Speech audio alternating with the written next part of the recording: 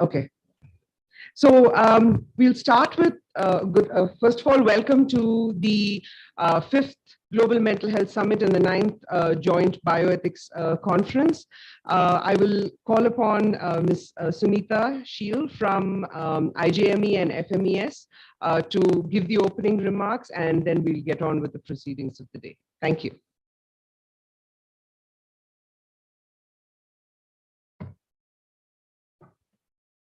Thank you and good morning, everyone, once again, and a warm welcome on behalf of the co-host, and there are a number of co-hosts that we can see, but today's conference there are 4 co-hosts, and our friends and colleagues are in the audience, and you'll get an opportunity to engage with them during the day. I'm going to talk a little bit about them as well in the later part of my very brief talk. I will not stand between you and the next panel that is going to be very interesting.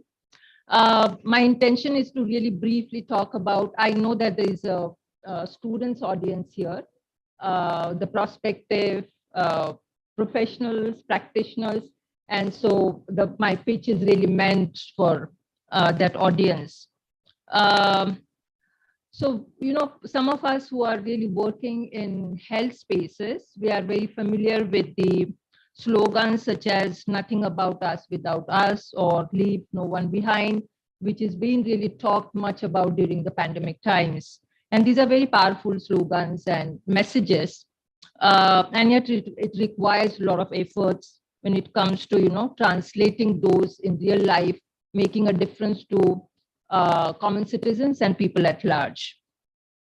And so we thought, you know, against these kind of ideas, which is a big shift, which are paradigm shifts in a way over the time, the platforms such as National BIOETHICS Conference and the Global Mental Health Summit, these are the 2 platforms that I'm going to really briefly talk about. They are really relevant conversational spaces in the contemporary context. So the Global Mental Health Summit is conducted every 3 years and is established by the Movement for Global Mental Health.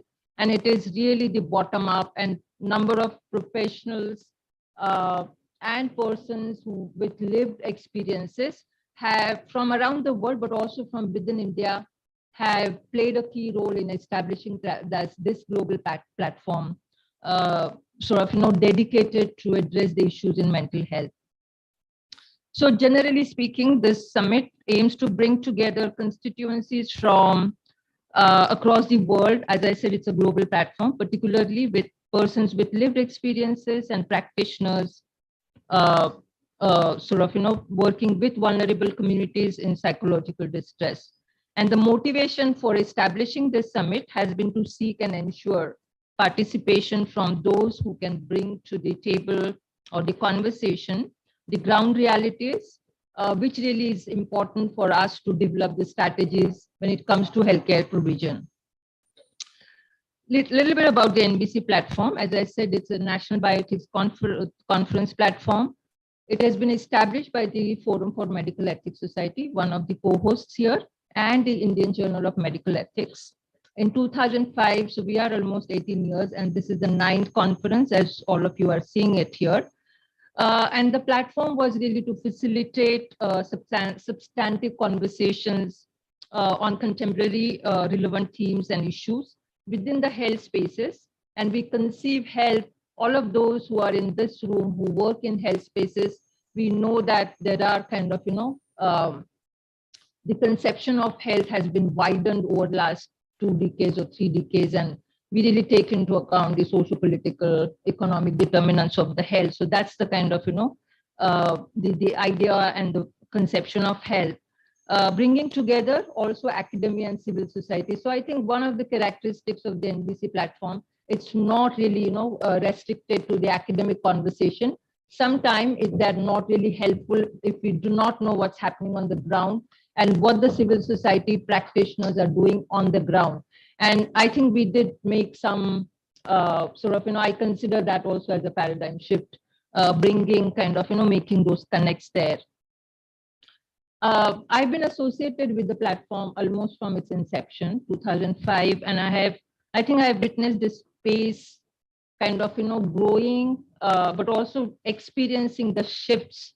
And I have witnessed it both as an associate and as an insider, and oftentimes also co-lead of these conferences, along with many other individuals and the organization as my co-travelers.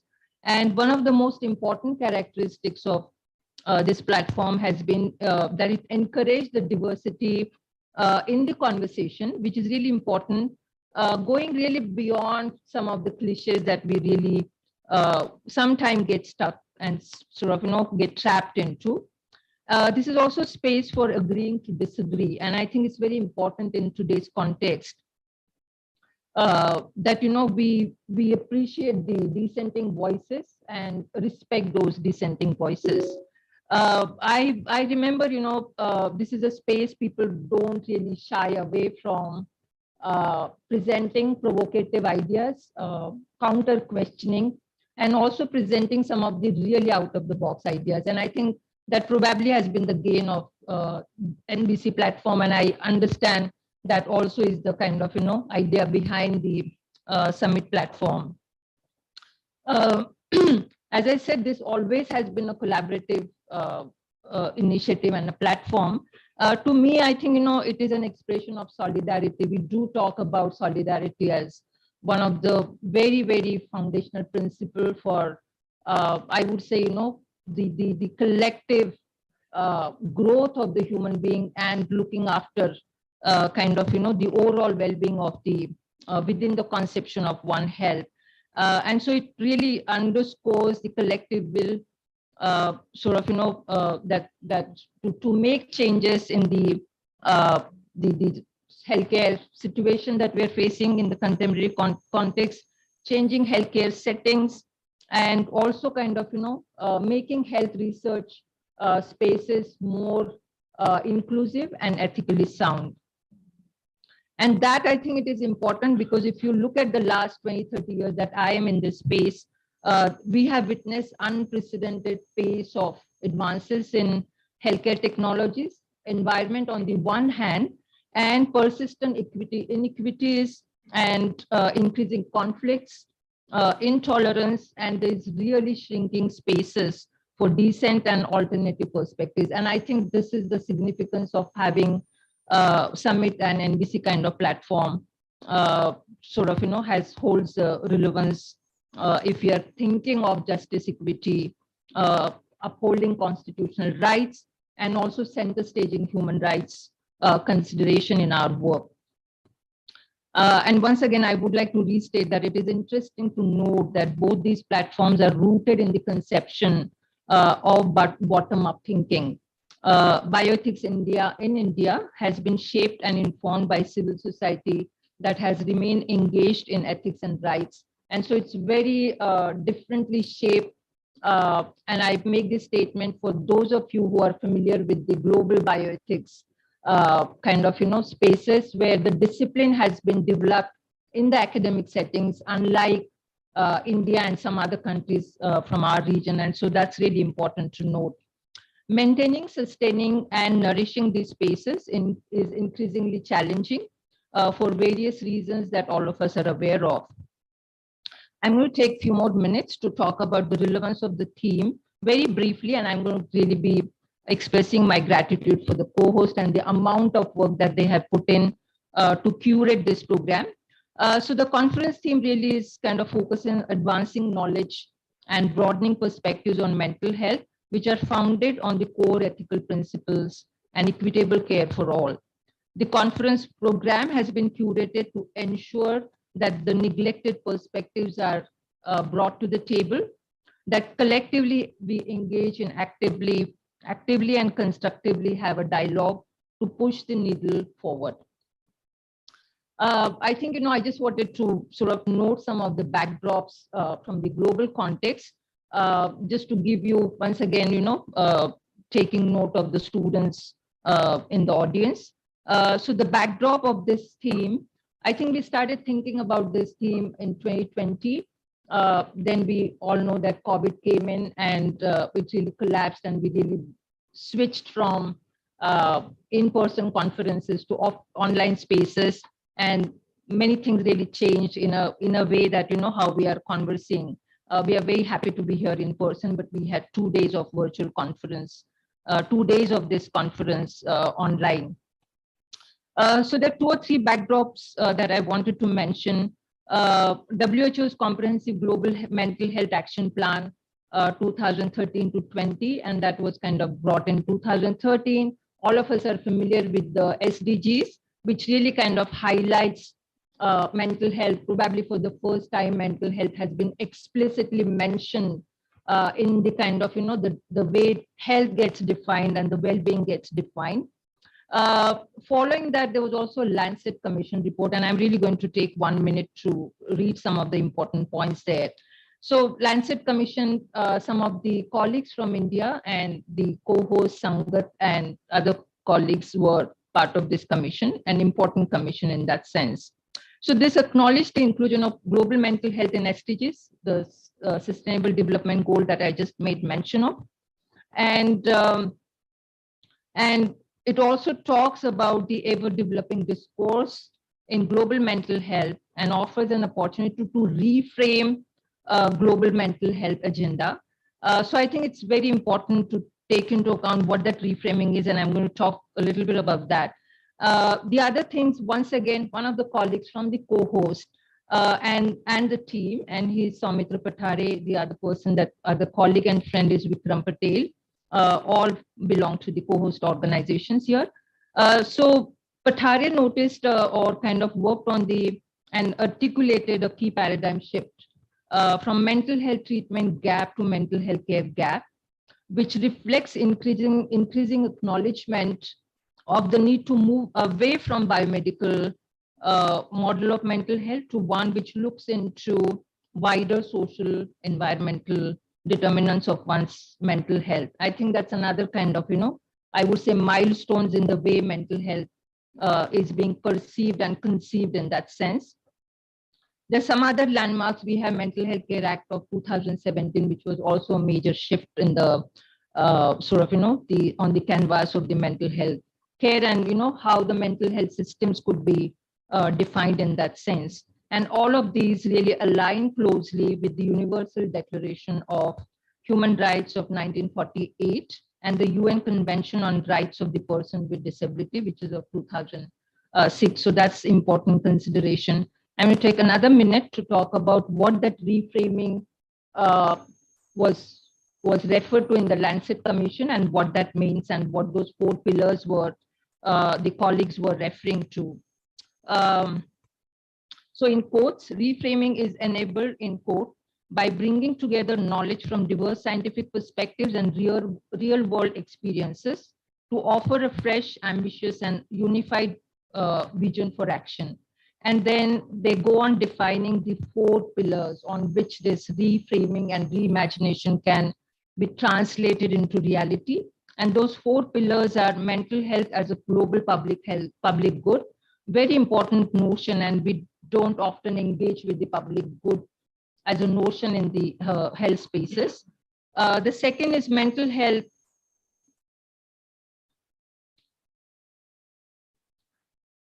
I'm sorry.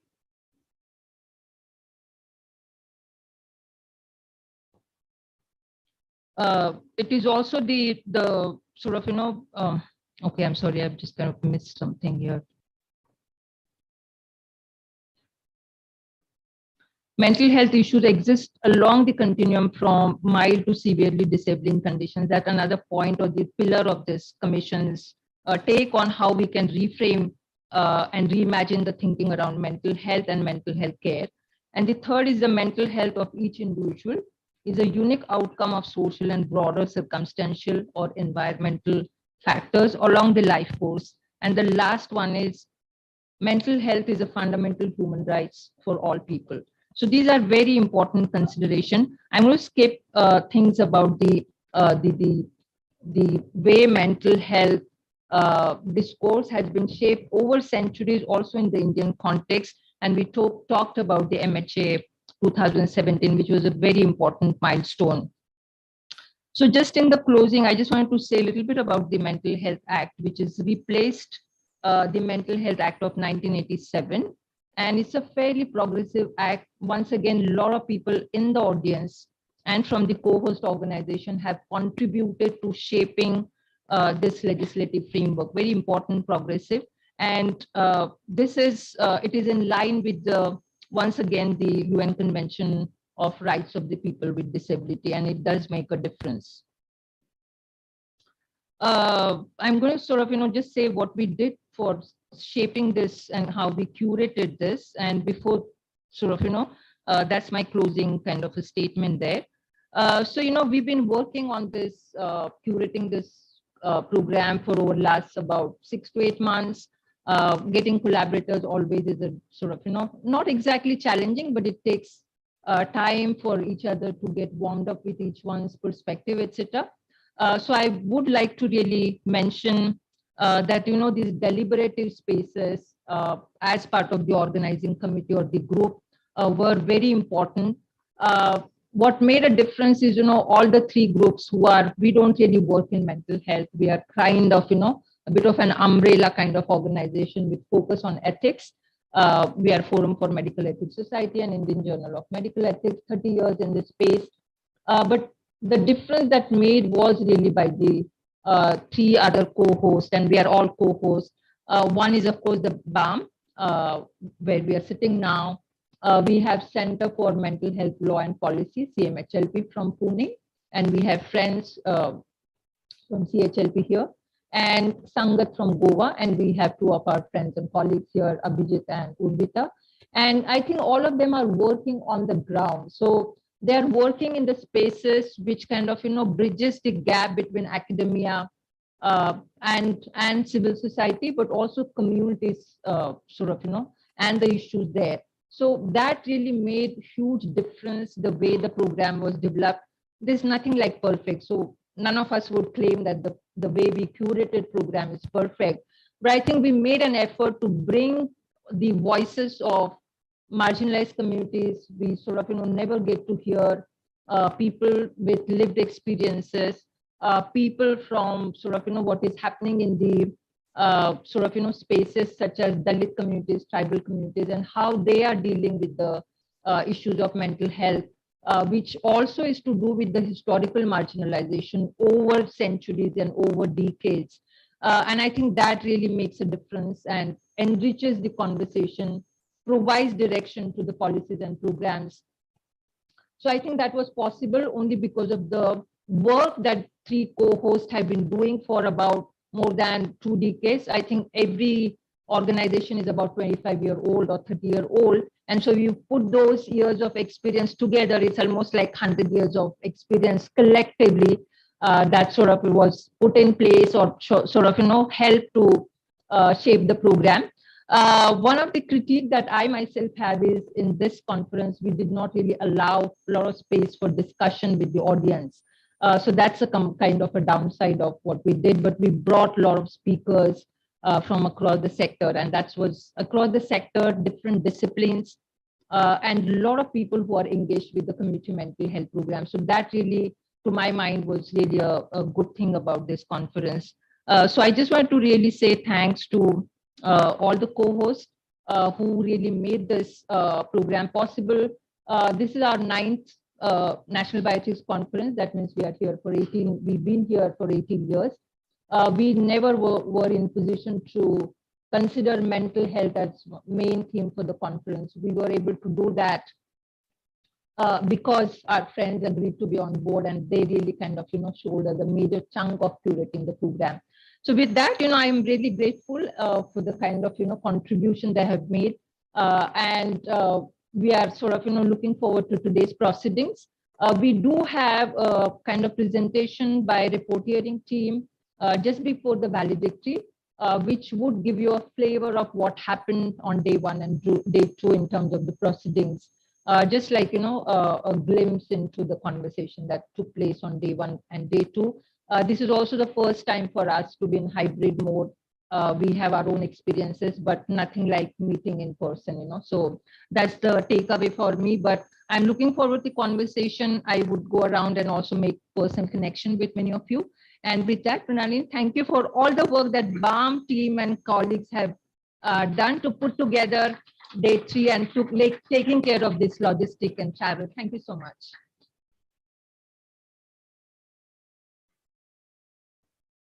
Thank you very much, Sunita. Since we are the hosts, I will only request Dr. Kishore to just say a few words on community mental health before we call on the panel. Just a few things. Since we started late, we start our session at 10, the panel at 10, and we finish at 11:30. We'll go for tea from 11:30 to 11:45. 11:50 to 1:25, we will have the Theatre of the Oppressed performance, which Radha has given very clear instructions that you have to be there from the beginning to understand the context. 11:25 to 2:15, we will have lunch, but just accounting for a little bit of spillover, 2:30 to 3:30, we will have the last session on mental health pedagogy. 3:30 to 4 will be tea. 4:15 to 4:45 will be 4:15 to 4:45 will be Dr. Mr. Jata Rao's lecture, and 4:45 to 5 or even less than that will be our closing remarks as hosts. So, Dr. Kishore.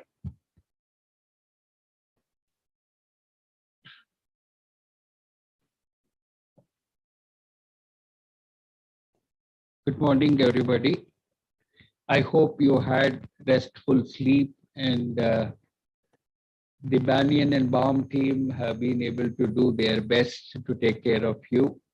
Fortunately for us, we have a nice environment in Chennai, and therefore your stay must have been pleasant. Since Minaldi has told me to talk only about few things, I'm going to talk only about few things. When we look at reimagining community mental health, is there a need for us to do so? The answer is yes. The reasons are many.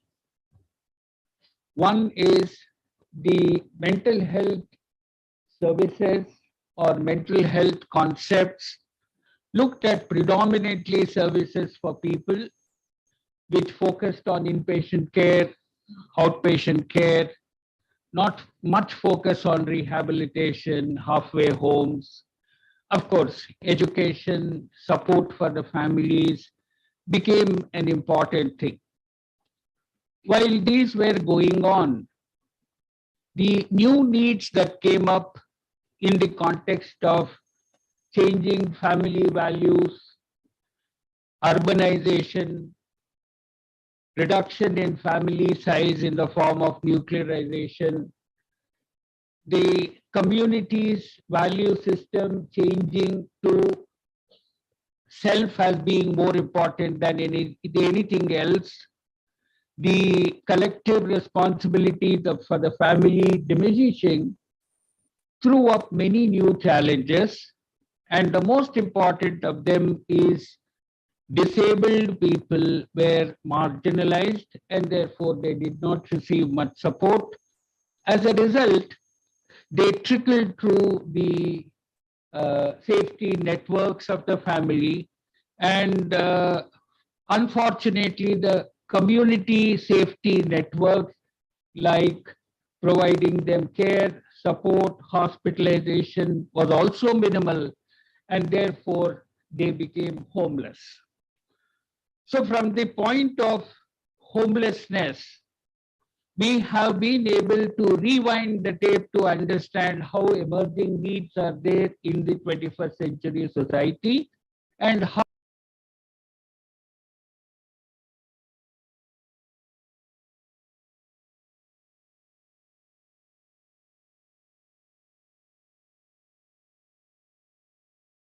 intervention that we have been able to think of, work on it, was the home again as a model.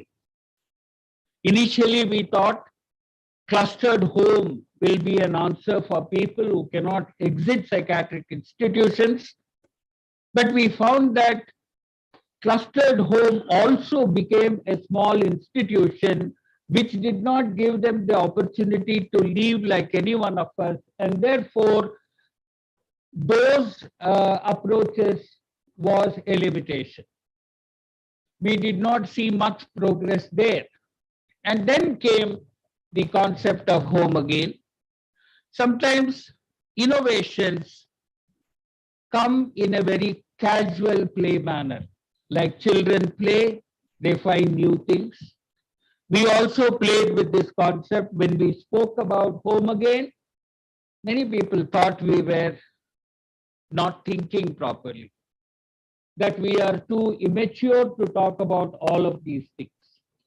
The entire mental health sector has struggled with stigma discrimination for decades, but here home again as a concept has completely revolutionized care, support for people with mental health problems, address their unmet needs in the community, and here came a new approach to improve the quality of life of people, result in community integration, acceptance. In other words, silently we have been able to eradicate stigma discrimination in the society for a representative sample.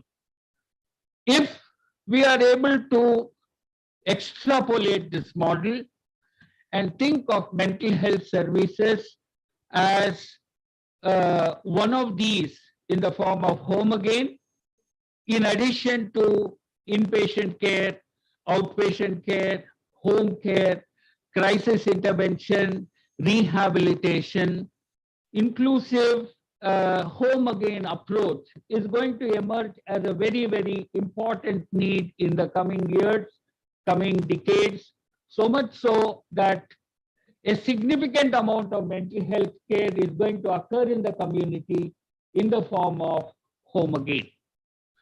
A rough calculation for a district results in approximately 4,000 people who will be severely ill, who will become potentially homeless sooner or later, and the families are not capable of dealing with their needs, understanding their needs, providing the support.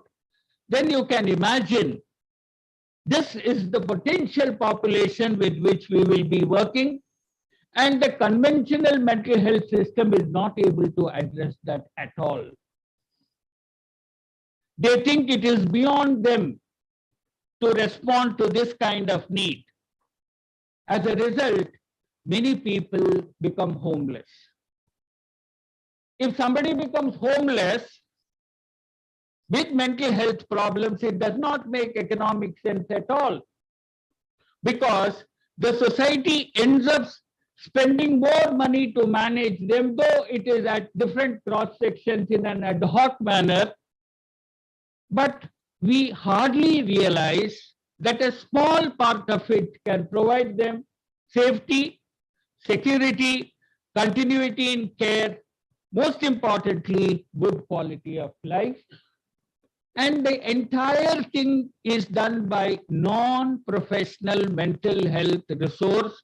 I think this is the most path-breaking discovery that we have made. In accordance with whatever has happened, the World Health Organization recognizes this as one of the 21 innovations for mental health. So in days to come, we are going to explore new untraversed path in mental health, provide them the results so that the governments are able to make investment and bring about appropriate changes so that our brothers and sisters with mental health problems live a life of dignity. They enjoy a reasonable quality of life. They continue care, contribute in the society, and also become self-sufficient so that the world around them understands that mental health is not some hopeless condition that we can close our eyes about, but open our eyes and examine what all we will be able to do for them to provide dignity, which legislations internationally and locally have been striving to. With this, I will close. I hope I have spoken very little, Minalini. Thank you very much.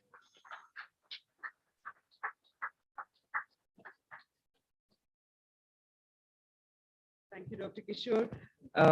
Can I request the panelists to come on stage, please?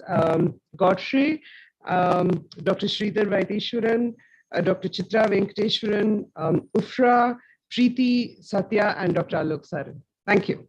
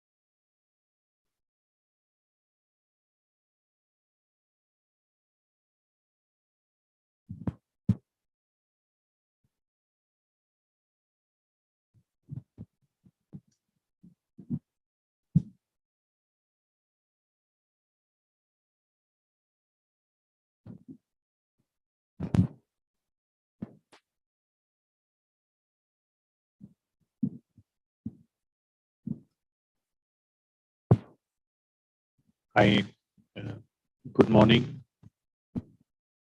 My name is Alok Sareen, and I am a psychiatrist. I work in Delhi, and I obviously like to begin by thanking our hosts. And as you've heard, can't hear?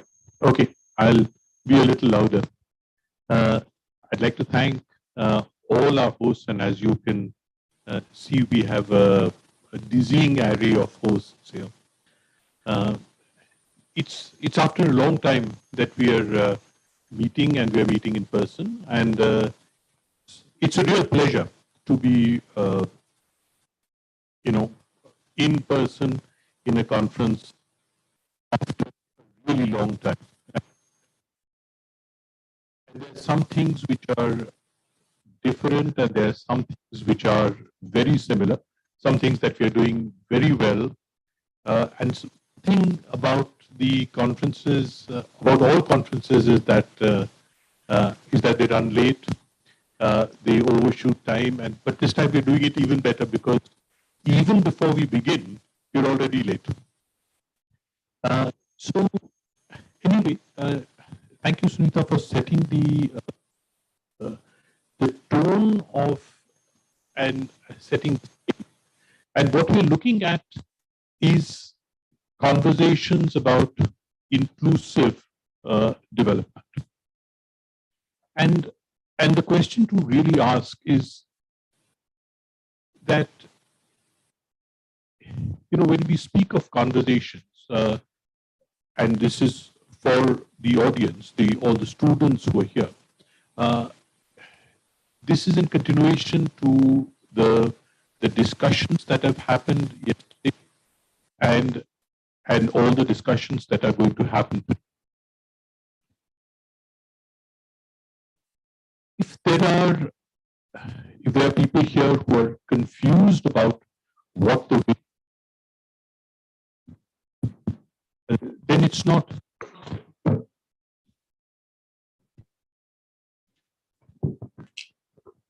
Yeah. Then the issues are not particularly surprising, because you see, whenever different stakeholders come to the table, they come with their own perspectives, with their own points of view, and making sense of sometimes those very differing points of view is where the challenges will lie. So yesterday you must have heard some very startling claims about what it is that should constitute good mental health care. And it's always very confusing as to if everybody knows what good mental health care should be from their points of view, why is it that good mental health care doesn't actually translate into that on the ground? And in a sense, that's exactly what we are here to try and figure out what do these conversations lead to, where should they be leading to, how do we respectfully, as Rita says, agree to disagree, how do we listen to each other, how do we make sense of all these very different, not necessarily conflicting, but very different narratives, and intertwine them into a meaningful, continuity. In continuation of this conversation, is designed the present panel, and we have with us everybody who has the program with them. Will be slightly confused because our friend Harsh, Dr. Harsh Mandar, is not here with us today, but we have a number of very well-equipped panelists who are going to talk to us. So we're at 10:10. So I'm going to ask each of the panelists to come in briefly and talk in the order in which they have been placed. Shall we start with Godfrey Kagai? Godfrey is I'm not going to read the whole introduction in the space of time, in the interest of time, but Godfrey is a prominent lived experience mental health advocate from Uganda with over 8 years of experience of working with peers with lived experience of mental health conditions, service users, and NGOs. Godfrey. Yeah, thank you very much for such a wonderful, I think, day starter. I also want to take this opportunity before I introduce myself. So, thanks, vote of thanks to the organizers for this conference. It's not easy to bring these kinds of numbers in a room like this to deliberate on issues, which I think is a kind of crisis that we are meeting as a world. My name is Godfrey, as already introduced, Kagai, and I am from Uganda. Uganda is just a country located in the eastern part of Africa. We have a population of about 45 million people, but relating to the topic which we are having today is out of the 45 million people, the prevalence of mental health conditions at the national level is around 35%. So if you compare that with the global prevalence, which is around 13%, you may start to see the kind of crisis that we are in as a country. Also, that has been compounded by lack of especially human resources.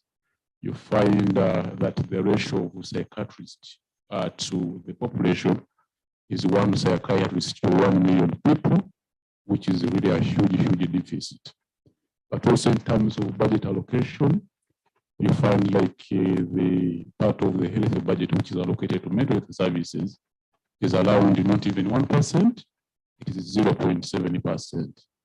So, yeah, with that said, I do think that for us to be able to address the mental health burden that we are facing as a country, because I want to focus on my context, which I understand best, which is Uganda. But also, I'm not going to be talking as a professional. I'm going to be talking as a person with lived experience. So my context is going to be within that parameters.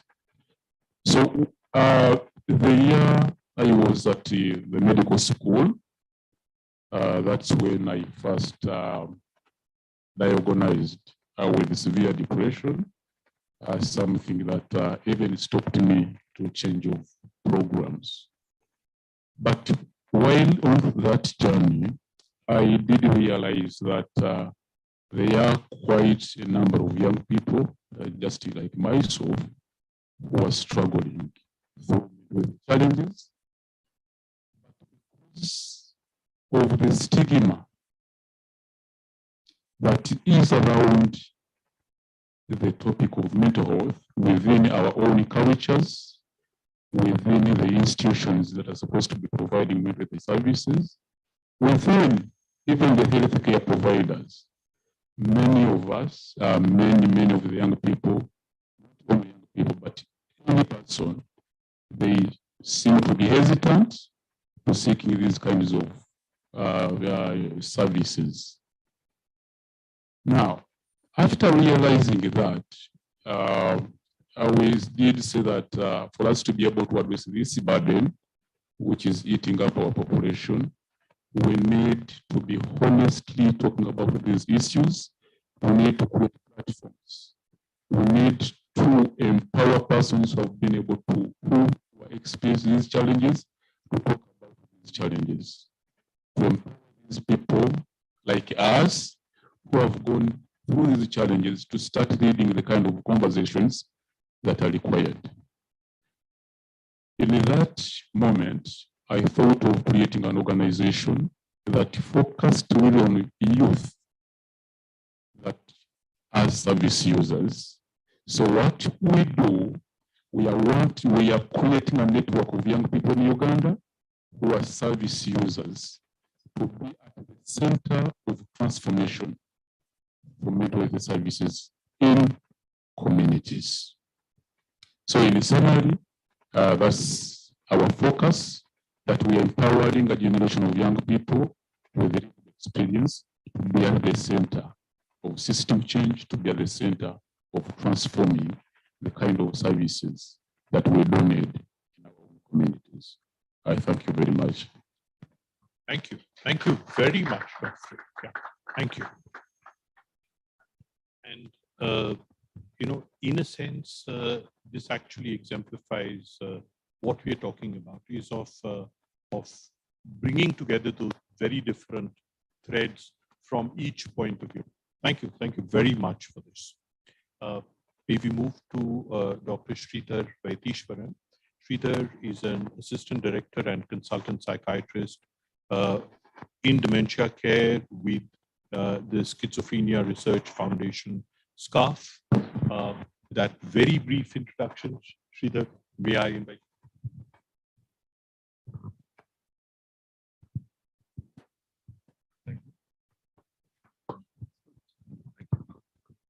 Thanks for that introduction, and thanks for having me here.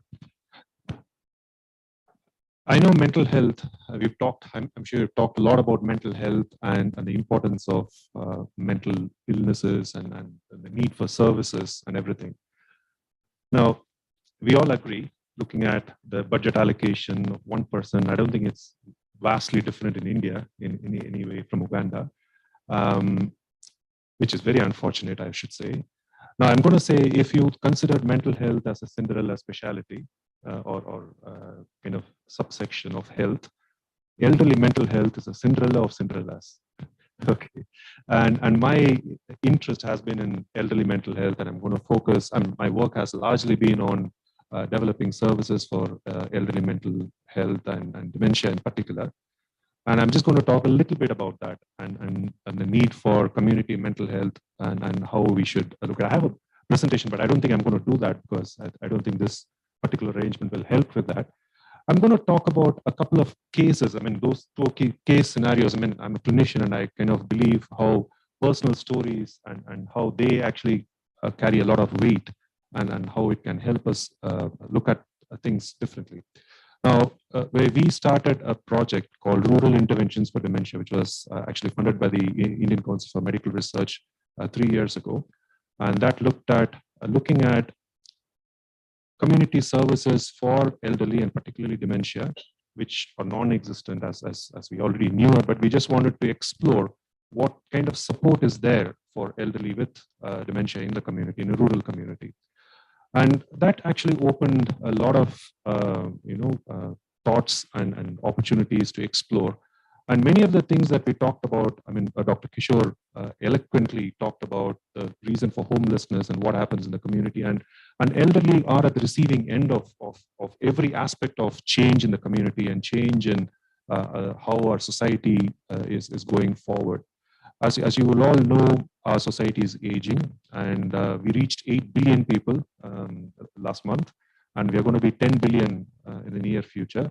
But after that, what we're going to see is a gradual stabilization and then a decline and an aging workforce and aging community overall.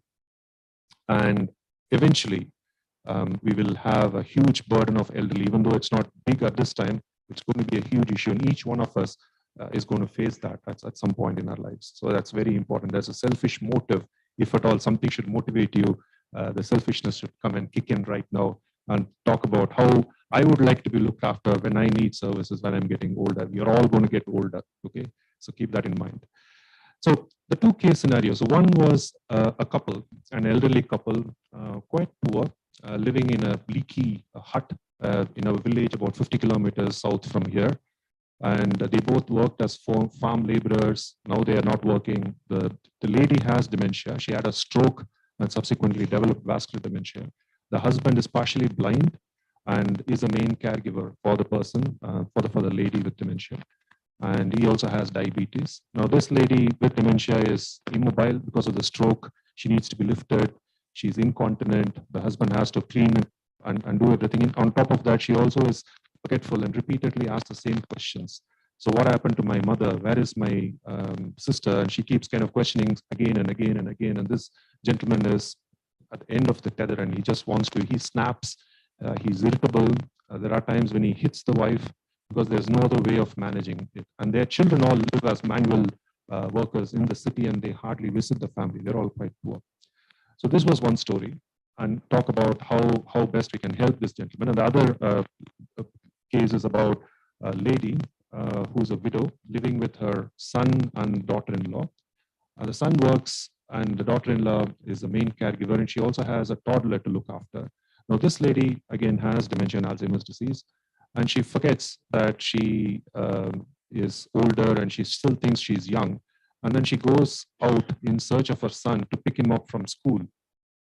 And she leaves home. She has been lost twice. So what has happened is that she was locked up in the house. She was chained to a furniture in the house and in the living room. And because the daughter-in-law couldn't look after her, she has to look after the toddler and also manage this lady who was constantly running away from home. So just to give you a perspective of what elderly with mental illness, particularly dementia, are facing in our community. Now, when you look at the numbers are huge. I'm not going to bore you with numbers. I mean, I'm sure if you look at any website, and particularly I would recommend the WHO website for aging, which will give you a good idea about how fast our societies are aging. Now, from our experience on the ground, we found that there is a significant lack of awareness about elderly with mental health problems. Many problems that elderly face, be it depression, be it dementia, it's all assumed as part of normal aging. Many people don't think that it is an issue that can be treated, that can, you can get help for, and that's an important thing. And the other important issue that we identified was lack of collaboration, lack of connectivity between different services. Now, mental illness doesn't exist as it's on its own, and particularly as we get older, we get mental illness along with physical health problems, like this lady I talked about who had a stroke and then developed dementia. And then you also have the society issues. You have issues about who's going to support this person, who's going to look after what's the financial issue. I mean, how are we going to make sure that they're going to eat their breakfast and lunch, and who's going to pay for their needs. So this gentleman, he was neglecting himself. The husband of the wife with dementia, he has diabetes, as I said. Because of that, he was actually losing his vision. He wasn't looking after himself very well, and that was a direct result of the need to look after his wife with dementia. Now, if he had services in the community which can support him, which can make sure that she is safe, and he could go and get his medicines from the local PHC, and those things could be done. If only thing we need to do is to think about how our community services are going to be organized. So we had a set of community health workers who would actually go home and deliver medicines to him to look after the wife, and that was one of the things that we found that really helps. So the lessons are: we need to collaborate, We need to kind of integrate various health services, looking at government provision, we have NGOs, we have a lot of private sector. It's about how do we work together and also integrate various aspects of health, physical health, mental health, and also looking at social issues, financial issues, how we're going to link up pensions and other social welfare schemes that can reach these people in need. So the need for collaboration, need for intersectoral connections, and the need for thinking, as you said, thinking outside the box, and it's not rocket science, but you just need to think about how best you can help these individuals. With that, I'll stop. I'll be happy to have any questions later on. Thank you. Thank you. Thank you, Sridhar. Thank you very much. We move to our next panelist, Dr. Chitra Venkateshwaran. Chitra is a professor in psychiatry and a senior mentor in palliative care at Believers Church, a medical college hospital in Tiruvalla in Kerala. She's the founder, director, and trustee of Mehak Foundation, Kerala. With that, again, very brief introduction. Thank you so much. And I would like to thank the team, the hosts, and of course, Vandana, Nalini, and the whole team for always being a support to Mehak and help us do more in the community. Thank you. All right. I mean, I've been listening to others, and there'll be quite a overlap about what we say and what we do in the community. But I would like to begin to say what I do, starting from my own personal growth in it, because I see this as also as a personal growth of myself as a clinician. So I think all psychiatrists probably will recognize this, because when you do your training in psychiatry, there's such an academic thrust on you to be this, follow this biomedical model that Dr. Kishore was saying, and then you know that you have to have this social, psychosocial, biopsychosocial perspective very strongly built in with your care. Otherwise, the care in mental health care is not going to be complete. So for me, fortunately, I was doing my MD in Calicut Medical College, and then palliative care was the pioneering movement in palliative care started along with it. And I had the opportunity to volunteer some weeks in it, and that changed. That was a milestone. That was the change in my, my life and my career. So I used to do a lot of home visits, and I was doing palliative care per se. And when I used to do home visits, I used to see people with chronic illnesses like cancer and HIV, or other illnesses for which palliative care was focusing those days mainly. And then I used to see a family member along with who had schizophrenia or some other illness. I used to informally take care of them because I was a psychiatrist. And then emerged this idea and the thought that we should have the same model of an multidisciplinary team and a very comprehensive approach to mental illness also, which is based in the community. So that's how Mehak came into, was formed with the intention of improving the quality of lives of people with chronic illnesses in the community and also their families. So it's much more a comprehensive model, and we look into all dimensions other than only the symptoms of illnesses, but also into the social, the economic, the other physical illnesses that these people have and such. So Mehak has been in the community, and we have been working for the more than 12 years now in Kerala, and more than, we have been working from the beginning, like 5 to 6 districts. And how we work is that we do not go and do clinics on our own and move away. We always establish partnerships. Like you said, that is one of the most important aspects that we, it's like one of the most important requisites. We will not just go and do a clinic and come back, but there will be a partner in the community. And that is usually another non-profit organization or an institution, a hospital. And recently, it's been panchayats. So we have been quite, kind of successful in establishing partnerships with panchayats now. And we are now operational in 7 panchayats, 9, I think, in the next year. And we are hoping to make that more robust, because I think that's one way we can sustain our work as well, because of funding and other challenges, and also the resources that we get. So what we do is that we have a team from the community as well, which would be the ASHA workers. And I would like to say that, in Kerala, every panchayat has a basic palliative care team. They have a palliative care nurse, an auxiliary nurse with ASHA volunteers who are trained. So we work along with them, And then we do, our clinical services, we do home visits. So home visits is a very strong component of the care. So the reaching people who cannot access care is very important. Medicines and infrastructure is provided by the panchayats, except when there is a gap, when we are project, every year there is a gap when they have to implement projects every year. So then that's when MEHEC pitches in. We do a lot of training in the community across, all the health workers, community health workers, everyone. And we also have been able to now start home again, along with the panchayat. So I think that's a very good model that the panchayat, actually one panchayat in Alapi district, Muhamma, came forward because we have been there for 10, 12 years, and they said that let's go one step further. And that was when home again, we started home again with the panchayat taking ownership. So that's one step ahead for us, and we are now looking at strengthening that as well. So we have actually an official agreement with panchayats, and we give reports to the panchayat. So we try to make it very credible, and but the ownership is with the panchayats. We do not say that we run the clinic; it's the panchayats owners, and we allow them to take, they present it as their own project, but we go in as their expertise team. I think I'll stop here now and probably get on with it when there are questions. Yeah. Thank you. Thank you very much. In fact, it raises 2, 3 very interesting questions, but I think we'll come to that in the discussion. Yeah. Ufra. We come to our next panelist, Ufra Mir, who has traveled from Srinagar. Srinagar has been working at the intersection of psychology, mental health, psychosocial support, education, arts, conflict transformation, and peace building over a decade.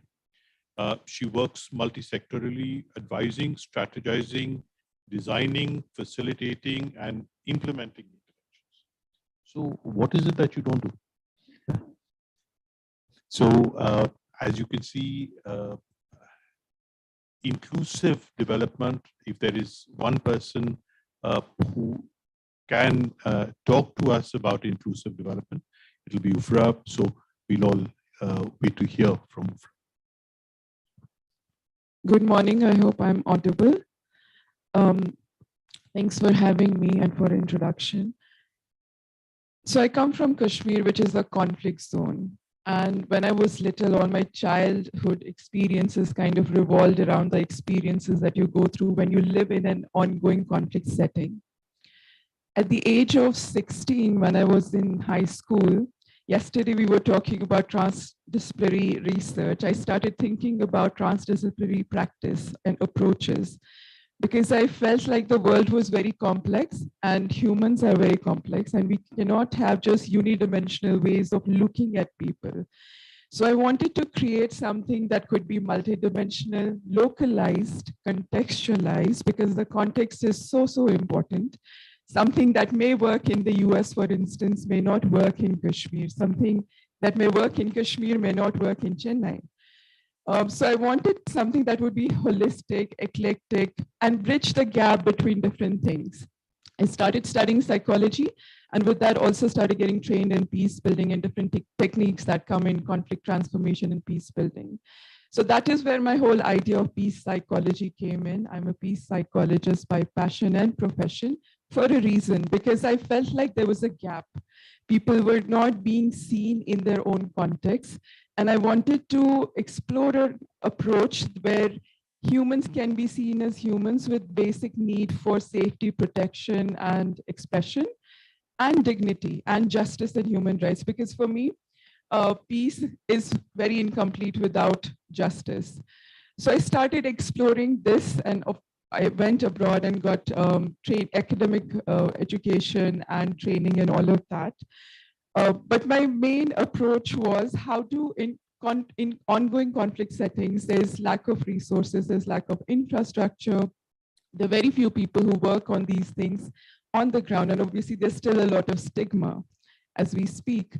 And the situation is very unpredictable. So I can be speaking to somebody on phone, providing them psychological first aid today. And let's say if the internet goes off or there's a communication blockade for months, the next time we speak again, we start from scratch. And this has happened many times. And the young people especially get really, really affected with this, while the older generation has already become very numb.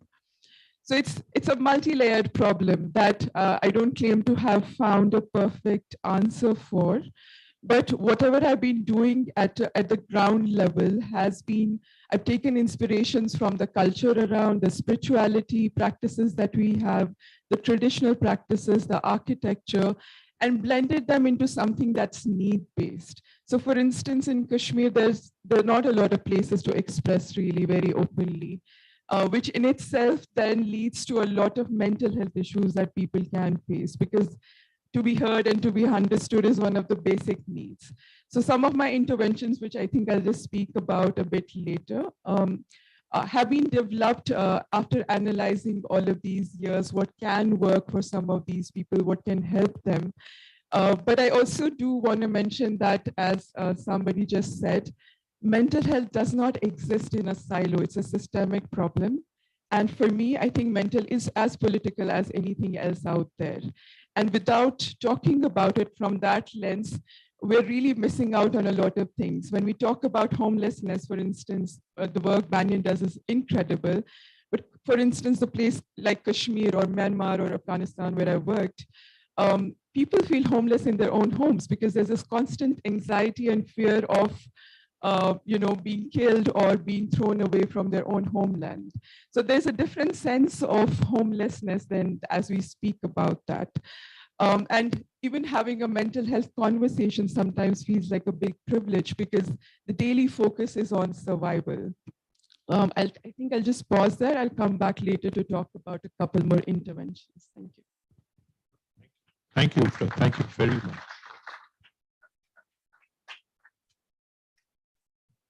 To our next panelist. Are you guys going to have a Preeti?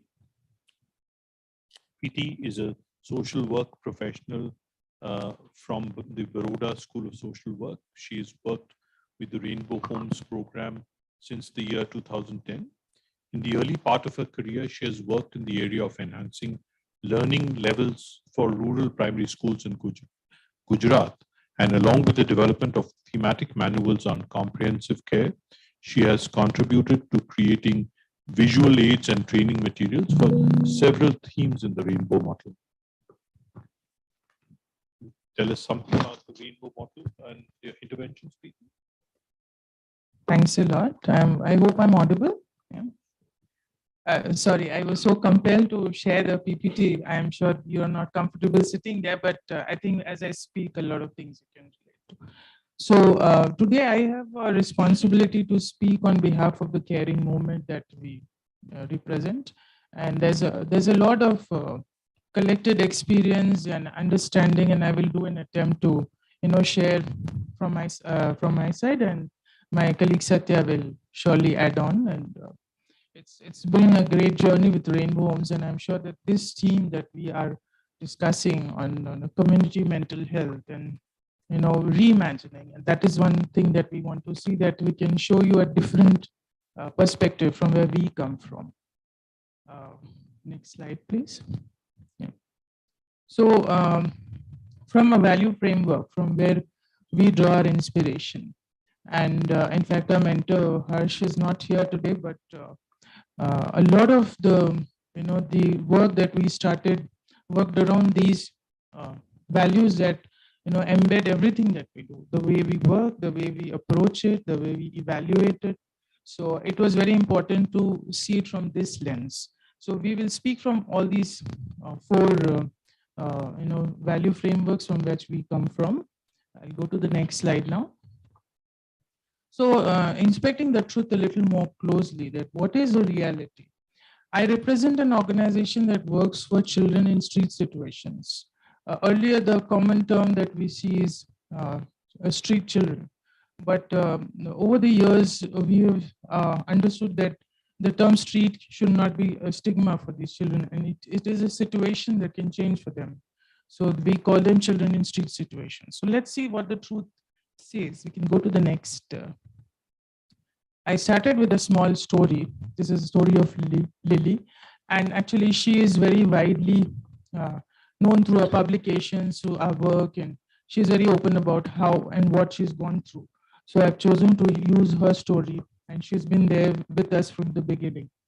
As you see her story here, she struggled through her ways when just at the age of 4.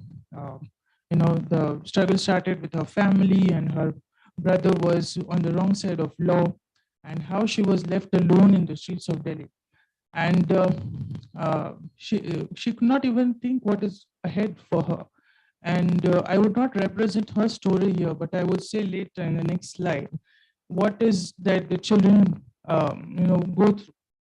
Before that, the primary reasons why they are there.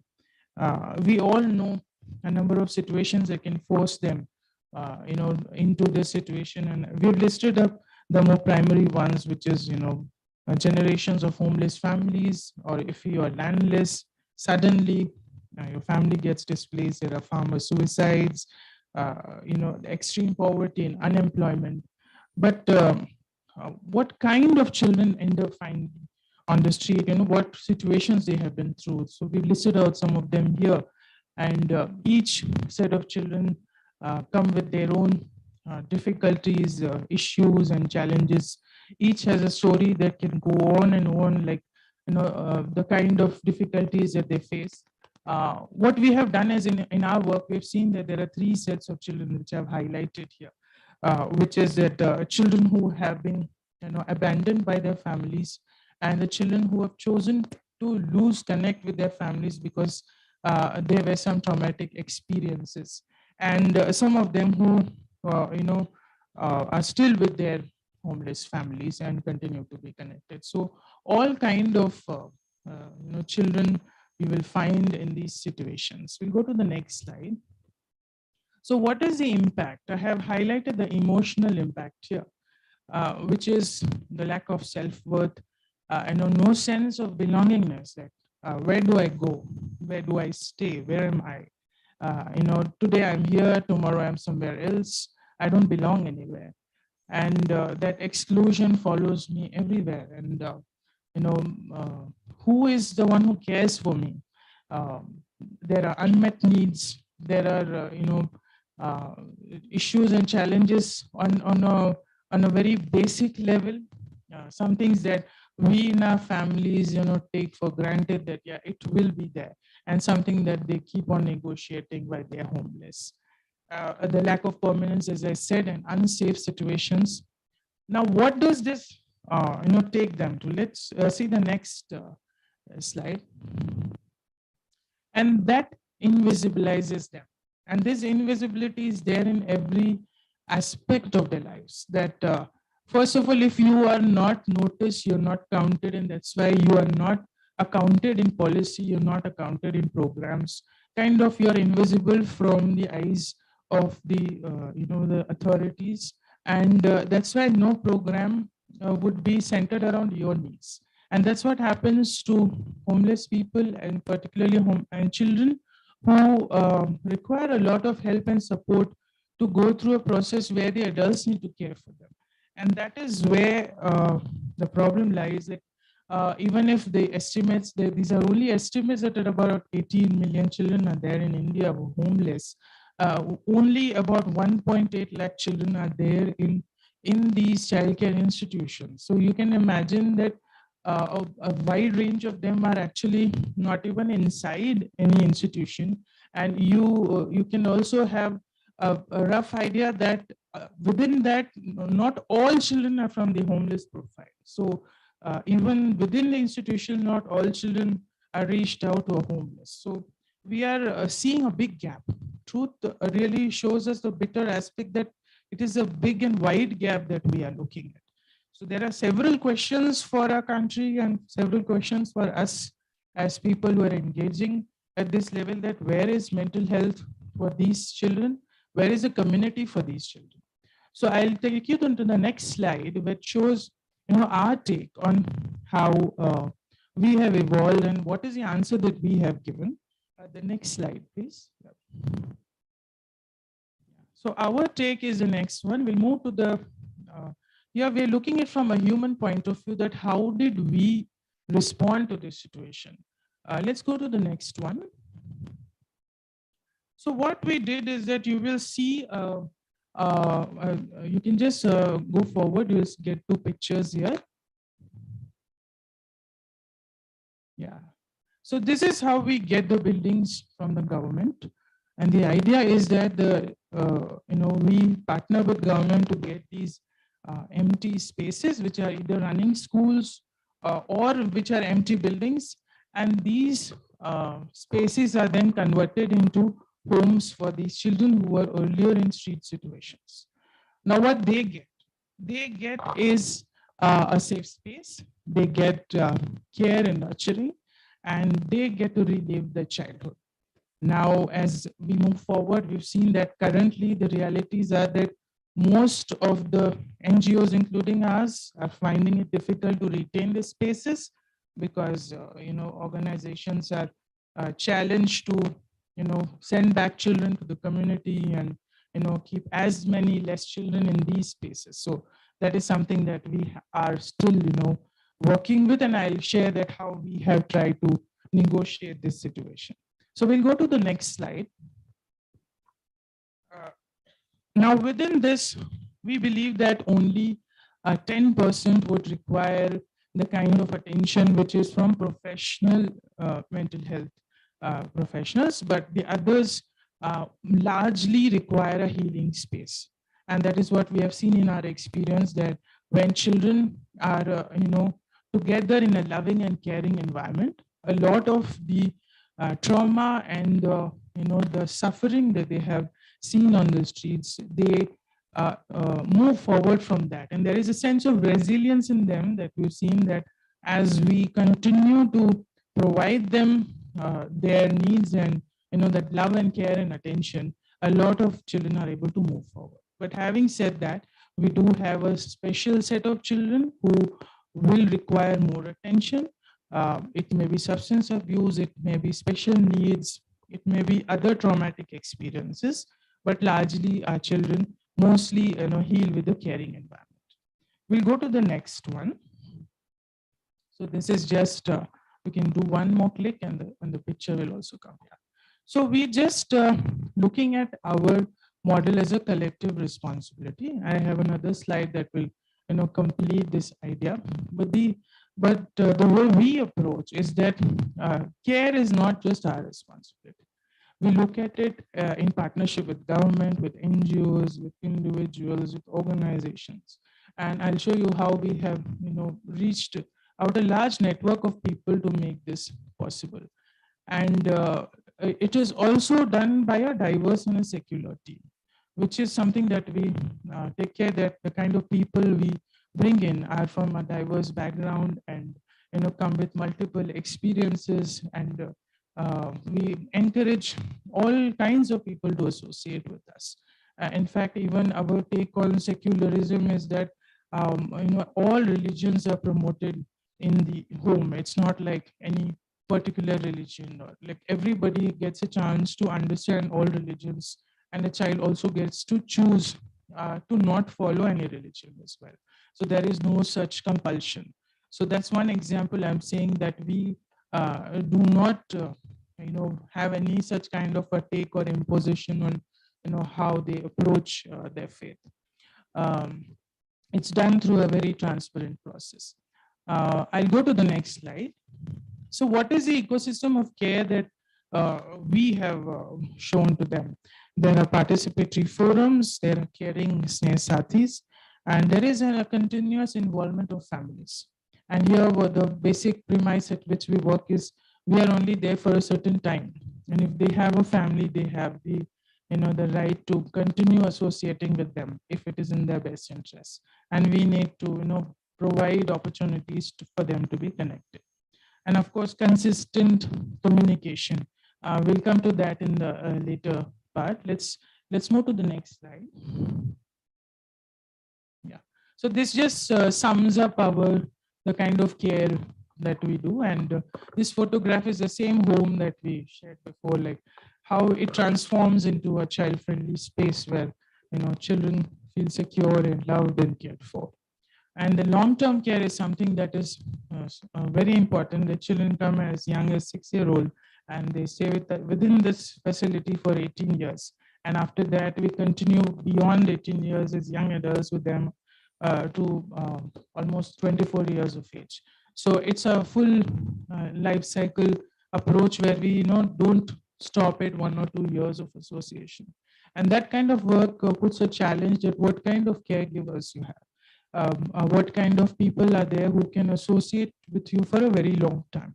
Because once people change means children have to again get readjusted and find the caring support in new people. But that's a challenge that we face like any other organization. We'll go to the next one. So how did we contribute to the justice that we felt that we can be part of? I will go to the next slide. So Lily is now a chef and she's gone through a journey. She is working in Delhi in a very good restaurant, and she is now living independently. And in fact, I have shared a link of the YouTube video. You can look at it later, but I'm sure that her story is such an inspiration that now she dreams that she will work in this sector and make a mark for herself. And I just remember one thing that she said is that one day I will have a house of my own, something that she was deprived of and completely without any parents, and the kind of identity that she has carved for herself. And for the sake of privacy, I don't want to share a lot of the details that she went through, but she went through every trauma that you can possibly imagine on the streets. Let's go to the next one. So where are we right now? We are with over 5,000 children. And as I tell you that the kind of challenges that all organizations are going through, we also had to go through a process of restoring a lot of children who could be restored with families, with the growing pressure that children in CCI should reduce and they should go back to their families. So having done that, we have also continued our care to those children, and we started working in a community-based model. And that is why we are on a learning mode of how to establish the similar processes where they feel cared for and supported in a community. So for us, this conference is very useful because we would like to get a lot of lenses around how to work around a caring community, especially from an emotional well-being perspective.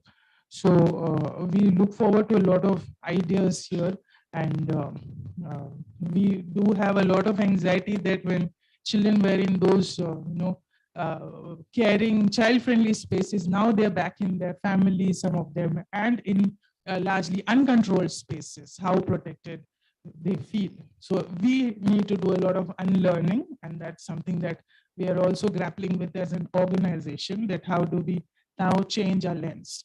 But I'm sure that we have the resilience to look at ourselves and re-evolve, and that is a learning phase that we are in right now. I'll go to the next one. I don't have any slides. I'll just finish in another 5 minutes. Next one. Yeah. So I just wanted to imagine what we mean by the fraternity that we have created. So a child in our program will have a number of people who are supporting, which is the caring sathis. The parents are there. The partner organizations are there. There's a neighborhood around the homes. Like these homes are government schools. So you can imagine the kind of neighborhood that they will have. And these are all urban schools only. So the very diverse, very plural, backgrounds that people come from, different experiences. And the government also has a number of people who will, have some or the other say by means of the power or authority, as well as the kind of collaboration that we look in them. So we only don't operate from the position of power with them, but also see that what responsibility they have that comes with that. And we work in a way that we believe that we don't have to, kind of appease anybody, and neither push ourselves to a point where we get things done the way some organizations would approach that, do what they are doing, asking us to do, or, kind of like one example. A lot of times we were told by other government officials that maybe a bribe will do and then you can get the buildings sooner. But we always approached it the way that, no, we will not do anything like that. We will follow our principles, and we will sit there for 6 months, but we'll still wait for the building to be handed over to us in the manner that it is given in the policy, that yes, unused buildings can be used for the purpose of homeless children, as it is also given in the framework of Sarva Shiksha Abhiyan, that unused buildings can be refurbished for children. So we followed the principle and stuck by it, and that's where you can see that now so many cities we have so many children who are part of this work. Next slide. Yeah. So what we've done going beyond care. So we did not stay just with being just a caring intervention, but we are also doing our bit of initiative of how to document this work, and we have now put some documents outside this conference as well, and we have put all the themes that we work on into separate thematic areas, which you can now look at, and we are trying to now reach out to a lot of other organizations and NGOs who want to understand our model, and this we call as a knowledge exchange process. We are also looking at working with potential social workers, where we are engaging with few cities as of now, and we go to social work colleges and engage in some sessions within their regular courses and see how we can contribute. A small area that we are still evolving is working with teachers in schools and seeing how the work around sensitizing children can help them in how they approach the work. Initially, we did have an inspiration to go to the police as well, but with the kind of resistance that we see from the government with NGOs and organizations, so that plan has right now taken a backseat for some time, but maybe surely later we'll revive it as well. In addition to this, we're also developing a presence online. We do have 2 online courses on Udemy, and the course works around understanding street children and importance of homelessness, something that you can do as free courses, as students or professionals around the world can go through them, and that's what we are evolving as an organization. So in the next year, we are putting a lot of emphasis around doing more knowledge exchange, because we have done a lot of documentation. Now we want to share this work around the people. So our organization is spreading as an intervention organization as well, and as a technical resource center. So, but I would humbly admit that we are not academicians, and we are, in this field as people trying to bridge between the core interventions and people who are the key stakeholders. So we want to work in that space and see how we can meaningfully contribute. I would just share one more slide where we have just captured what we have done in the area of emotional well-being, something that interests all of you. We have done themes around corporal punishment. This was also because we thought that this is one topic, is a hot topic among most people who are in positions of power, like teachers, who can may or may not understand the importance of why it shouldn't be practiced. Similarly, managing anger, and that is something that is a universal thing, not just about working within this intervention. And adolescence, nurturing myself is something that we recently developed on caring for caregivers. Like, what should we do for the caregivers who are part of this? In fact, initially when we started, we were very confused whether all this should be one book or should be separated out. But finally, Satya, my colleague, she has worked very hard on all these themes and basically wrote out all the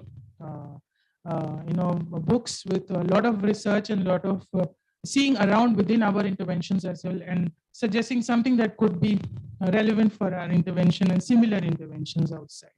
So we have got a few samples with us here, and these are very small books. We thought that it could be more handy rather than sharing a very big book which you may get bored, and there are some interesting illustrations as well.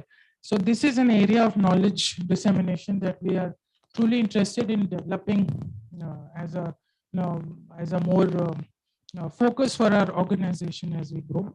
And that is something that we continue to do. Thank you, sir. And I'm sure I've taken a lot of time.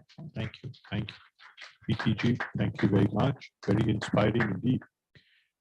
We move to our final panelist, Satya Pillai, who has positioned a focus on issues of children in difficult circumstances since 2007, after having studied and practiced psychology for over a decade. So Rainbow. Yeah, I too represent the Rainbow Home. So the presentation by Preeti covered our work. And just to reiterate about the last slide that we saw, we realize that we work at scale, as Preeti said, and if we have to reach out to so many children, the magnitude is huge. It's not possible really to, and it is not required rather also to medicalize, because children are coming with a lot of issues like she shared, and it is important to see how we can use the caregivers to attend to the emotional well-being needs of children. And that is where we came up with this idea of how we could professionalize care through the caregivers. So we realized that the caregivers, their approach was, oh, mental illness means something very serious and severe and not something that we should do. And we should only refer it to counselors or to experts. But we realized that it's not possible and it's not required. So that's where this idea began, and we started to document various aspects of emotional well-being into very small bits, simply worded, colorfully illustrated, so that our caregivers, who are mothers and managers, lay people with no background in psychology, could pick up and understand, what are the, for example, what are the reasons why children act out in anger? What is behind it? How can we really understand the child, and what are the ways in which we can manage the child in that with that emotion, and how do you teach the child to self-regulate, and so on. So that's what we did. We opened up the whole emotional well-being into small little bits, and we're trying to help the caregivers understand and practice it on a daily basis while managing the children. Thank you. Thank you very much, Satya. When it comes to talking about years of really invested work over a really long period of time, and having to distill it into a few minutes of presentation, being concise and at the same time saying what is needed. I think the panel has done an excellent job. So we have time. We have enough time before Mrinalini chucks us out of here. The few things that are clear is that when we talk about inclusive community mental health, we're obviously talking about many more things than just the mental health. The mental health, of course, is important. It needs to be there, center stage, but we're also talking about livelihood. We're talking about safe spaces. We're talking about conflict. We're talking about listening to other voices, as I think all the panelists in very different ways have brought out from different lenses. So I open it up here now for comment, discussion, question. If there's something that you would like the panelists to share, the floor is now open.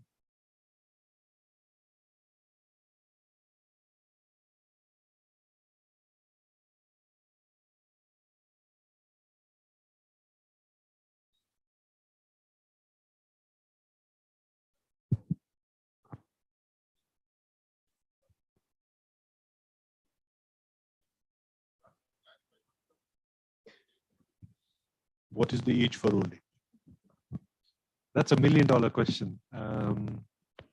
You could be old on paper. Anyone above 65 is considered elderly. But I think certain policies, I think there's a variance. Certain policies say 60 and above is considered old age. But I have seen really fit 60-year-old who doesn't need to be in the elderly services. And I have seen really old 40-year-olds who need to be, looked after in an elderly care service. Yeah, but I think that again will change, madam. I think we're talking about young old and old. I think 80 plus is old. And I'm seeing a lot of centenarians. I just seen somebody within the last few weeks, someone who was 104 years old. So it's not uncommon to do consultations with really old people. So I think we are going to see more and more of that.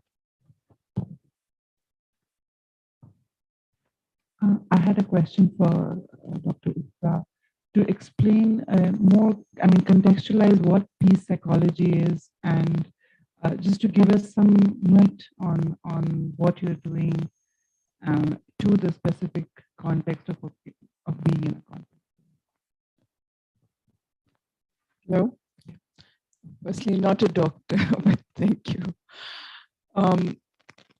So as I was saying, peace psychology is a subfield in psychology, not a new one. It's quite old, actually. It came about after the world wars when people were thinking about, especially psychologists were thinking about, what can they also do to play their role in promoting more peace. But to promote peace, you have to first understand the conflict, what's causing the conflict, how is it affecting people. And when there's an ongoing conflict setting, it's very difficult to facilitate any kind of interventions because, as I said, the situation is constantly changing. So for instance, the idea of healing, I've just been struggling so much with it in the context of Kashmir or Afghanistan or Myanmar, where I worked. I often feel like we just put band-aids on people's wounds and, have them kind of go about their lives. Or sometimes you would also see the idea of resilience, which is talked so much about in the development sector right now. Everybody's doing resilience training and trauma healing and all of that. While again, at the same time, putting all the onus on the communities who are already suffering and struggling. Everybody has resilience. I'm not saying we should not be talking about resilience, but I think we also need to do away with romanticizing some of these aspects, which takes away the accountability and the responsibility from a lot of other people. So in that context, Kashmir, for instance, because that's my major focus, so whatever I'm sharing is from that reference. We were talking about the idea of normal yesterday, but it's a place where the abnormal has become normal, and that's really scary to me. So in the same hour, sometimes you'll see people shuttling between weddings and funerals. And how that kind of leads to, helplessness on a daily basis and powerlessness, anxiety. We have a mental health crisis going on right now. And a lot of dehumanization, obviously, because conflicts thrive upon that. So the kind of work I've been trying to do, so when I first began my work on the ground some 11 years ago, I realized mental health is not something you can just directly talk about. So I started doing a lot of work on emotional well-being. All my work has been very, very experiential. I've been doing a lot of work through experiential workshops where people come together. So firstly, it reduces stigma, and people also feel like they're not alone. So I would do a range of topics. I use a very eclectic kind of model where I work on emotional well-being, mental health, arts, leadership, change making, dialogue, conflict, like techniques from different kinds of things. But people found that really useful because people would come together. So I wasn't sitting in a posh office setting. I was going into the community and offering help.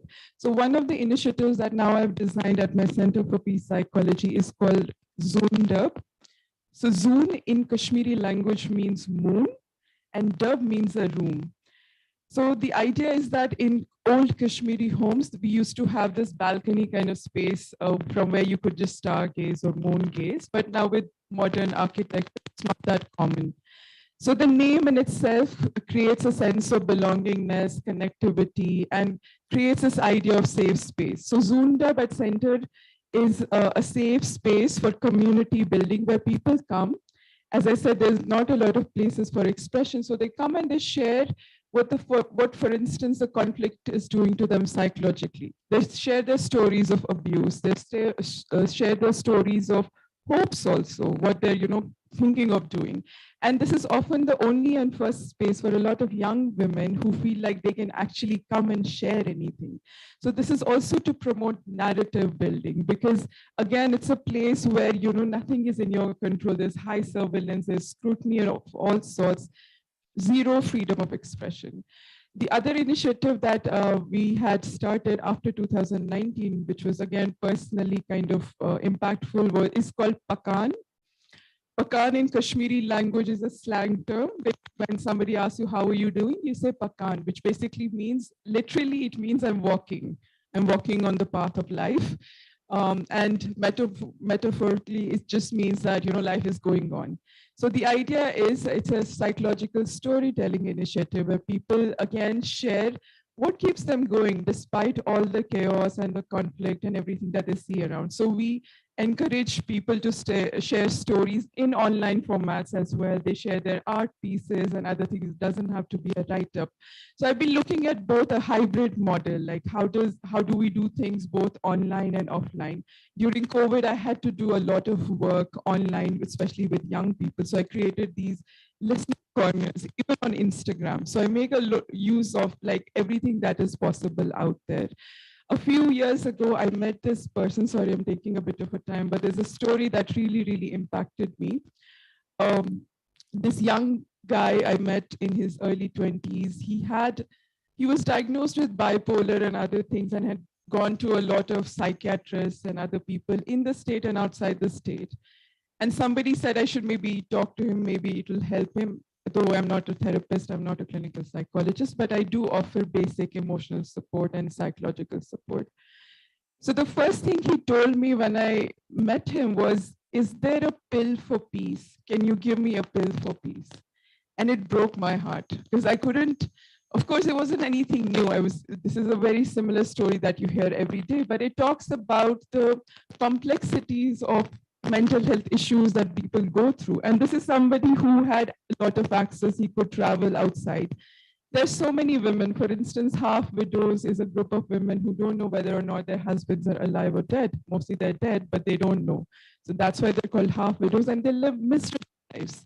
Most of them come from far-flung areas where psychologists can't even travel on a daily basis. So, there are different kinds of layers. So all my work has been around how do I, in whatever chaos that we are in, how do we create a bridge, a pause where people can at least come and feel that sense of some sort of safety and ask themselves, is this normal? Whatever is happening with me, is there something I can do to help myself and others around me? That's mostly it. I just want to end it with another note that it's so important to take all of these ground learnings and put them in places where policies are made. Not to offend anybody, but I think there's such a huge gap between what's happening on the ground and where these policies are made. So I hope through these kind of forums, we can also advocate for bringing what we're doing right now here is so important, bringing people who have lived experience of all of these things, including myself. I've gone through depression. I've had anxiety attacks post 2019 when I was working with 300-400 Kashmiri students outside of Kashmir. So I think that's, again, something that we have to keep looking forward and keep pressing for. Very, very important to bring all of these ground learnings and put them in places where bigger policies are made. Thank you so much. I hope that was a longer response, but I hope it made sense.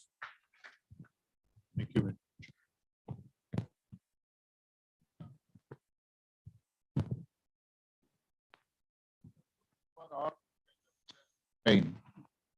In Kashmir.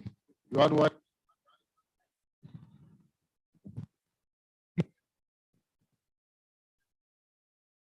Practitioners.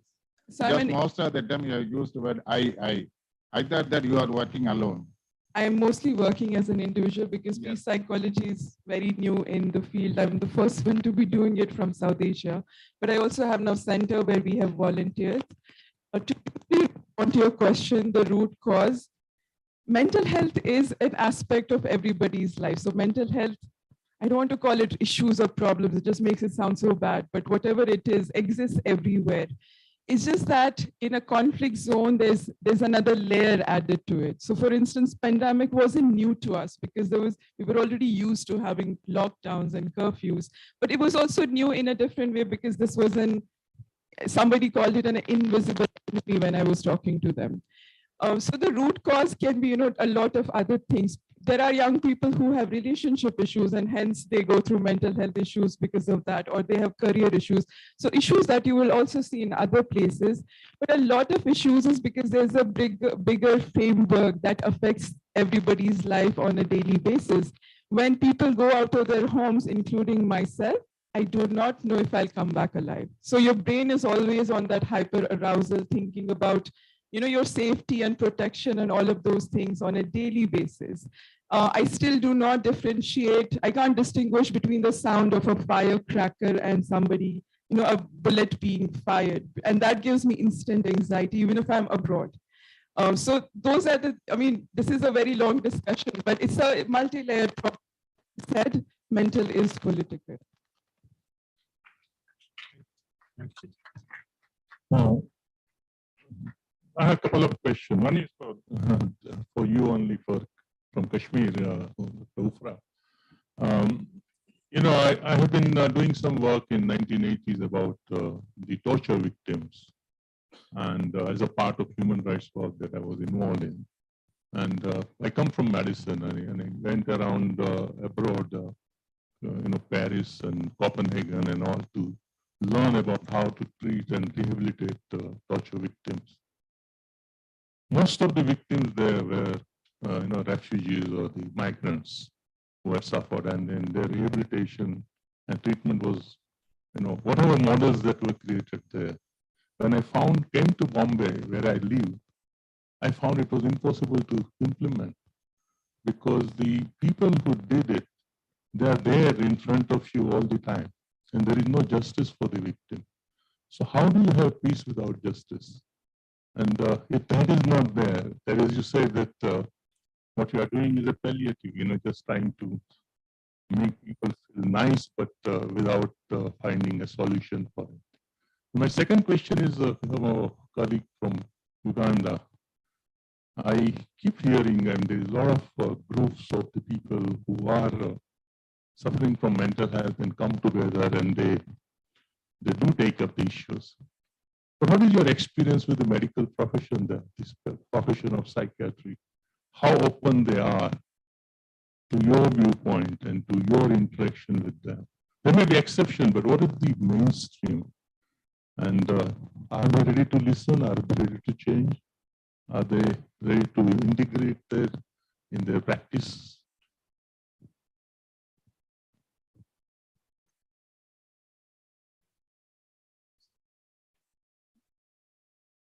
I said in the very beginning that peace without justice is very incomplete. And through my work, I do advocate for human rights, justice, and I believe in positive peace building, which in itself is a process. It's not something that will happen overnight. And the work I do honestly gives me a lot of existential crisis because on a daily basis, I keep asking myself if it's even, adding to anything. But at the same time, coming from the community and having gone through some of these, brutalities myself, I also don't think that I can just sit around and watch. And there are coping mechanisms that can help people, even momentarily. There are skills that can help people, even briefly. And wherever possible, I do advocate for the solution or the problem itself. I spoke at Oxford this year, or the UN headquarters in Geneva. So those are spaces where I can talk more openly about these issues, unfortunately.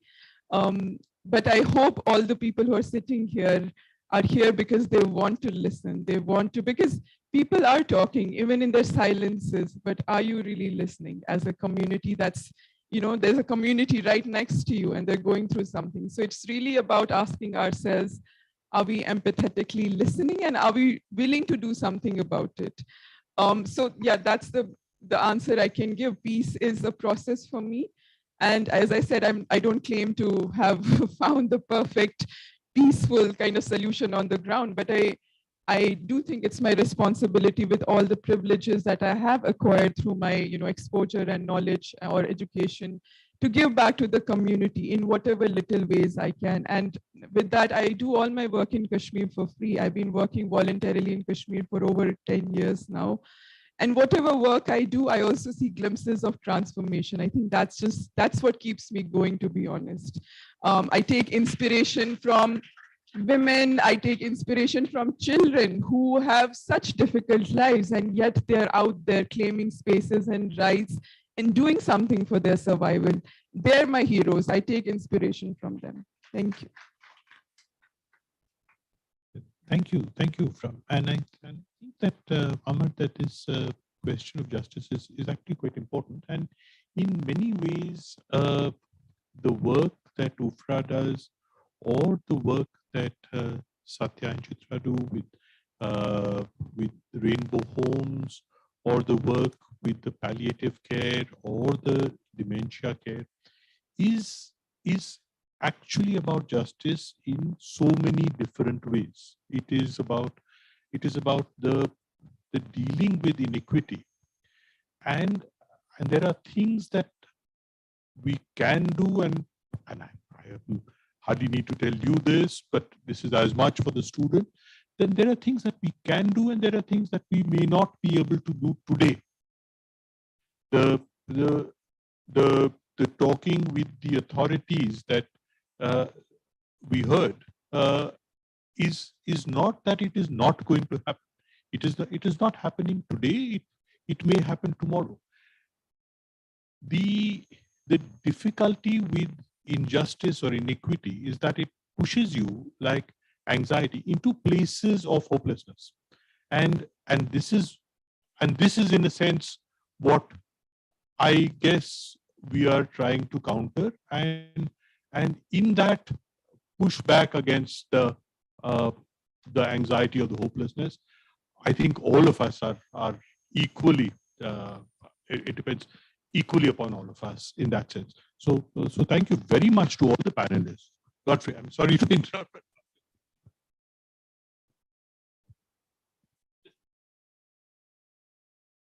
Yeah, thank you very much for your question. Shall I go? Okay. Yeah, so you asked me a question. I think one was around that you hear that in Uganda we do have quite a number of support groups where service users do meet. That is true, that we do have quite a number of them, but the only limitation is that these seems to be scattered in specific regions of the country, so we do not have them countrywide. But from our experience, we see that through creation of these support groups, especially in communities, they are doing a lot, especially when it comes to preventive mental health. Because through having these kinds of groups in the communities, we see quite a number of conversations about mental health coming up, community participating in this. So in so doing, we see people getting educated about these problems, and if there is a need, they can easily identify persons or young people within the communities that need this kind of support. Then around the institutional care, in Uganda, like I said, that the issues mainly they are around resources.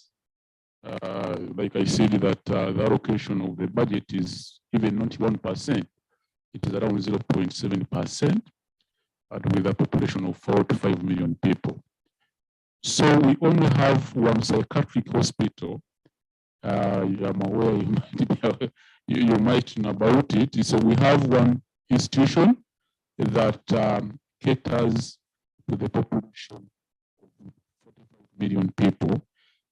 So that doesn't mean that we do not have challenges at the institutional level. So you find, like I said, that in terms of the mental health professionals, we are still lacking a lot, issues around budget, but also in terms of us being able to link institution that we have patients or clients in the hospital. This appears to be a safe space to them, in my opinion. But when they are integrated back in communities, some of the communities, mental health services are lacking. So without this level of awareness, it becomes a challenge that they have moved from the institutional setting and have been integrated back in communities. So without having community mental health services scattered across the country, so it becomes a bit of a challenge. So for me, I do think that for us, if we are to address these challenges, we need, one, to focus on preventive mental health care. By preventive, I do mean that we need to continue educating our people, because a lot of us do not have information about these challenges, how they present, and how we can help those who are affected. But also, too, we need to focus also on the curative part of it, curative mental health, whereby we can have these services at the community. Imagine that a person who is staying, for instance, in the southern part of the country would have to travel around 600 kilometers to come and access services in the city center. So if we can decentralize mental health services, and they can be found each and every place of the country, so that can help a lot. But not forgetting that in everything that we do, the voices of people who are affected, they have to be at the center of causing any change that we are hoping to do. Thank you very much.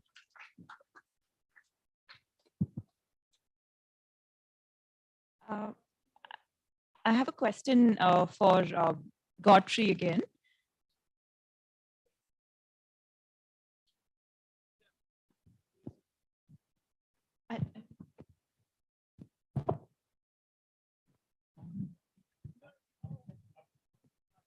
Thank you. Sorry. First of all, I would like to thank Banyan to give this opportunity.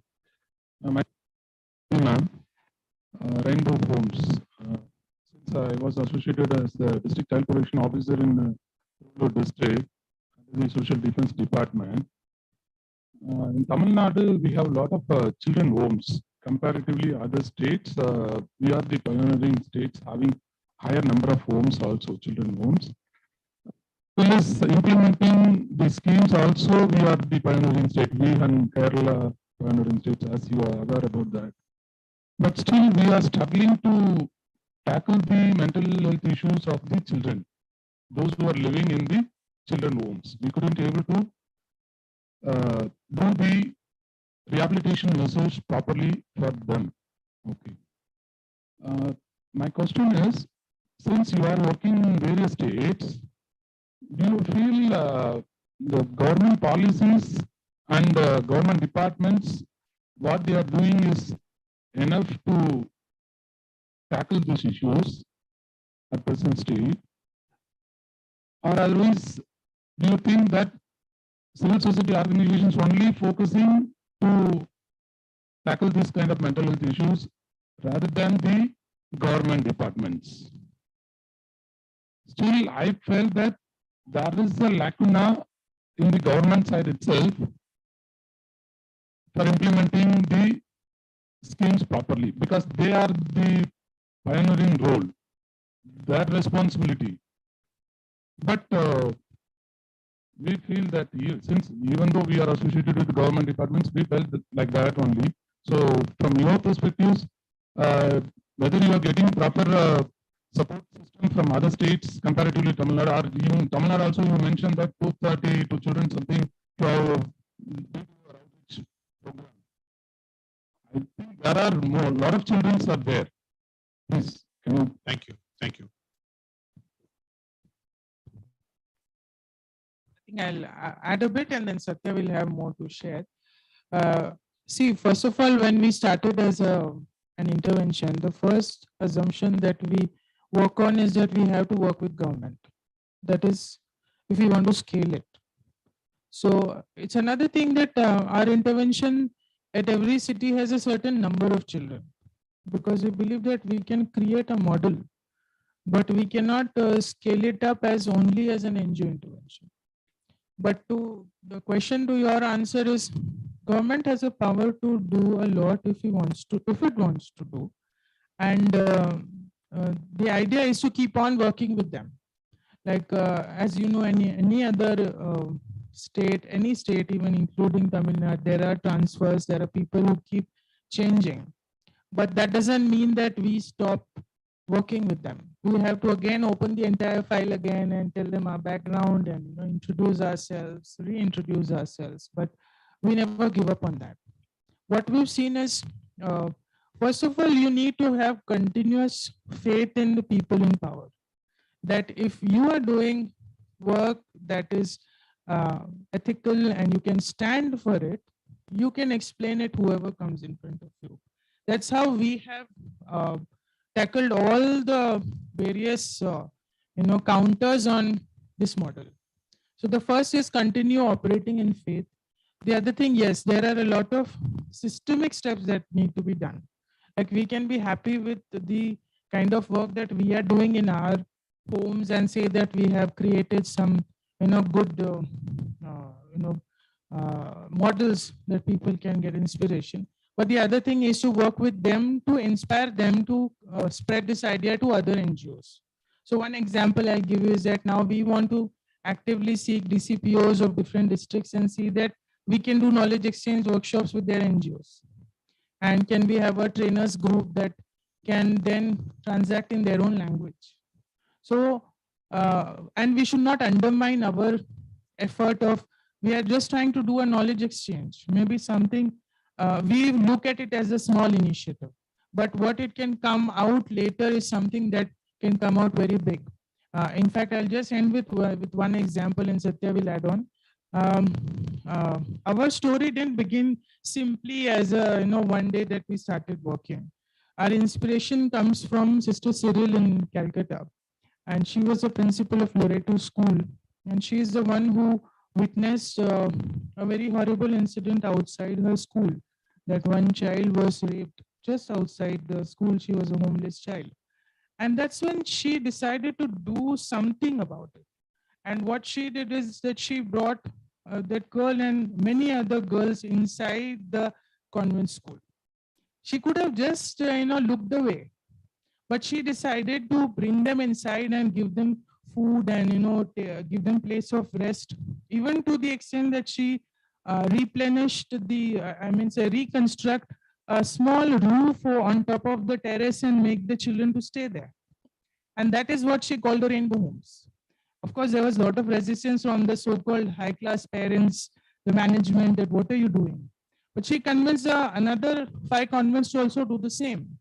But I'm saying what she did in her personal capacity inspired a very big change. And that change then inspired by our mentor Harsh, who said that you do the same in a public model. You start a home in a government school. That's how we then move to more government schools and more public buildings where these homes are now running. I'm saying that don't undermine your capacity to contribute to a bigger change, because if it is right, there will be more people to support. That's what I would like to say. Satya will add some things. I think I also just want to reiterate the same point that Preeti is saying, that it is a collective responsibility, and everyone has the capacity to contribute in different ways. And we cannot simply, look at the government and say that, oh, what have they done or how much have they done?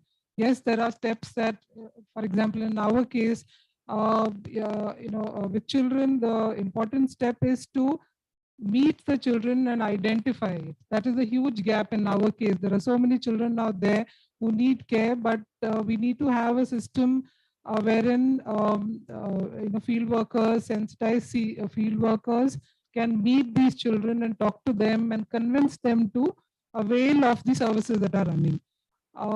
the school buildings, the sharing of spaces that we talked about.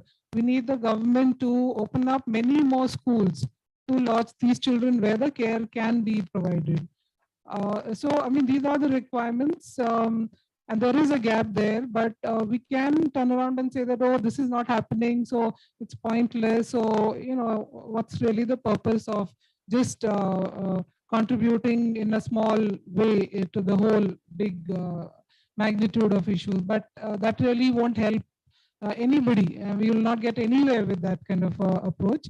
So we definitely keep trying continuously and do our best and keep demonstrating, even if it is in a small way, continuously. And we have found that governments respond. So with that hope, we started in a really small way, and we've managed now to get governments of 9 cities to open up their doors to this idea. So yes, we continue, and it's a collaboration. We have to keep pushing and enjoying whatever efforts they are making and appreciating it, and continue appreciating them to do some more. And that's how the show runs.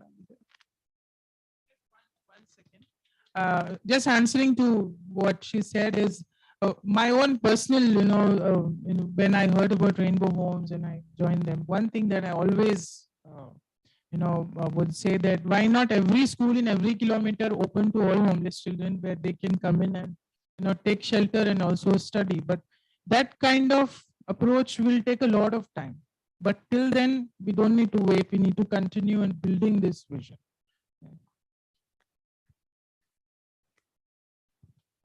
May I, like all good conversations, it feeds on itself. And this is a conversation which is both very large and very important. And there's no way that we're going to finish this conversation, and there's no way that it can be finished. This conversation, I think, should continue through the day, informally, with all the panelists who are going to be here. There is one question on Zoom, which I think we do need to address. And the question actually is based to Urfi, and it says, my question is for Urfi. I must say you're doing very good work on the ground for good mental health in the community in Kashmir. And it says, have you seen any changes in mental health issues in post 2019? I'm going to take a little liberty with this and say that, in a small way or in a different way, the question can be asked to all the panelists in a very real sense, because on that, it will depend where we take these conversations forward. So I think in some ways, you have answered that question already, the changes that you folks are seeing. Godfrey has told us about the changes that he has seen. I'm going to ask Sridhar and Chitra also the difficulties of those 2 case vignettes that you told us about, the experience. What is the changes that you folks are seeing? Rinali is going to kill us if we take any longer, but just a minute. Great. I'll try to be as brief as possible. Post-COVID, I think when all the community services had to shut down, telepsychiatry, telemedicine has come up in a big way. I think there is more acceptance of seeing through telemedicine and also receiving help, and also for the clinicians to actually embrace telemedicine. So that has been big. So we have community workers who would go and make a WhatsApp video call from the patient's home, and then we provide support. So I'll stop there. I think there's more elaborate answer, but I'll not go into that right now. I would like to say that for us, we have been able to really show a presence in the community as a non-governmental organization, as well as someone who can contribute to mental health.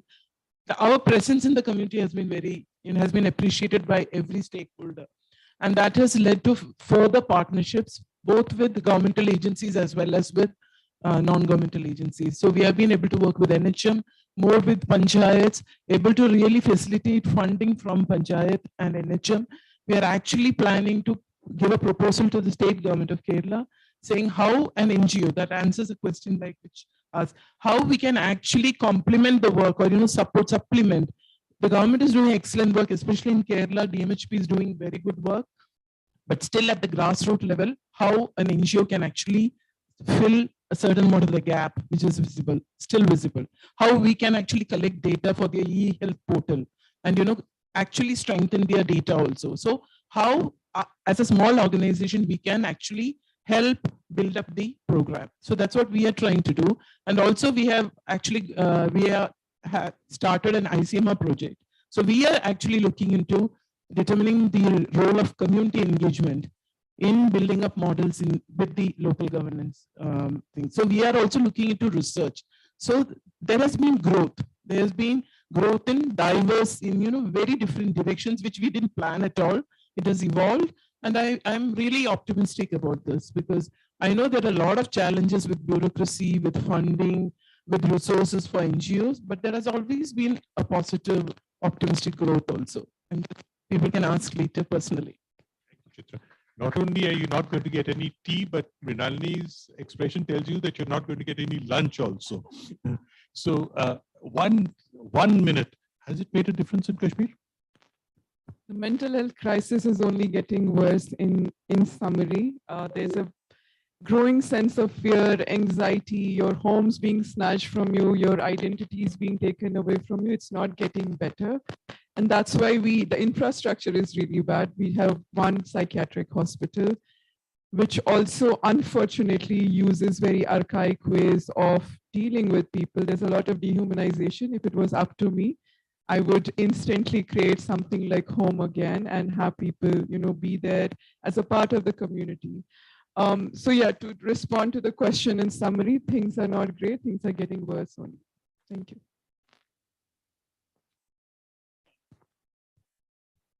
Difference. Yeah, thank you. We'll stop here.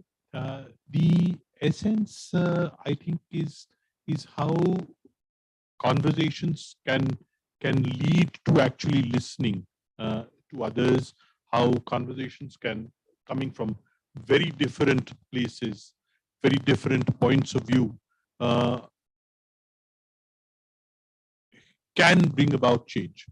And the question, Urfi, was not so much as to whether things are better in Kashmir or not, but whether your work you feel is making a difference or not. And I think that in that sense, the experience, the work of each of the panelists, the fact that it is in many ways contributing, and the fact that that there are many things that we need to learn from this is, I think, what we need to take away from here. Many of these conversations, I think, should certainly continue over the day and beyond. Thank you very much for your patience, and thank you very much for your participation.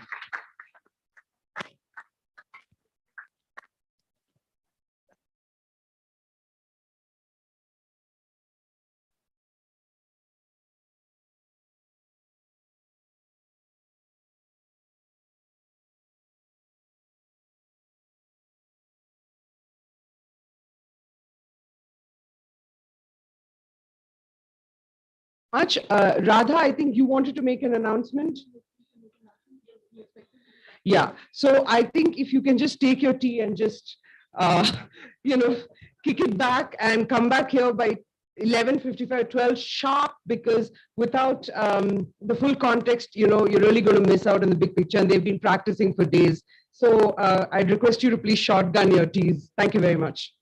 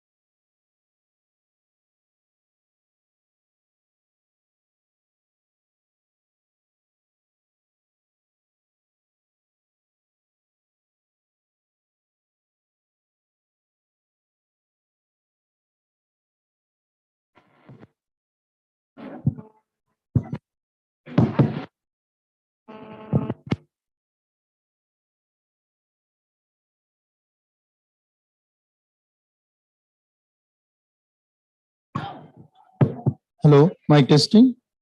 Hello.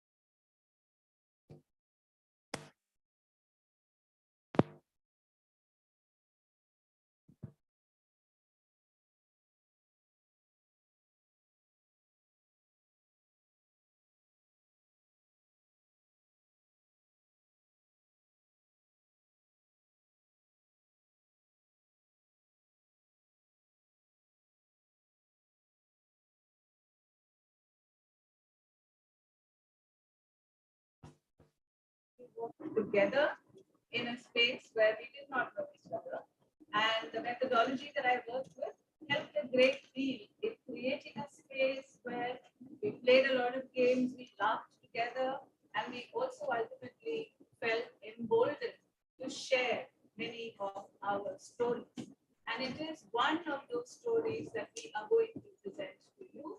And it is a story about a struggle that someone that is working in the manual, and it could apply equally to other mental health professionals, trying to engage with communities and trying to do their work. What are some of the challenges that lie before us in trying to do this work? So it is a real story that we are going to be sharing with you. And what we hope to do, this is a story, as I said, about a challenge. And so we don't really have the answers. We don't know what to do. And what we hope to do here with you is engage in a dialogue.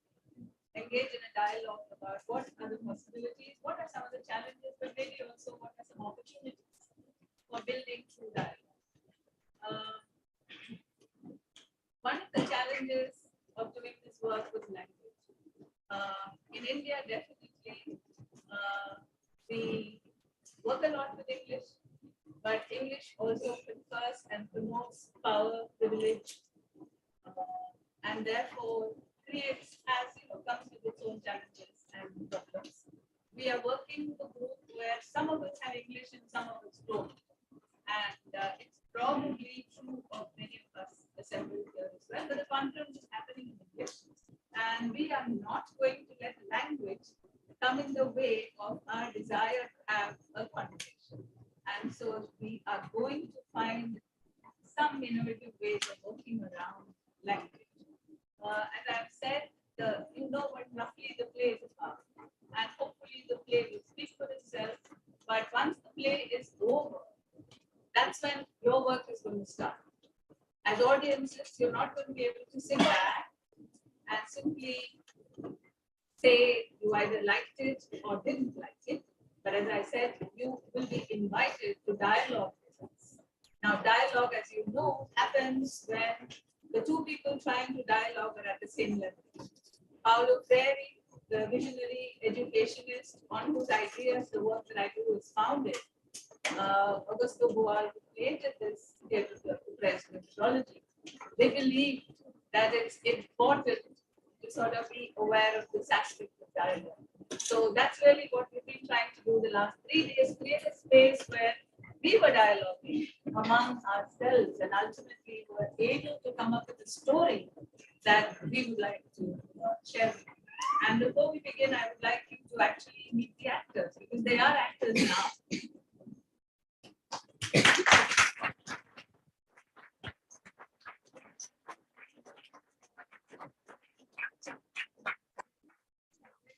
You see them doing things in the play that portray them in perhaps not such a good light.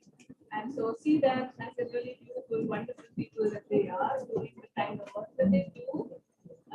Everybody in the group is associated with the Banyan, but it's a very, very diverse group. There are people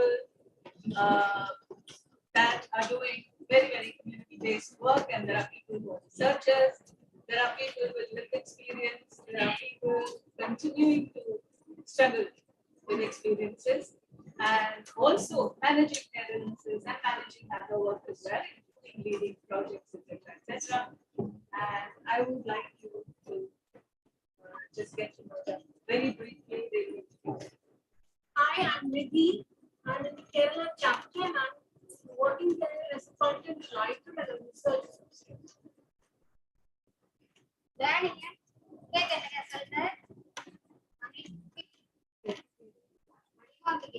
என் பேர் ஜீவா, நான் Mogappair பேனியன்ல work பண்றேன், community ஒர்க்கரா இருக்கேன்.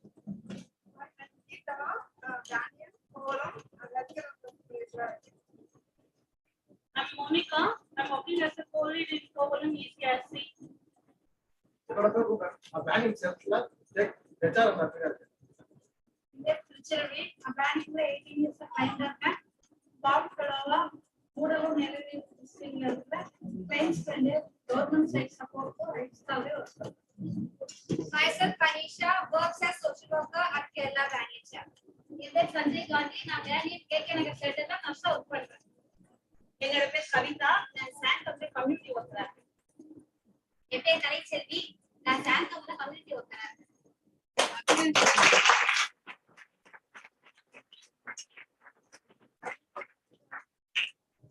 There were also 4 others who are not in the play. Let me also invite them to introduce themselves to you very quickly. Archana.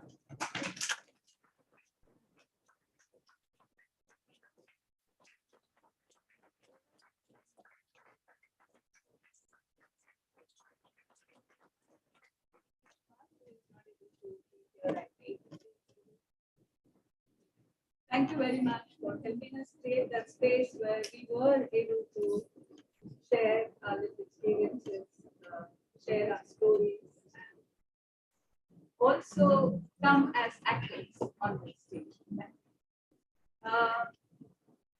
We will be performing the play and it is in Tamil.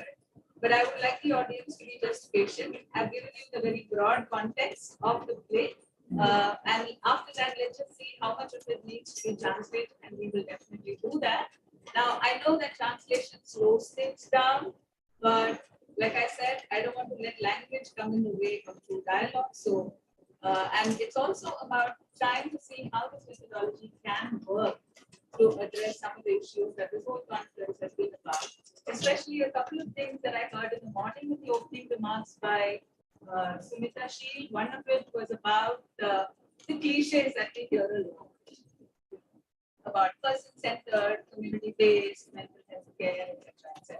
You know, these sound grand and these are fine phrases, but on the ground, what is the reality and how are we able to translate this into practice? That is one. The other is shrinking spaces for true dialogue. So where is the space for dissent?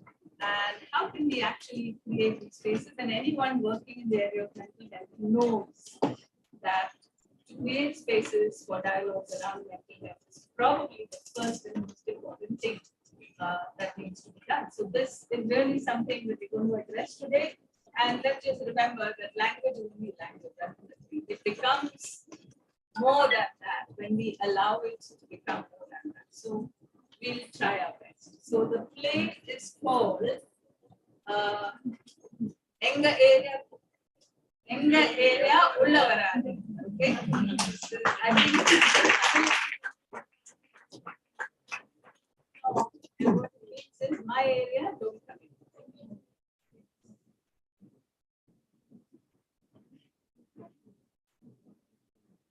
Actors, please.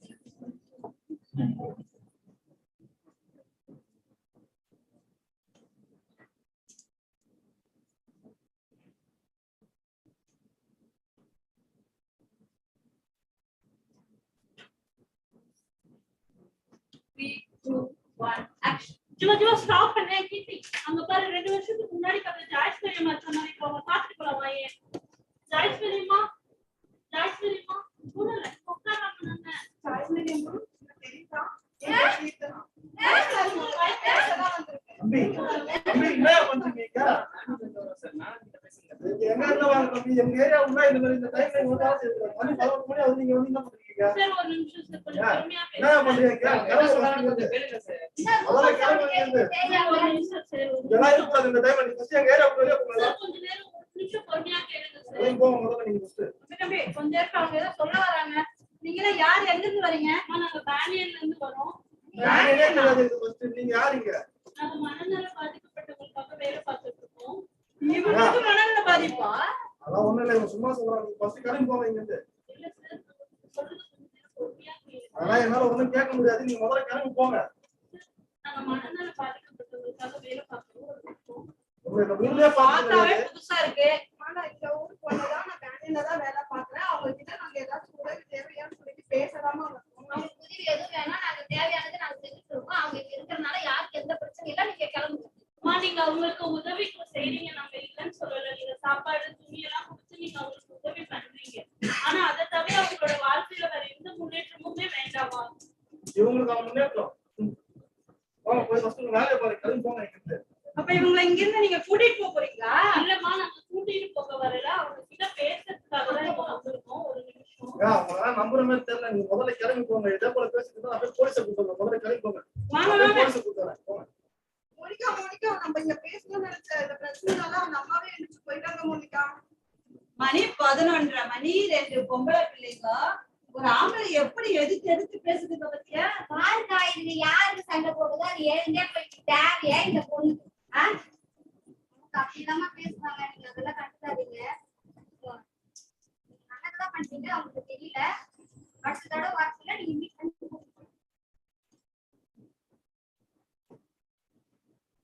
hello. Mom, what happened? It's 1 o'clock in the night. Myself and Geeta and Geeta houses. When first we met child in the past 2 years back. Okay. We tried to engage with her, ma'am, but the community people not allowing me to talk to her. What did you say? The one guy is standing there and repeatedly says, "It's my, don't come inside." And he is not even talking to me. He is only talking to the driver. And they're thinking, I'm going to take her away. So did you tell them to not them to take her away? Yeah, ma'am, I told them I'm not here to take her away. I'm just here to talk to her. But they're not believing me and they're going to bring police, ma'am. Okay, Monica, so you must understand that it's very difficult to work with a community when you're going for an outreach. So you don't worry. What you do is you go back home, take some rest, and tomorrow in the morning you give me a detailed report and sit and work out a plan for this. Okay? All right, then I'll see you tomorrow.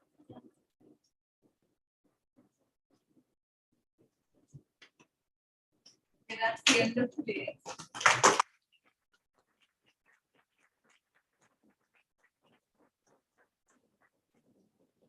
Like I said, the play is really an excuse to have a conversation with us.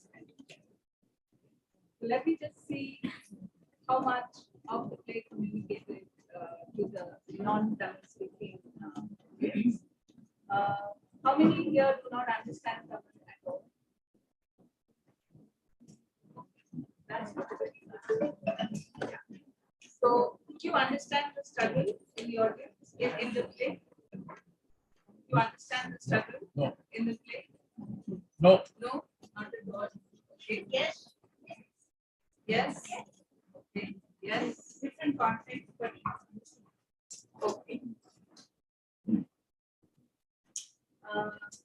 Could somebody, what about you? Do you understand very broadly what is going on in the play? Okay, the very last part. Then Okay, did that last part help? It was in English? Yeah. Yes. That helped? Okay. So, at first, you figure out who these are? Yes. Yes. Can you tell me who they are? Okay.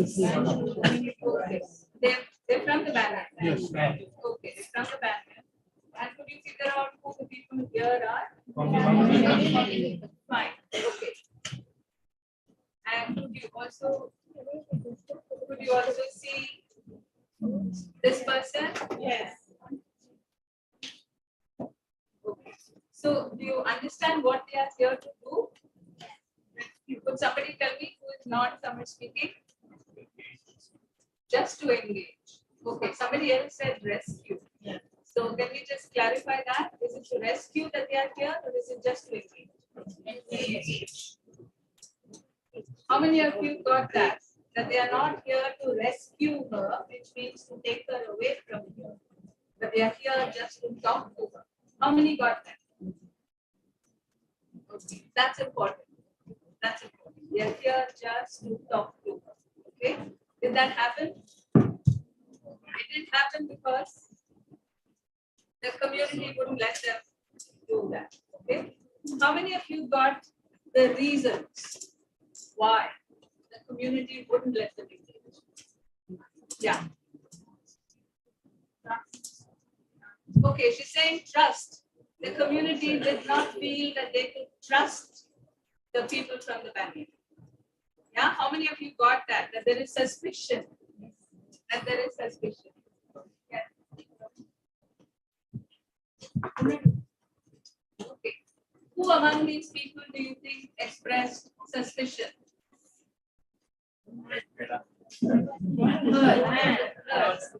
Okay. Yeah.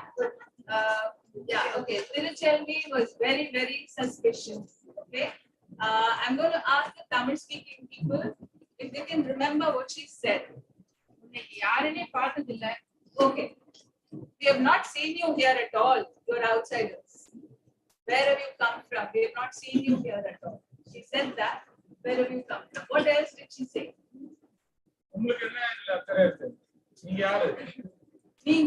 Who are you? She asked. What else? What else did she ask them? Okay. Are you here to take her away? Are you going to take her away? So these are the things. These are the two things that she asked them. First, who are you? We've never seen you before. And are you here to take her away? These are the ways in which she says how she understands the situation and her reaction to that. How do you understand this character? His name is Ruben. How do you understand this character? What is his engagement?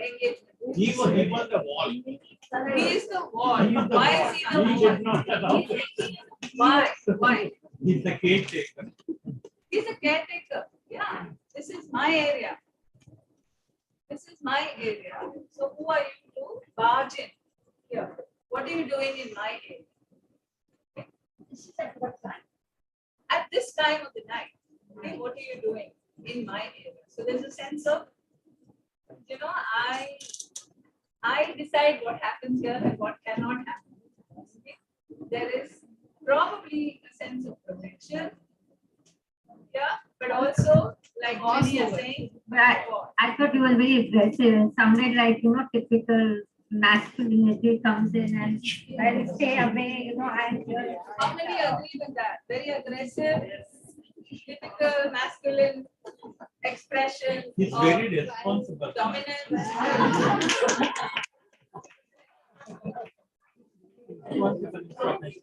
He's feeling responsible for what happens in his community. So in the morning, we agreed to dissent, right? We agreed to have different interpretations of human behavior. Yes? Ruben was protective. Ruben was protective. I'm getting a new concept. But also toxic response. So we all understand toxic masculinity. So maybe that sense of responsibility is an expression of toxic masculinity. We don't know, but we saw the physical language. Yeah. So now we are beginning to understand the expression of responsibility. He refuses to engage with Monica. Refuses to engage with her. Does not even want to make eye contact with her. Will only speak to the male in the team. Okay, you saw that. Did anyone catch any of the other things that he said in Tamil? Then we can translate that. One thing I want to know is that Yes, you're looking after, her and giving her food and looking out for her. But what about the rest of it? And he said something in response. Okay. All right. So at some point in the play, when she says, or she says rather, that we are here to help her. So this person, so I'm translating because I don't want to sort of hear and then translate. This person says that we are already looking after her needs. We feed her, we clothe her, and there is no trouble from her to the community. She's just peacefully living on the street here. So, there's no problem. We're looking after her. And so this one asks, yes, you're doing that, I know, but what about further, more than that for her in her life? Don't you think she can do more? And this person says, more for this person. Yeah. Okay, so that is something that he says. What were the other conversations? Anybody heard? Yeah. You had, yes. She says, I'm from this community. Yes, I'm so your. when they say outsider, she's Yeah. I'm from this community.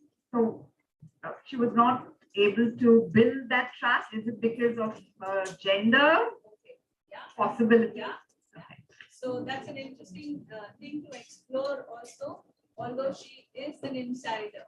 You know, it didn't look like she was able to use that to any great advantage in this particular exchange. Okay, so that's something to look at. You had somebody who expresses support. Okay, so she's sweeping the street late at night and she says, don't mind what these two women said. Can somebody tell me what that woman is saying that how dare she's arguing with that guy? Yeah. So at the late night, Kavisha says it's 11:30 in the night, and look at these women. Don't they have anything to do at home? And typical. Look at the way they're arguing with the man. The typical society talks. So that's one. And this one is laughing at and all this conversation, and the person that they came to work with has quietly slipped away. And she's laughing. Okay. And then she offers some consoling kind of thing, saying that you're doing good work, never mind what you say. Just come back and you might actually be able to find the again. This is roughly what happens. So here we saw some of the challenges of working with the community. The most important thing, the community is not homogeneously a wall. We showed at least 3 different people here, but there are many things that we are doing. There are very complex things that are happening here. You have this wall, but the wall is a wall for what reason, right? If you try to understand that, there are many things there. There is masculinity, there is a sense of my area, and if I let this happen, then what happens to my power? Then anything can happen, that kind of fear, maybe. And then you saw suspicion, which is very legitimate, right? This person may not be part of the community. She is wandered into the community, but the community still feels protective towards her, right? So community is not a monster.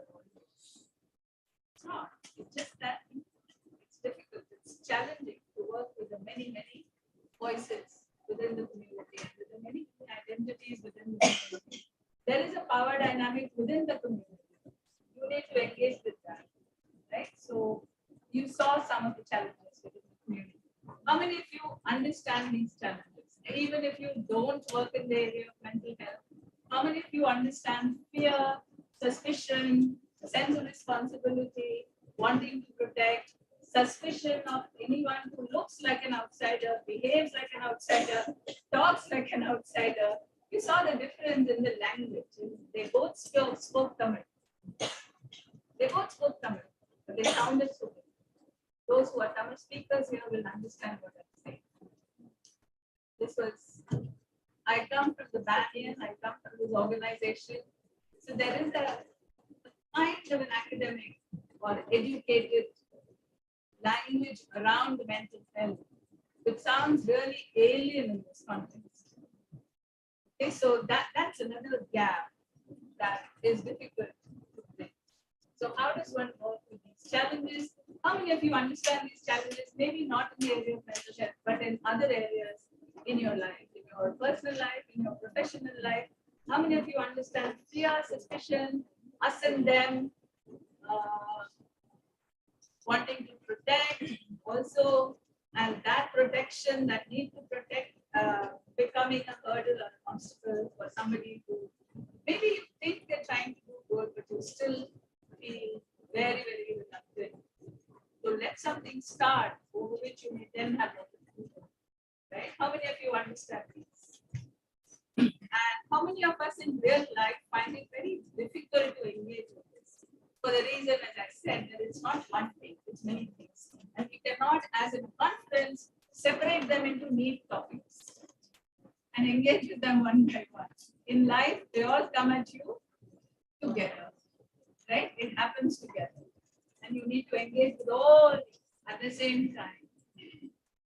Doing something or not doing something. As in this case, she was completely unable to do it. Right? I mean, there were just too many things to deal with. So in life, it's tough. We offer you an opportunity to try something here, which could then be like a reversal of what you could do. Okay, so what's going to happen here is the forum theater part of what the program said, which is the play will run again. But this time we will not let it run to its original conclusion, which is Monica and Kirtana and Jiva all feeling helpless. Helpless, frustrated, in spite of the reporting officer from the Banyan saying that tomorrow we will work out a plan. At that moment, not feeling very hopeful, not feeling completely convinced about it. Although you know that these are warriors who just get up every morning and do it. Right? We know that. We know that that's what will happen. But that moment, the story that was shared, that moment was a moment of hopelessness. Right? How can we change that? Instead of sitting and talking about it, we are now going to try and see if any of you, if you were in Monica's place, would you have done something for you? How would you have engaged with the community? Just give me a minute. How would you engage with the community? Try something different so that we move forward a little bit, that some conversation starts to happen here.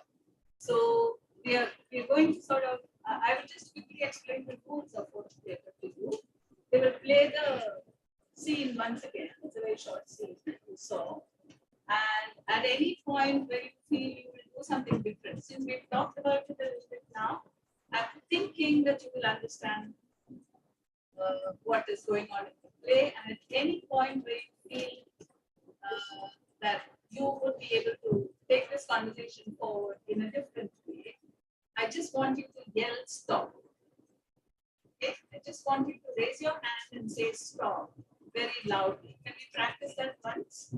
1, 2, 3. Stop. Once more. 1, 2, 3. Stop. Okay, so we are an audience that is very ready to take action. Interrupt a scene where we are headed towards like total zero conversation, and you are ready to interrupt and do something. So that's great. So you can try and replace. Will there be a joker, madam? Or I'm the joker. Oh. Okay. So I will use that term because I will spend another minute explaining. So joker is simply the technical term in general review press for whatever I'm doing right now, which is trying to just facilitate this conversation. Okay. So I'm not taking sides. Because at home you don't get a remote. Only the powerful person gets it. Even in the full audience. Okay. All right. So if you have an idea, you can come and replace either Monica or Kirtana, both of them trying to do something here. Okay. I do not want you to replace Ruben and magically transform him. Disappear the problem. Not happening. Okay. Because that doesn't happen in real life. We cannot make problems disappear. Right? So you have to work hard. You have to only come in the place of people who are struggling. Try and understand. Literally step into their shoes. But just a and question. try something. Yeah. Like, even if we try to replace something, their script is the same? No. So they will be spontaneously. Yeah. Okay. How can the script be the same? Then there will really be walls. Oh, okay. So that just thought of clarify. Yeah, that's really what I He's want. a real to challenge, experience. actually. Sorry? He's a real challenge, actually. Yeah, and you look like you're ready to take that. Be our first spectator. Okay, someone who refuses to be a passive spectator, but is ready to cross this line, come here and take action. Yeah? All right. So maybe what I'll do is we'll skip that first part since anyway we're running behind the checklist. We'll skip all that opening part where they're getting out of the car and they're seeing Joyce Merriam, etc., etc. You just go to the part where they're English. Okay, and quickly translate the lines so that even those who have an idea but don't feel like coming because you don't know exactly what is being said, can try and do something. Okay, so if you come and you're trying something, I will translate it for the actors and also. Okay, so let's take it from beginning.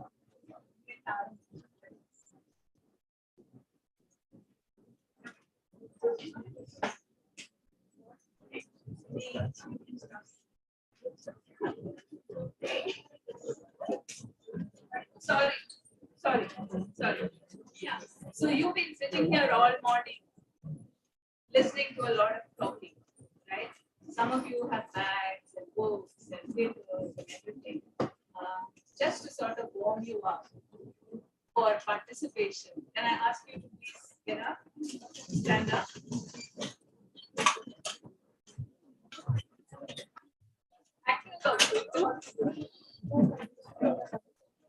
Okay, everyone. Yeah.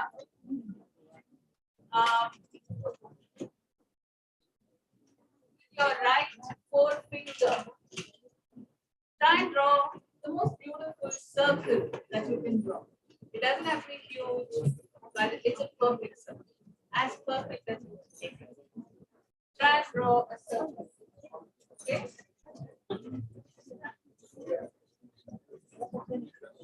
Wow. Wow. Can you just look at this, Shagun? Just look at this audience so beautifully drawing circles. Thank you. With your other hand, make a plus in the air. Yeah. Now that's the next step. See how simple it is. So now let's just try and do the both together.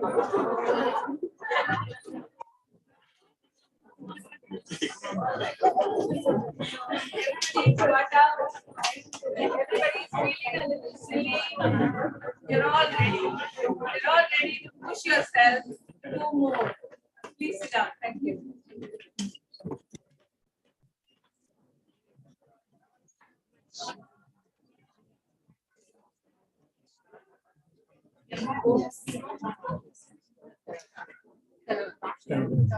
All right.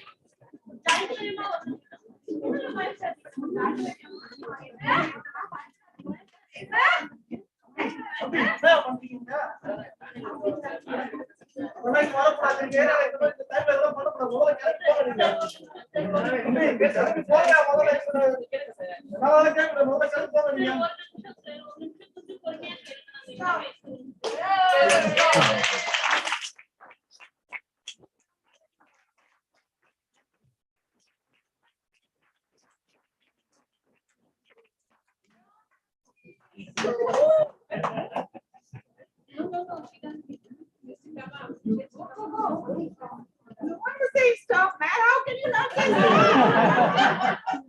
Now you don't. Now you don't. I'm the facilitator. You don't have to worry about what if nobody says stop. Everyone worries about it. Yeah. So who do you?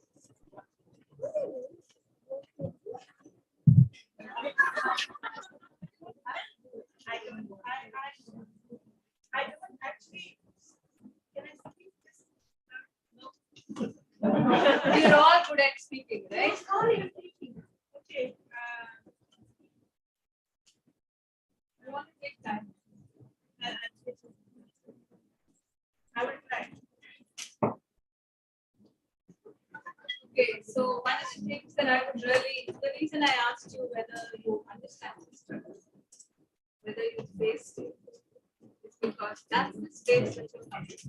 When you come up here, I want you to come up not as an expert, not to give advice to any of the people here, but to actually, literally, as I said, place yourself there, experience that, and crisis.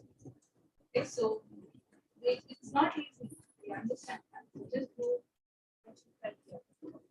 What made you get out of it?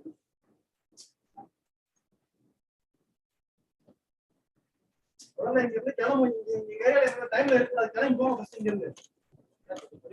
அதெல்லாம் என்னால கேட்க முடியாது. நீங்க முதல்ல கிளம்பி போங்க.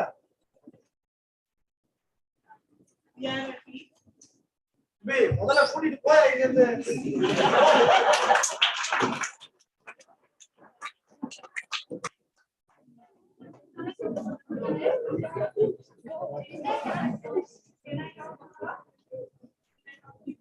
கூட்டிட்டு போயா இங்க இடத்துல இந்த மாதிரி கூட கூட்டிட்டு போயா. யார் எங்க வரீங்க?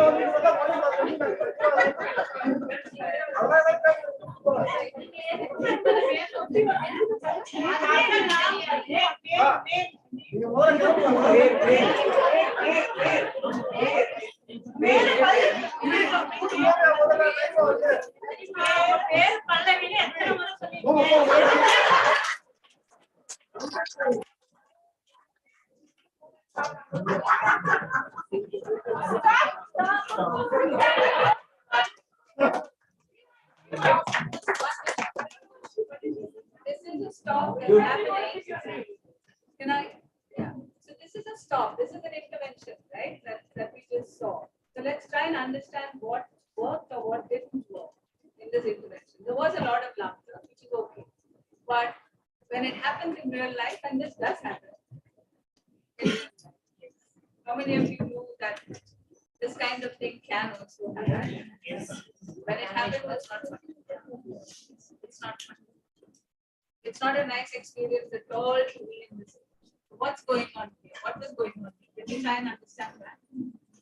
Can somebody tell me what was going on here, which is not funny, but it happens. And it's something you need to do. Language barrier. Language barrier.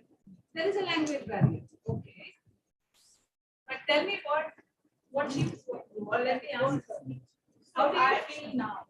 At this point, I realized that I cannot make this concept of gender. Then you not. No, I'm not interested. I'm asking you how you feel. I'm feeling very shaken. Just feeling shaken. Why are you feeling shaken? We saw that. We saw that. Right? And we know why also. They are unapproachable. Right?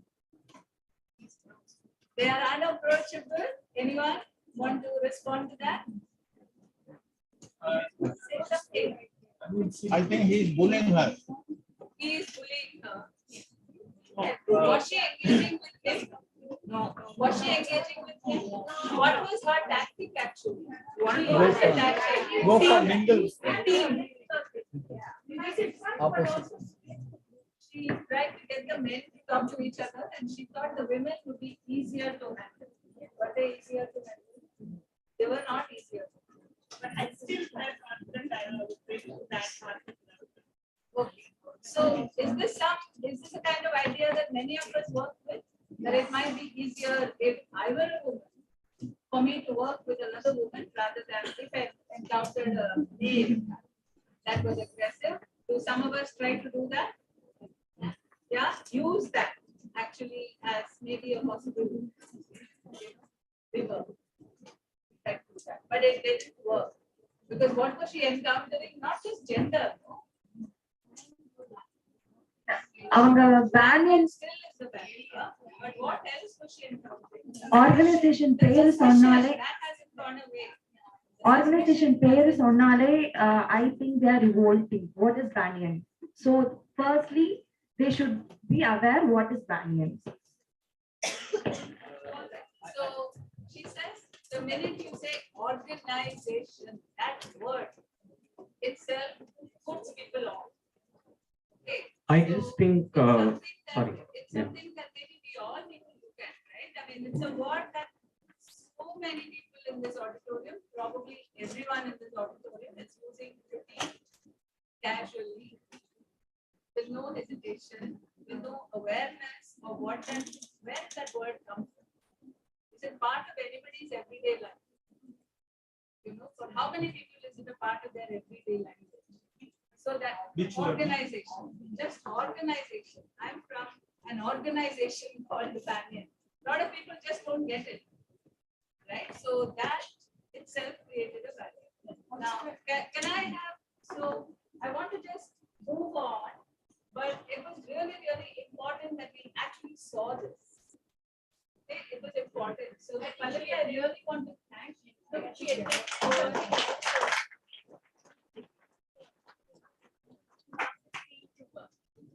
Well, that was outside. Oh, she did not write that, right? Then she was struggling. So as a facilitator, what I try and do is to see an intervention go a little distance, see if it's moving, and at some point I stop it if I feel that I've understood and we've all got some insight into what is working, what is not working. I stopped it. After that, I know that she was trying to do something, but I'm not watching. I'm talking to you. So I don't know what she's right. I'm going to ask her, is there something that you would like to try? Somebody says, I'm not sure I tried it as a problem, but I'm not sure if reaching directly to them will resolve the situation.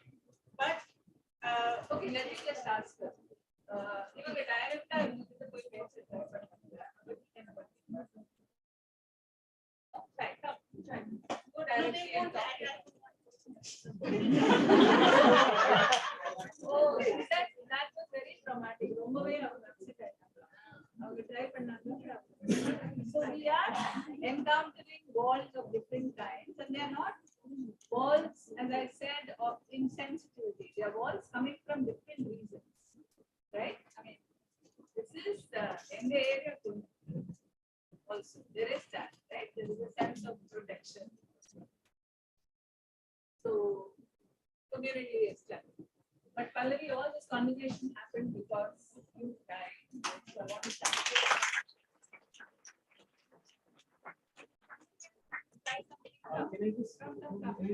No talking.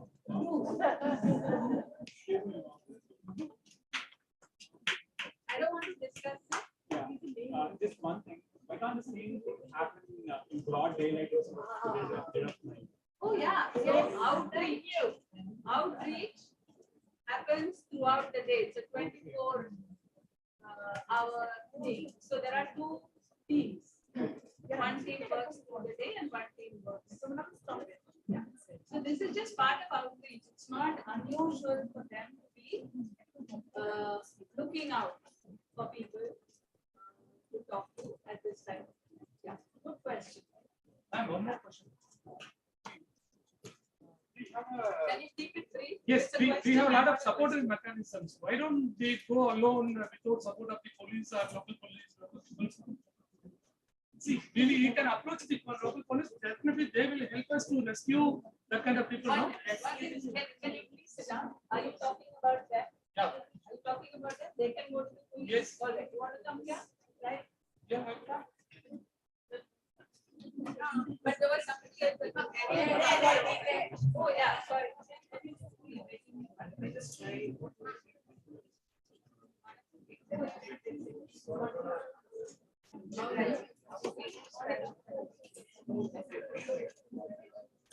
You want us to start again? Yeah. You want to use the mic? Use me. Okay, no problem. All right, start. I translate whatever needs to be translated.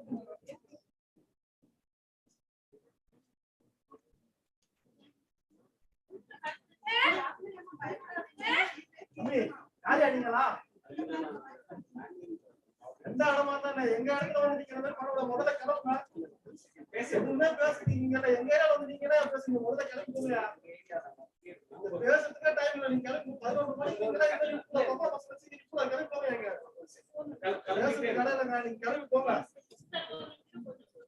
பேச முடியாதுங்க நீங்க கிளம்பி போயிட்டா இருங்க சரி அதே சொல்லிட்டு இருக்கீங்க ஒரு செகண்ட் பேசுங்க இன்னும் பேசக்கூடாது என்ன பிரச்சனை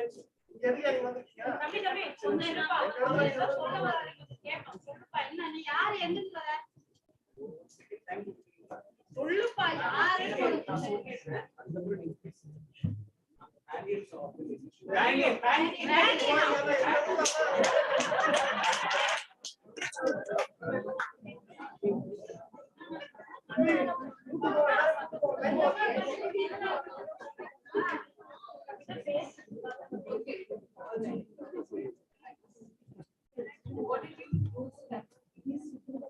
So, first of all, I have been in that.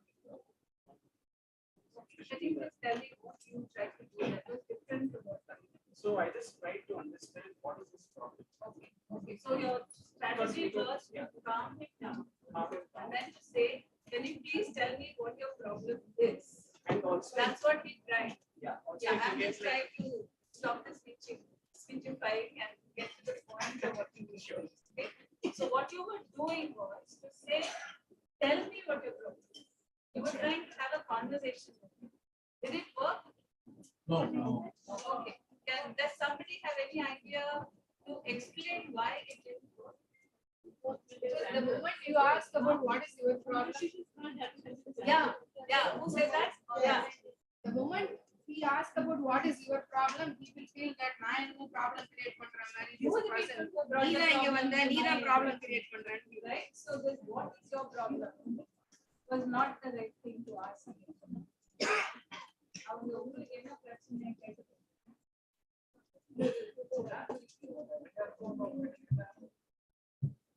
Why are they asking me? What is my problem? Okay. I'm not. They are coming to my area. So there is no way that he is going to get into from this man. Automatically, also this. All right. Tell me what is your problem? Who is he in this place? Who is he? He's the driver. Right? From the backyard. Yeah. So there is also that power dynamic, right? I am the big man in this area. Who are you? What you're asking me? But that's your problem. There is a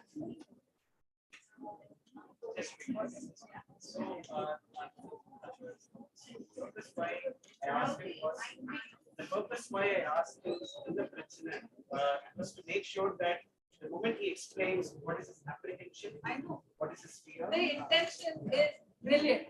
The intention is to get them to actually tell you, right? Why they won't let you work. That's the intention. Yeah. But what we are talking about is how do we translate these absolutely good, wonderful intentions into practice? Why is it so difficult? Because we all carry identities, no? We all carry so many identities and they're all there when we interact with people. So who you are and how you speak, what you say, is not just the words and their meaning. There's so much more. So it's tough. Conversation is tough. It's not structured like a panel discussion. Yeah, right? Thank you so much.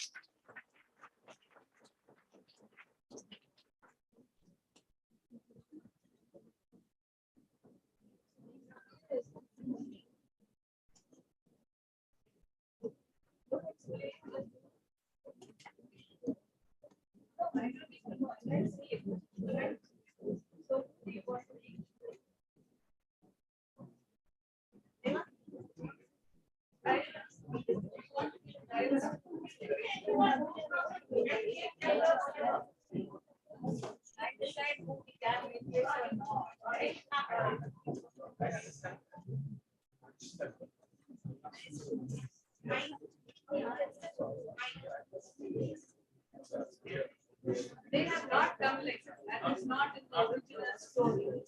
Okay, so one of the so let me quickly explain this to the audience.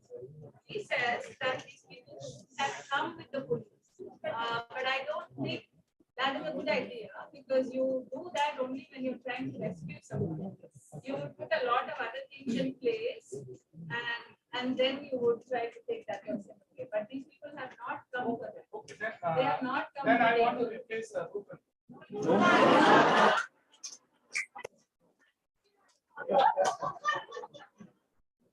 That's cheating. I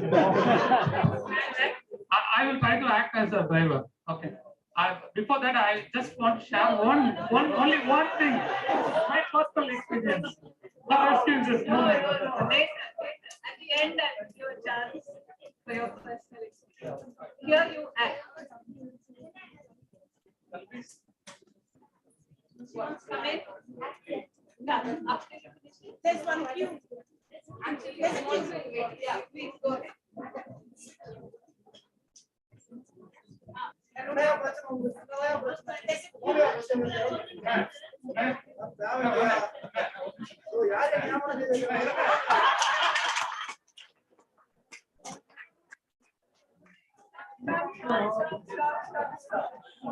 Okay, so this is the driver who's trying to speak to him, and he says, "मेरे को हाथ क्यों लगा रहे?" Okay? Why are you touching me? Why are you touching me? So he's extremely offended. So sorry, no conversation is happening.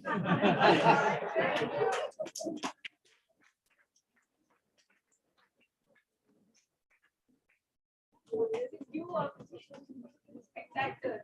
Okay, please come. Yeah. No.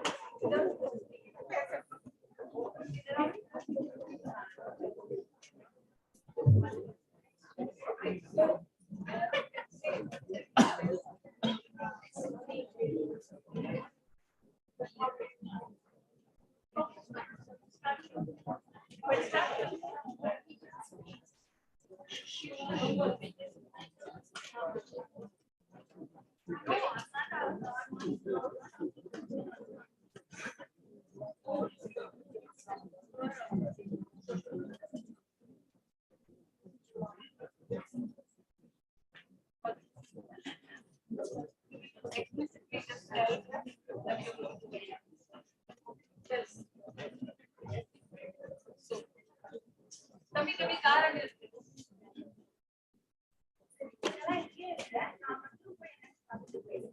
So she's saying, all of you be here. I'll go alone and see what is possible. Let's see.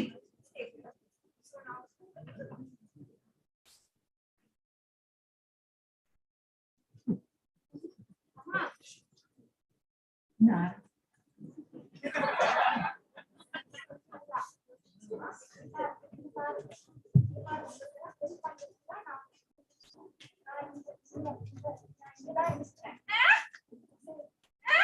என்ன நடக்குதுங்க? என்ன நடக்குதுங்க?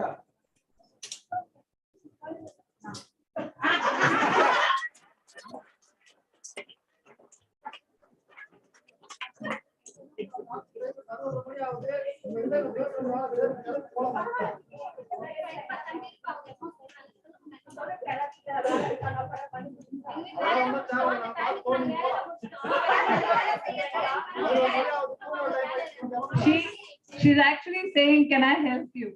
Are there any chores in your house that I can help you with?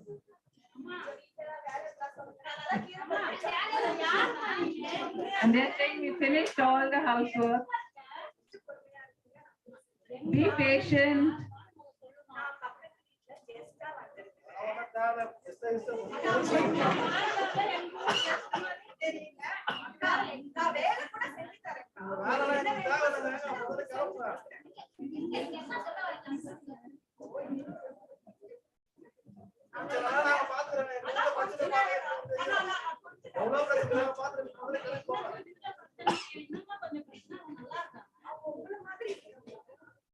நல்லாதான் இருக்காங்க. போங்க நல்லாதான் இருக்காங்க. நீங்க போங்க.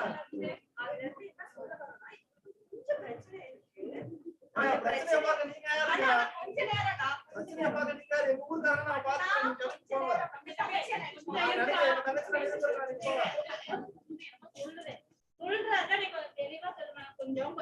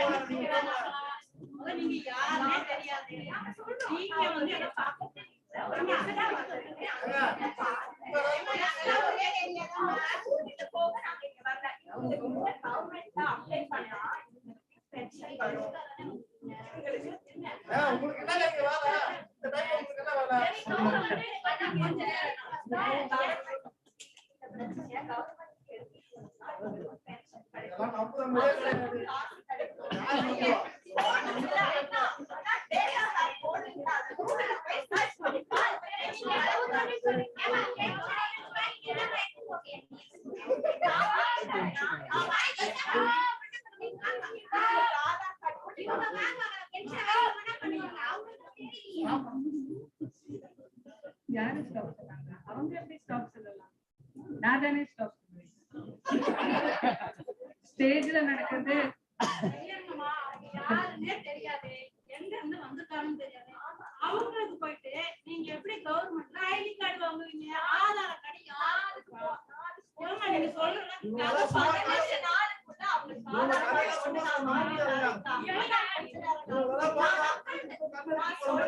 Okay, all right, thank you. That was hard work.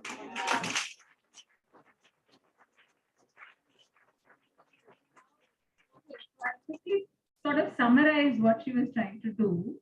She did not say she's from the Banyan. She said she's come as a guest in a neighbor's house. So she didn't bring them along. She asked to wait there and she's just coming. Now there are many questions that will occur to you, right, about what she's doing here. So obviously the community is asking, who are you? What are you doing here, etc., etc. And they say there is no problem with her. When she says there is a problem with her, they are saying there's no problem. So she's asking questions like,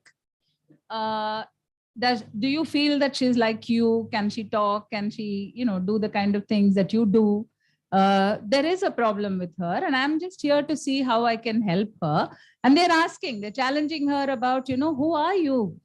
Okay, you're saying you're a guest in a neighbor's house. So then, what can you do? And she's trying to say she can help her get a pension. She can help her get her Aadhaar card, etc., etc. And they are very, very skeptical about all that happening. They simply cannot understand how these extremely complicated things which involve working with the government can happen for somebody like that, with somebody who they still don't know, who says that she's a guest in a neighbor's house. How is she going to make this happen? Okay, so I'm just going to ask the audience, especially those who could follow the conversation, do you think she made any change? What change? Yeah, I'm asking Vijay. Sorry, Indu. Huh.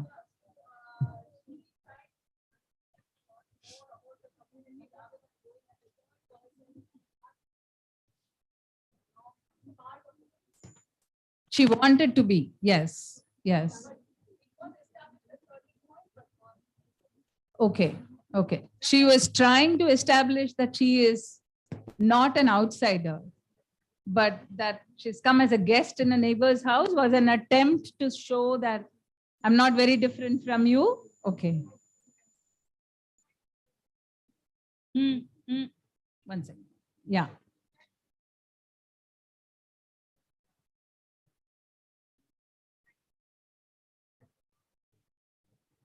Huh.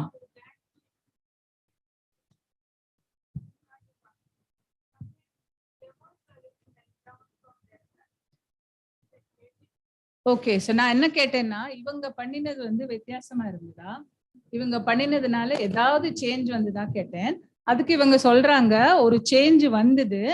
ஏன்னா இவங்க வந்து முன்னாடி மாதிரியே இவங்க பேசினா கூட அவங்க வந்து கொஞ்சம் கேக்குறாங்க. சோ இன்னும் இந்த நீங்க ரெண்டும் பேசிக்கிறது வந்து கொஞ்சம் கூட முன்னாடி போச்சு அப்படிங்கிறாங்க அவங்க. ஓகே, உங்களுக்கு அப்படி ஃபீல் ஆச்சா?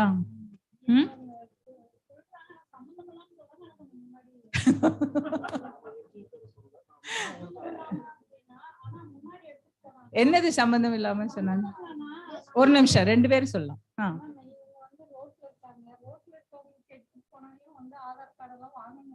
Okay, all right. ஓகே, நீங்க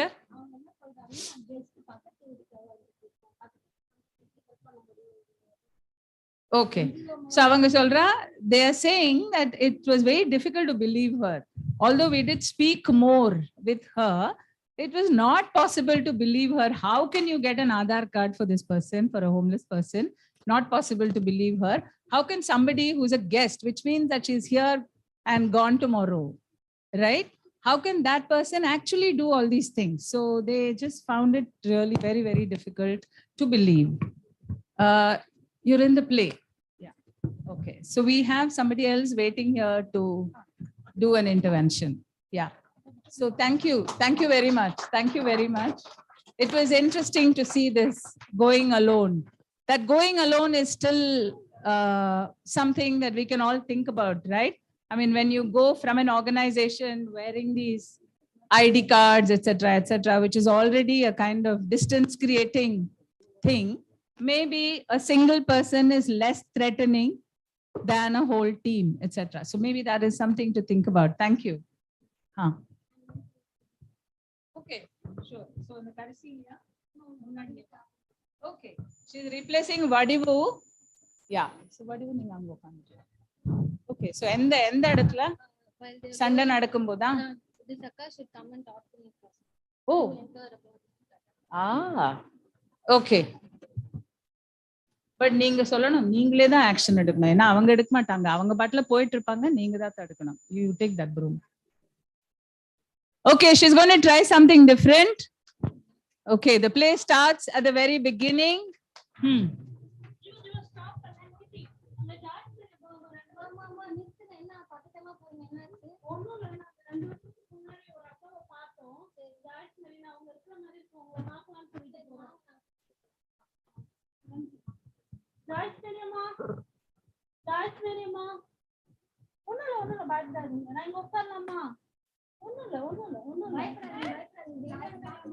தம்பி என்ன பண்றீங்க?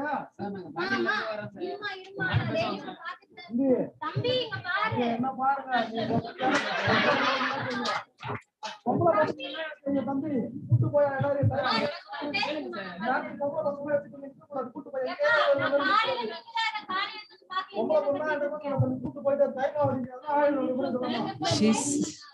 She's saying go and talk to her.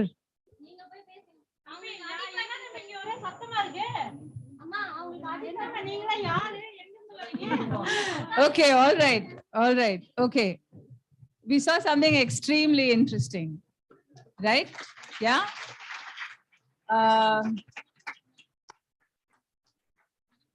நீங்க எக்ஸ்பிளைன் பண்ணுங்க, நீங்க சொன்னது. What I thought was people were focusing on the problems that Anna. What I thought was people was not focusing on that support system. She was supporting from the beginning itself, and she was standing behind there whenever people were coming. So whenever we go to the community, first we have to focus on the support system rather than solving the problem.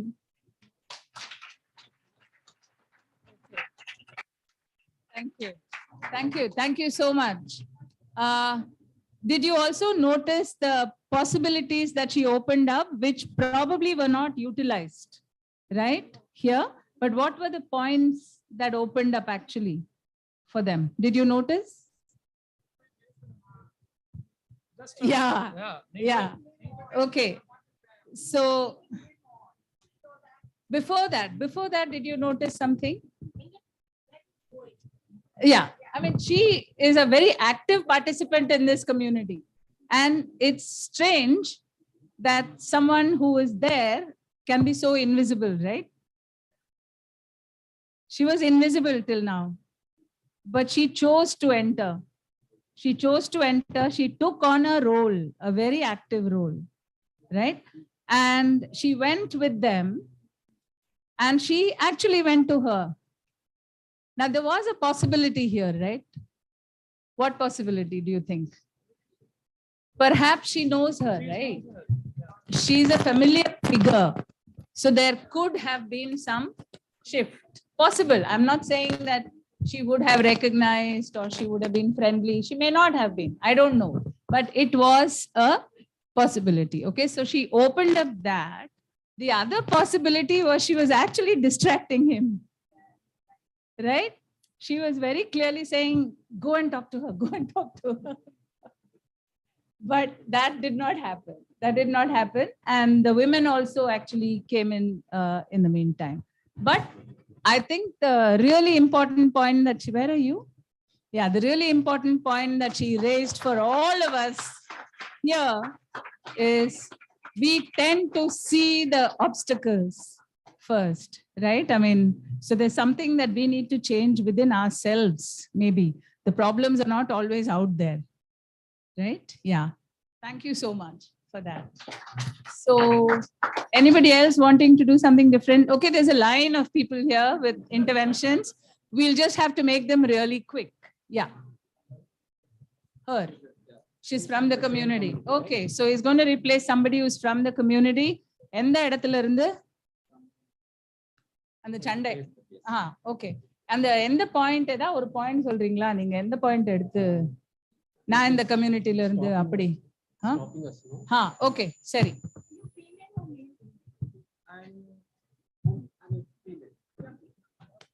Good question.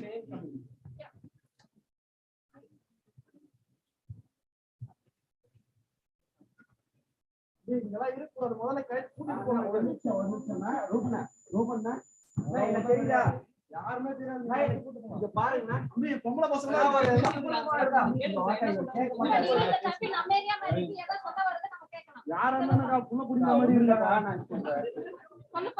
இந்த மனநல ஹாஸ்பிட்டல்ல சேர்ந்திருக்கேன்.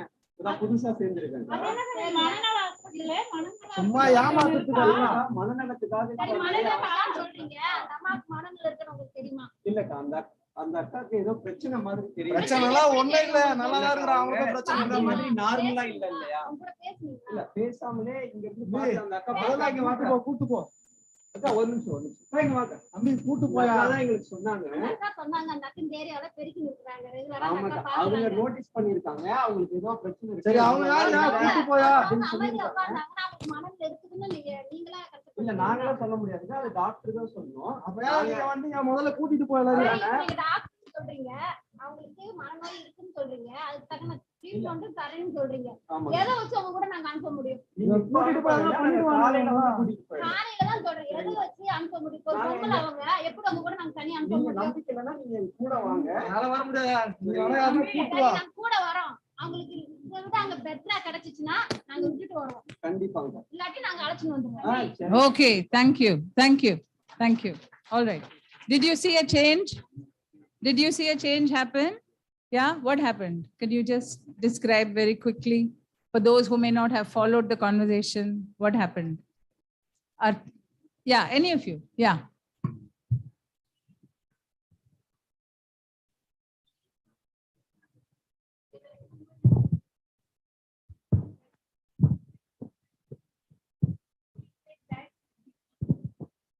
He said that it's not we are going to diagnose, doctor only going to diagnose. And when they question about that, how the facilities and all, he said that the facilities will be good. If not that, we will take her back. He was okay for whatever they were saying. In the same way, she used to try to convince them in the manner whatever they are okay with that. Instead of offending, he was like going along with them. Thank you. Let's ask her. இவங்க பண்ணினதுல எது வித்தியாசமா இருந்தது? எதுக்காக நீங்க thank you நீங்க உங்க stand கொஞ்சம் change ஆயிடுது இல்லையா? எதுக்காக நீங்க எஸ் சொல்லிட்டீங்க? அவங்க வந்து சொல்றாங்க அவங்களுக்கு மனநோய் இருக்குன்னு தனியாவே உட்காந்துருக்காங்க. அவங்களுக்கு ஏதோ பிரச்சனை இருக்கிறனாலதான் அவங்க தனியா இருக்கிறாங்க. அவங்களுக்கு ஏதாவது ப்ராப்ளம் இருக்கலாம்னு சொல்லி அவங்க சொன்னாங்க. நாங்க இந்த ஒரு ஹோம்ல இருந்து வேலை செய்யறோம், நாங்க உங்களுக்கு ஹெல்ப் பண்றோம் அப்படின்னு சொன்னாங்க. சரி, ஹெல்ப்னா நம்மளை விட அவங்க பெட்டரா செஞ்சாங்கன்னா அவங்கள நம்ம அங்க சென்ட் பண்ணலாம், ஏதாவது உங்களுக்கு நல்லது கிடைக்கும் அப்படின்னு சொல்லிட்டு நான் ஓகே சொன்னேன். அப்படி சப்போஸ் அங்க நல்லா இல்லாட்டி மறுபடியும் நான் அழைச்சின்னு வந்துருவேன்னு தான் நான் சொல்லிட்டு இருக்கேன். Okay, so her initial response was, how can we send a woman with you without knowing anything about what is going to happen? And the significant difference between what he did or she did here and the others is he acknowledged the legitimacy of that question. He did not try to say, but I am. He said, I will not take her away now. Tomorrow you can come with me. Okay, tomorrow morning. So night, nothing is happening. Tomorrow morning, you can come with me. That was the big difference, right? You come with me and you can see for yourself.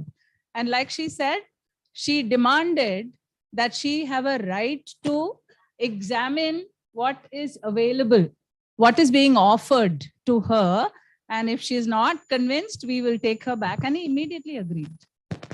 There was no challenge for that. There was no assumption that I am naturally better. What I am offering is just automatically better than what she's getting on the street. Now, this is huge, actually, if you stop to think about it. Most of us tend to function from the belief that if she's on the street, it's this absolutely abysmal condition from which she needs to be rescued. And anything that I am offering must be better automatically. And when the community challenges that, how do I know that she's going to get all that you're promising her? And, there is an acknowledgement of, yeah, these questions are okay to ask. And, you are okay to sort of actually take her back. So where this is coming from is what we need to understand also. There is genuine respect for the person that you're trying to talk to. There is no assumption of what I'm doing is so much better than what you guys are doing here, or not doing here rather. Yeah. So I think respect for the community is something that he actually demonstrated in the kind of conversation that he had. Thank you so much. Yeah. I wouldn't know. I have not watched it. Yeah. Thank you so much. It is time. So I'm just very quickly going to give you like 10 seconds to do what you want to do. Enna panna poringa?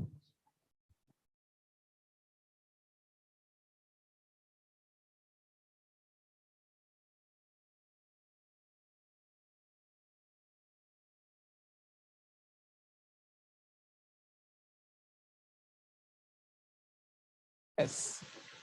Okay. So do you have an idea for that?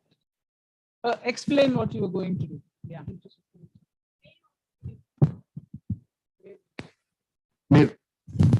So initially, we cannot approach the client or victim directly. Okay. All right. So this is also what the community was objecting to. Without our consent, you were directly approaching her. So you will actually find somebody in the community at 11:30 in the night. So a little difficult, right? So what would you do then? So as it's midnight time, there will be some people who will be standing or roaming around the community. So first, we can ask about them, who she, why is she sitting here. So what is the problem like that? So after that, power structure in the community. Anybody is like counselor or any other person who is responsible for the community. So we can approach them and we can explain that we are an organization, like we are working for this. And also, already we have done this work, previous work. First, power structure convince the entire community will be convinced. Okay. So, all right. That will be our approach. Okay. I also want to ask. It's one of my points actually. Okay. What is that?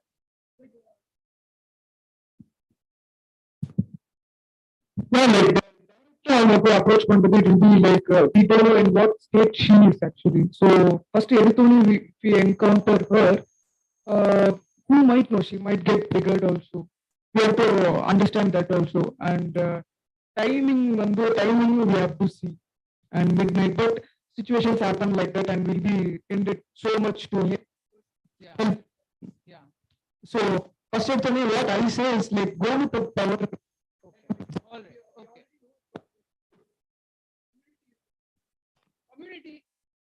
Community ஈடு அப்படின்னா கண்டிப்பா power dynamics தான் இருக்கதா செய்யும். And sometimes we have to get into politics. We have no other go. We have to get into politics and then we can take our move. It's not like எப்பயுமே நம்ம வழி தான் சரி அப்படின்னு சொல்ல முடியாது. Sometimes we have to go through their way also. Okay. Yeah. So first understand who's the important person in the community that you can probably try and talk to and get some support for what you're going to do, etc., etc. I just want to very quickly say something here, that when you're part of outreach, You don't always know who you're going to meet where. This is not a planned operation. This was like, they spotted her. This was somebody that they had seen 2 years ago. And after 2 years, they just see her again on the street and they're just quickly stopping the car, getting out and trying to engage with her. So it's an opportunity that you just grab. And so there wasn't time to actually build the kind of operation that you're talking about, but it's a valid point. And I think definitely people agree with you that it's good to build allies within the community, right? You need to build some allies for your work within the community. Thank you so much. Yeah. So I hope, thank you so much for dialoguing with us. Thank you so much for being such willing spectators. I hope that, I got a lot of insights. I'm sure my actors learned a lot from engaging with you. I hope it was useful and insightful for you as well. Is that a question or? It was not a question. I was been waiting for my role, but I couldn't get mine. It's okay. The thing is, really sorry. I'm really sorry. There are people it's okay. waiting It's here okay. to do We understood. the permission from there. And the final one is I would have actually thought of what they said is right. Now I will ask for Anna நீங்க சொல்றது correct. நான் இவ்வளவு நைட்ல பொம்பளை வந்து பேசினா அவங்களுக்கு கஷ்டமா தான் இருக்கும். நாளை காலைல வரேன் நான் பார்க்கலாம்னா அப்படின்னு நான் வந்துருவேன். Morning I will approach.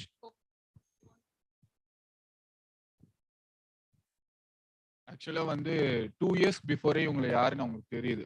So instead of educating எங்களை பத்தி நாங்க சொல்றதை விட அந்த பர்சன் கிட்ட வந்து அவங்க யாருன்னு உங்களுக்கு தெரியுமாண்ணா, அவங்க ஜாயசி அக்கா, நாங்க ஏற்கனவே நாங்க அவங்கள பார்த்துருக்கோம். ஸோ வந்து அவங்களுக்கு இது மாதிரி தான் ப்ராப்ளம் இருக்கு. நீங்க வந்து இப்போ ஃபுட் எல்லாமே கொடுக்குறீங்க, இப்போ நீங்க தான் பாத்துக்கிறீங்க. ஸோ வந்து உங்களுக்கு ஃபர்ஸ்ட் தெரியணும் அவங்கள. நான்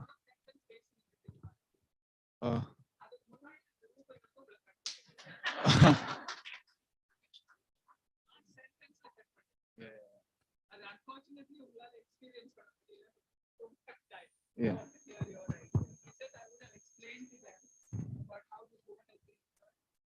Your area for 2 years, do you know who she is and what is wrong with her? There would have been no opportunity. Ruben would have been blocked, right? So second time பார்க்கும்போது நம்ம வந்து ஒரு social ஒர்க்கரா அங்கே போய் வேற ஒரு role play பண்ற மாதிரி இருக்கும். ஸோ எப்படின்னா என்ன தலை என்ன தெரியலையா, நான் ஏதோ இதே ஏரியா தான், இவங்களை எத்தனை வாட்டி பார்த்துருக்கேன். ஸோ அவர்கிட்ட நம்ம அப்ரோச் பண்றோம். ஏன்னா அவர்கிட்ட அப்ரோச் ஒரு ஃப்ரெண்ட்லி டைப் வரும். ஓகே நம்ம ஃபெமிலியரா பேசுறானே, ஒரு சோஷியல் ஒர்க்கரா. ஸோ சோஷியல் ஒர்க்கர் போது நிறைய ப்ளே பண்ண வேண்டியதா இருக்கும். ஸோ நம்ம டீசெண்டாவும் இருக்கணும். அதே நேரம் எந்த இடத்துல போகும் ஸ்லாங் அதுக்கு இது மாதிரி மாறும்போது நம்மளுக்கு கொடுக்குற அந்த ரெஸ்பெக்டும் கரெக்டா வரும்.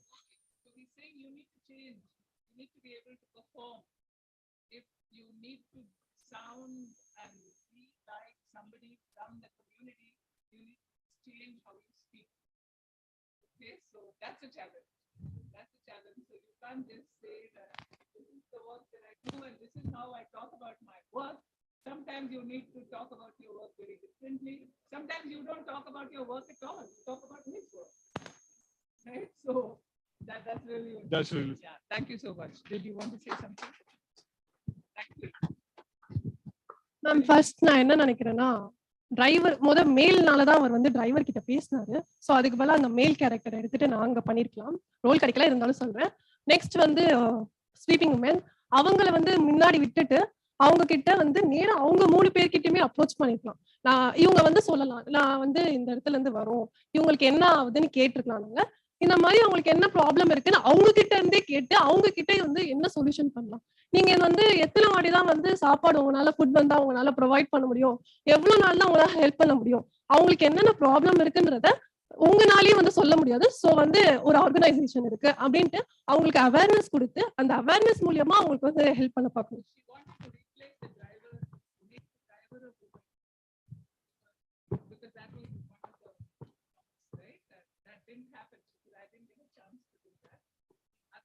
Go and challenge them and they say that we feed her. Is that sustainable? She's asking. How long? How many years will you be feeding her? And you really have to make them understand. I think that's what everybody was trying to make them understand. Ma'am, எனக்கு ஒரு question ma'am. வந்து பீப்புளுக்கு வந்து awareness இல்லை. இங்க இருக்க பீப்புளுக்கு தான் அவேர்னஸ் இருக்கு. ஸோ கொஞ்சம் நம்ம வெளியே போனா ஒரு 20% பீப்புளுக்கு வந்து அவேர்னஸ் இருக்கும்னு நான் நினைக்கிறேன். ஸோ வந்து பீப்புளுக்கு நீங்க வந்து எப்படி வந்து அவேர்னஸ் கொடுக்கலாம் நீங்க நினைக்கிறீங்க? பர்சனல் உங்களுடைய வியூ. நோ மேம், இப்போ ஒரு பப்ளிக்கா நீங்க வந்து என்ன சொல்வீங்க? மேம் மேம் மேம் நான் like that ma'am. Ma'am, no, ma'am. I don't like that word, that phrase, creating awareness, because I think there is awareness. It's not that there isn't awareness in community. I think people just don't know what kind of action to take in certain situations. And I think we need to provide those opportunities, access to actually services. And I think you increase access to services, things automatically change. It's not that you need to lecture them about, do you know what this is? Thank you. Next, ma'am. Really ஒரே ஒரு time. question. Thank you ஒரே so ஒரு much. question. Okay, she has one ma'am more next ma'am அவங்க வந்து ஆர்கனைசேஷன்ல இருந்து female வந்து அந்த mid டைம்ல போறாங்க. ஸோ வந்து அந்த ரெண்டு ஃபீமேல் வந்து சொல்றாங்க இந்த மாதிரி கேர்ள் வந்து ஃபெமினிசம் பத்தி சொல்றாங்க வச்சுக்கோங்க. ஸோ அந்த மாதிரி அவங்களுக்கு என்ன ஹேண்டில் பண்றதுக்கு ஏதாவது வந்து அவங்களுக்கு தெரியணும்ல. அந்த இடத்துல எனக்கு டவுன் ஆன மாதிரி தெரிஞ்சது அந்த ரெண்டு people. Okay, so she is very irritated that they did not actually fight with these two women who were saying, look at these women, shameless, you know, the guys wandering around and talking back to men, etc., etc.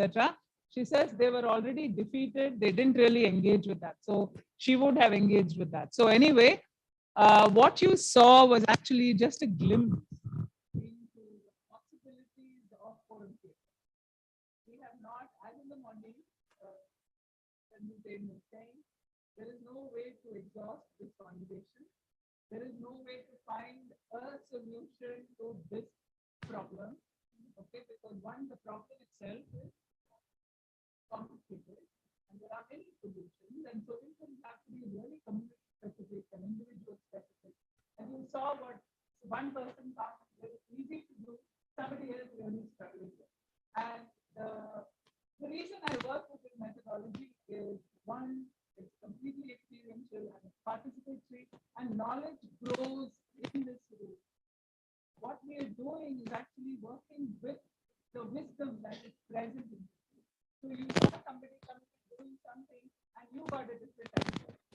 You saw how that idea actually looked in practice and you thought you could improve upon it. And that's how we build on each other's understanding and wisdom. And that's really what this methodology is about. And I really thank the Banyan and those who organized this conference for this opportunity to work with this amazing group of people. Okay, what is it? Thank you so much. There is apparently a question from Zoom. We'll have to tell them that we have no time. Yeah, but yeah. So there's a question from Zoom by Anita Rego. How do you reconcile the contours of ethical issues and shadowed identity? And this is what we do often, but raises question from an ethical angle. It also brings to the forefront the safety and vulnerability of the person with mental illness to multiple scams that happen in the current world. Is there a question? Yeah. Okay, thank you. Noted. Yeah, there was the question she asked, how do you reconcile the contours of ethical issues? I don't understand the question. How do you reconcile the contours of ethical issues and shadowed identity? Shadowed identities. If anybody can understand the question, please explain. No, I can deal with jargon, but I don't understand what the question is here. What ethical issues came up here and what shadowed identities? I really didn't get it.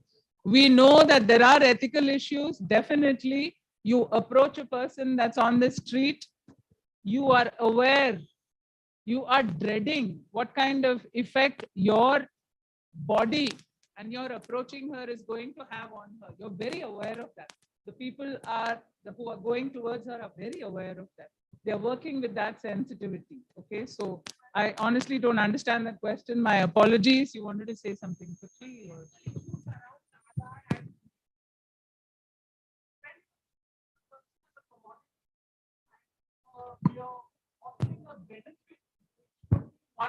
Which could be misused, and therefore that conversation, while it would work well with the person themselves, when opened out into the community, is ethically in a weird way, yes. And also that one interaction, while it worked because she was just one woman, her saying, not kind of bringing in the organization at all, but posing as an individual, perhaps that could have been ethically for the person who asked the question. Thank you. Lunch has been served. Please proceed. Can you announce?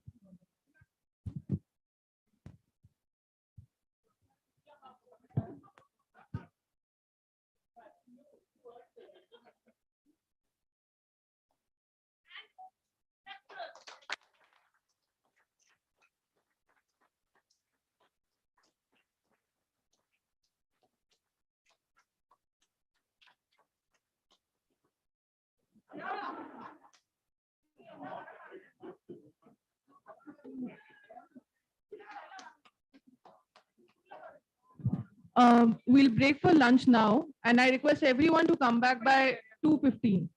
Okay?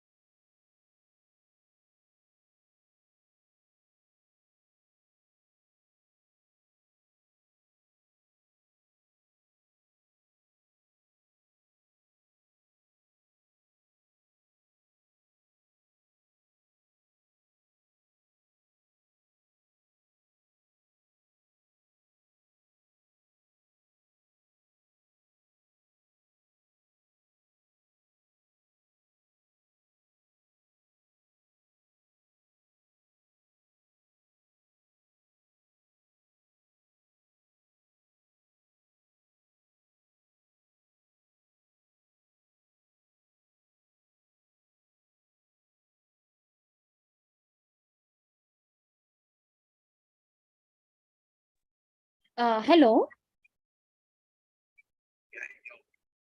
am I audible? Okay. Do I need to share my screen and check once? One second. Yeah, I can.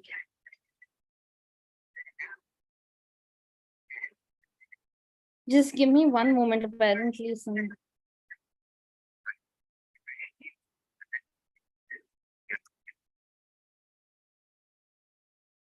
Just 1 second. I'm rejoining. 1 second.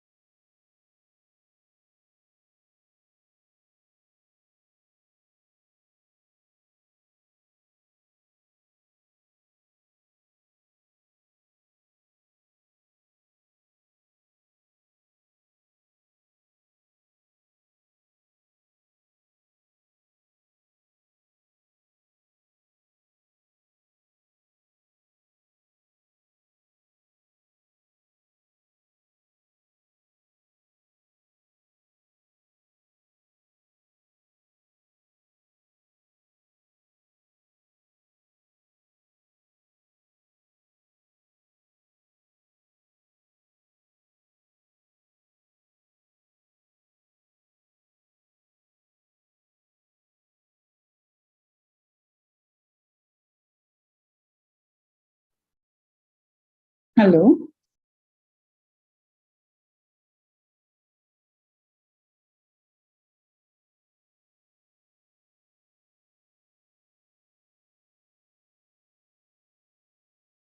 Hello.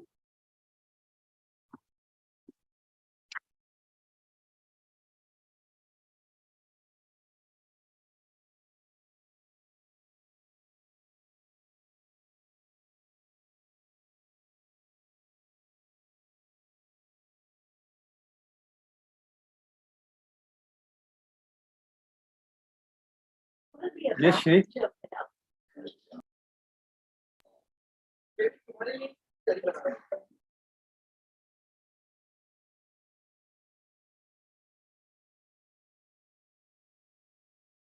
Hello. Yeah. Hello. Hello. Yes, Shri. Hello. Yeah. No. So basically, I haven't made my final slides. I wrote the ideas that I had or what I wanted to Hello. explore. But Shri, 1 minute. I will call you. 1 minute.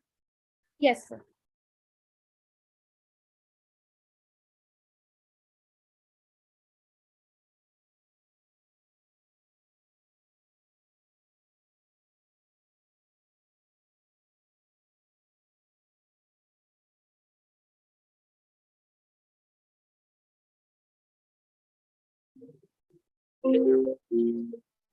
Hello. Hello.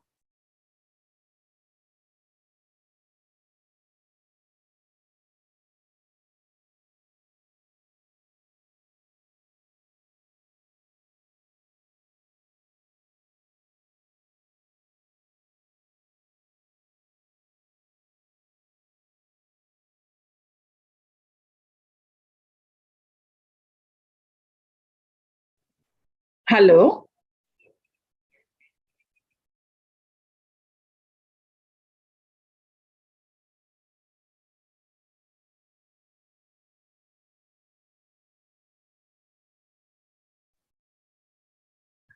Hi, this is Neha testing whether you can hear me. Hello. Am I muted? Yes, ma'am, you are. Okay, so Shri, can you hear me? Yes, ma'am. Yes, ma'am. Okay, so Shri can hear me, Arvind, because she's saying she can hear me on Zoom, but I think you Yes, guys ma'am, are I not can able to. Yeah, no, Shri, I'm actually on the phone. Yeah. Sure. Yeah. Hi, Neha, ma'am. Hello. Yeah, hi, Shri. Yeah. You guys can't hear, right?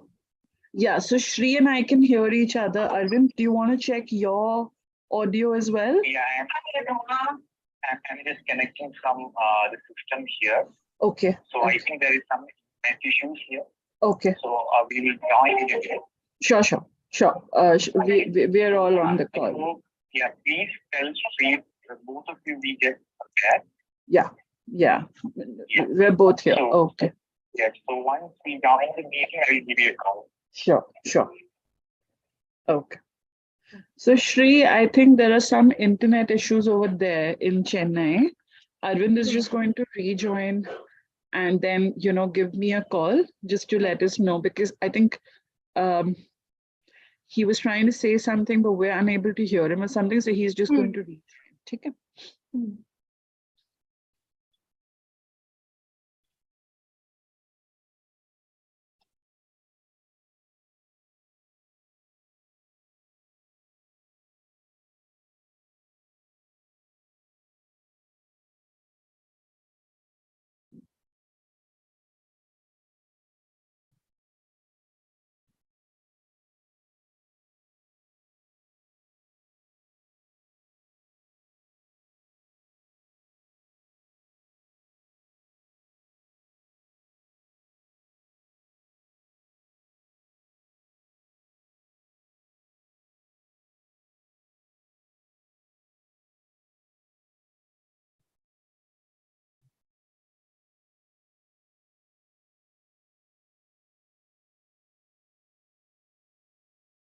Hi, Arvind. Hi. You're on the call now.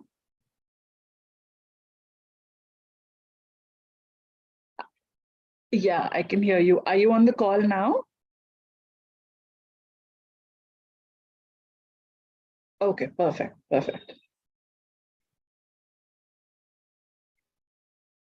Arvind, can you actually do a test run if you could speak, and Shri and others, all of us on the call will check if we can hear you.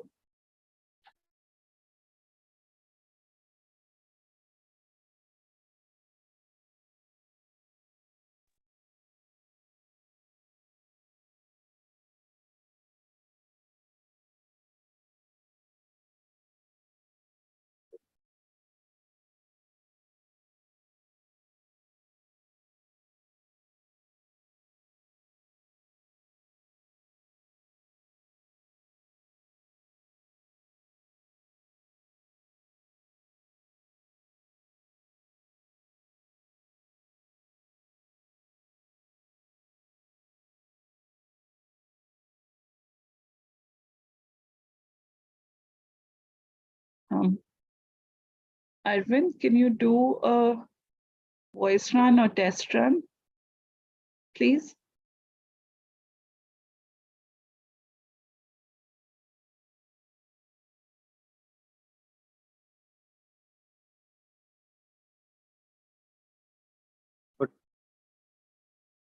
Where is the Arvind? Mahendra, hi. So Hi. Arvind just called and he said that he's logged in and he's able to hear me. Okay, Just then to I'm check. checking where is it. Wait a minute. Sure. So maybe he has joined as one of the BAM admins from Chennai. I'm not sure.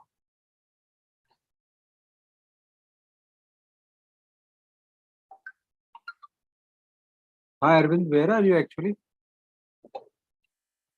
Arvind?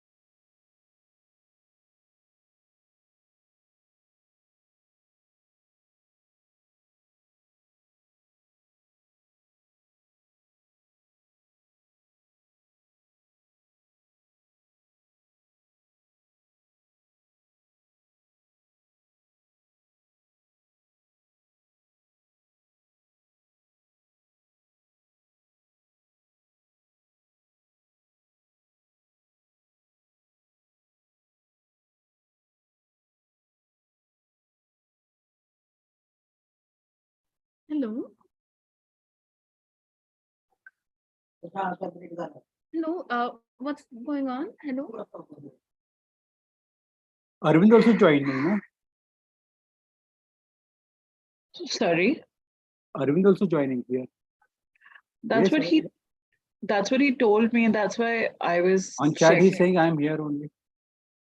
Yeah, but has he joined as the admin or No, he's not here. Not in attendees and not in panelists. Yeah, that's what I was trying to find out. One second, I'm just going to tell him.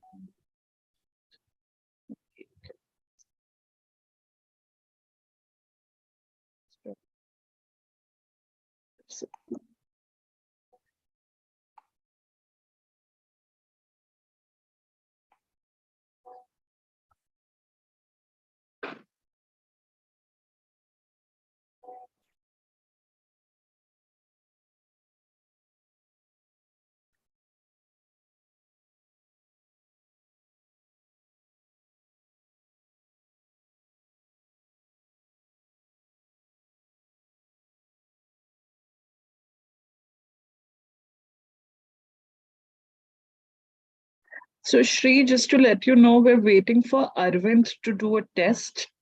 Right. So yeah, just coordinating that. Right. Ma'am, while you're waiting, could you please let me know if the potential themes and stuff that I've written on the group is fine? Because then I'll put them on the slide. All right. Yeah. So you've sent a couple of screenshots, like photographs, right? That is what you're referring to? Yeah. And I've also listed down a few potential themes, what I was planning on doing for today's sessions. Which one have you put that on? The day 3? The day 3 group, yeah. Okay, I'll just go through that now. Just give me 1 second.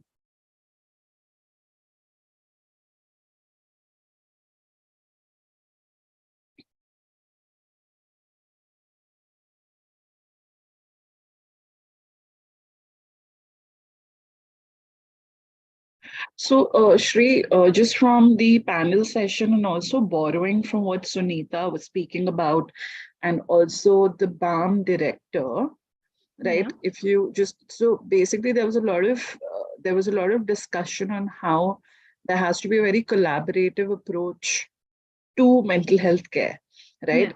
But also at the community level. So, for example, one of the speakers mentioned that, you know, they and stuff, yeah, so not just looking at it from the point of view that only a psychiatrist can provide care, especially when he was referring to elderly mental health care. We have to be cognizant of, you know, various other things like the caregivers are also, you know, they have their own set of constraints.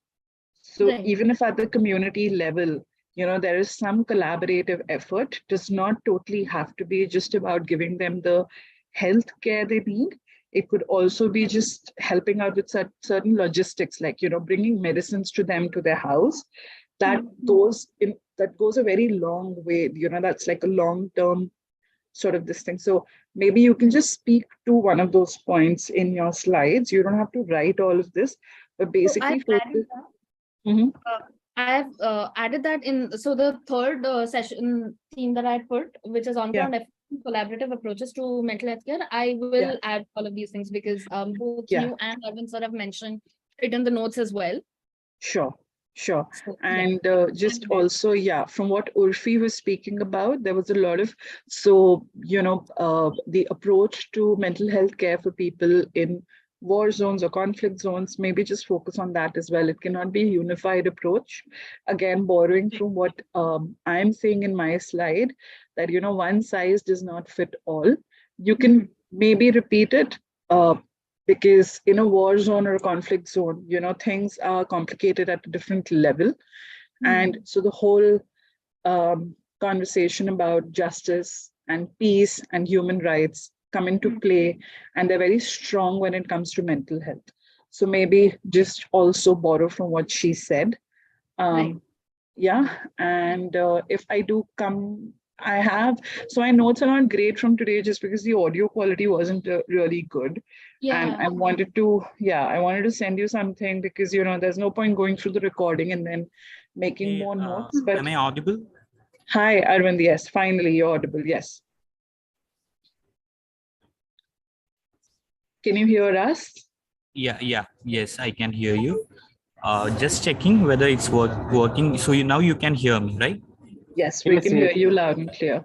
Fine. See, you can also hear me, right? Yes, sir. Okay, so are we doing so Arvind, do you want to do a run of your slides just from your this thing, or what is it that you would like to do? This one, right? Okay, so I don't want to do a trial run. I just had a word with Sunita ma'am. Yeah.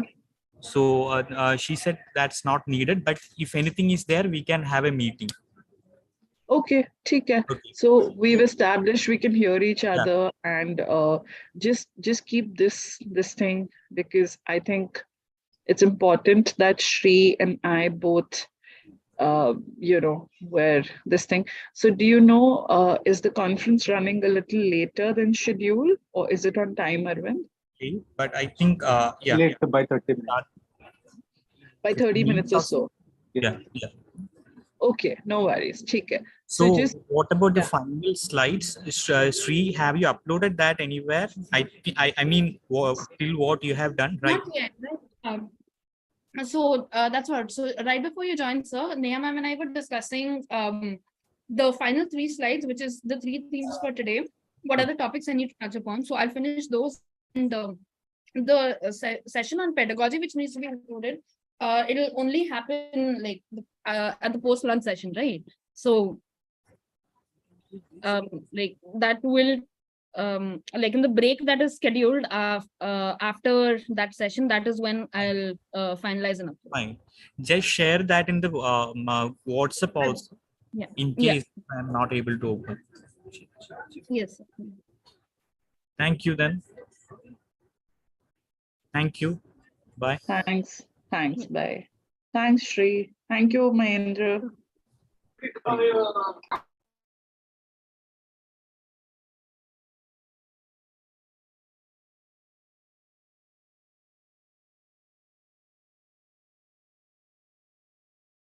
I'm leaving the call for a bit to finish lunch. I'll join the moment I'm done. Right? So the next session starts at 2:30, right? Yes, yes. Okay, I'll join then. Thank you.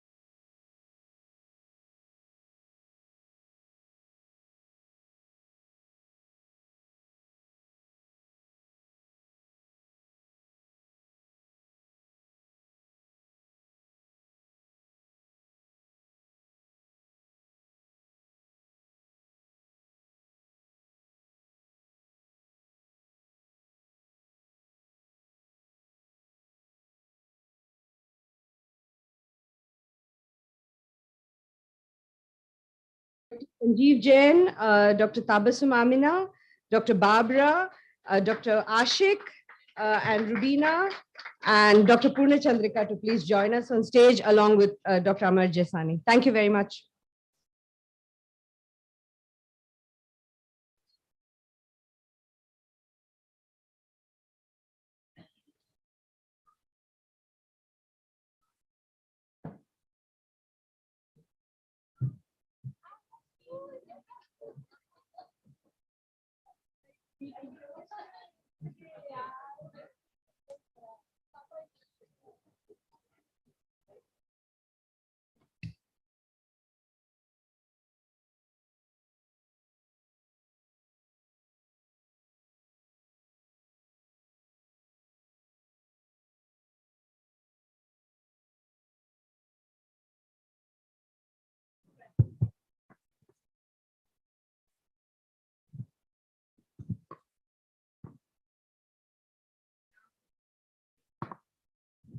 Good afternoon to everybody.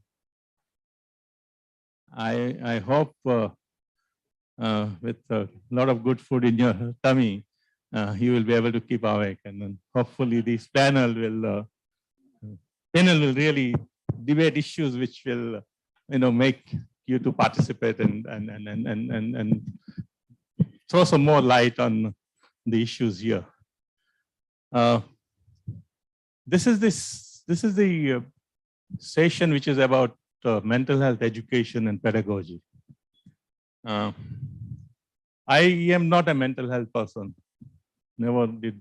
I come from medicine, so I had a short stint in the mental health department to learn about it as undergrad, but I never worked in the field, except doing little bit things as a part of my human rights activism with the victims of torture, but otherwise I haven't been so involved. So I just don't know much about mental health education. But what I know is, I think, is that I come from bioethics, and I have done a lot of work on medical ethics and that kind of areas. And that's where I would like to start, saying that whenever we talk about ethics, when I started in later part of 1980s, I just kept wondering that from where this ethics came from. And then I happened to be in South Africa along with a well-known editor of Bioethics Journal, who was there as an editor for the last 20 years, and we used to look up to him. And the whole conference was about dual loyalties or split loyalties of the medical profession, particularly in human rights situation. And he was sitting next to me, so I asked him, I talked about human rights as a foundation of ethics, and he was very upset. He said, we doctors, we don't think, the ethics comes from human rights. It comes from application of bioethics, the philosophy. The whole aspect is that the applied ethics, then when it is taken it up in understanding the action of the people, that's where the ethical issues you confront and understand them. And I kept all the time wondering, that were we very conscious about informed consent? No. In 1917, when I studied medicine, the consent was a farce. There was nothing there. But then how did we become conscious? I think same applies to the mental health, isn't it? That is what it was our goodness of our mental health profession, that we are becoming kind, we are trying to give space to the patients, the service users or similar. Or is it there is some change in the society, some change in the people who suffer, and they're making an assertion. So I think when we talk about mental health education, there's also a finger pointed at us, that are we as a mental health practitioners what we are doing. Right? So this is going to be both. We are going to look at mental health education in the communities as well as our professionals. And my experience of medicine is only 5.5 years or 6 years that I spent in the medical college. Then I never went back. I went into social sciences. But I remember that mental health practitioners within the professions, they're not liked. They were considered to be odd people, their behavior. They said, oh, they treat mental health people and they become like them. And so they suffered from some stigma themselves within the profession. And later on, when I was doing research on leprosy and looking at stigma in leprosy, that was a project that we did in the early 80s.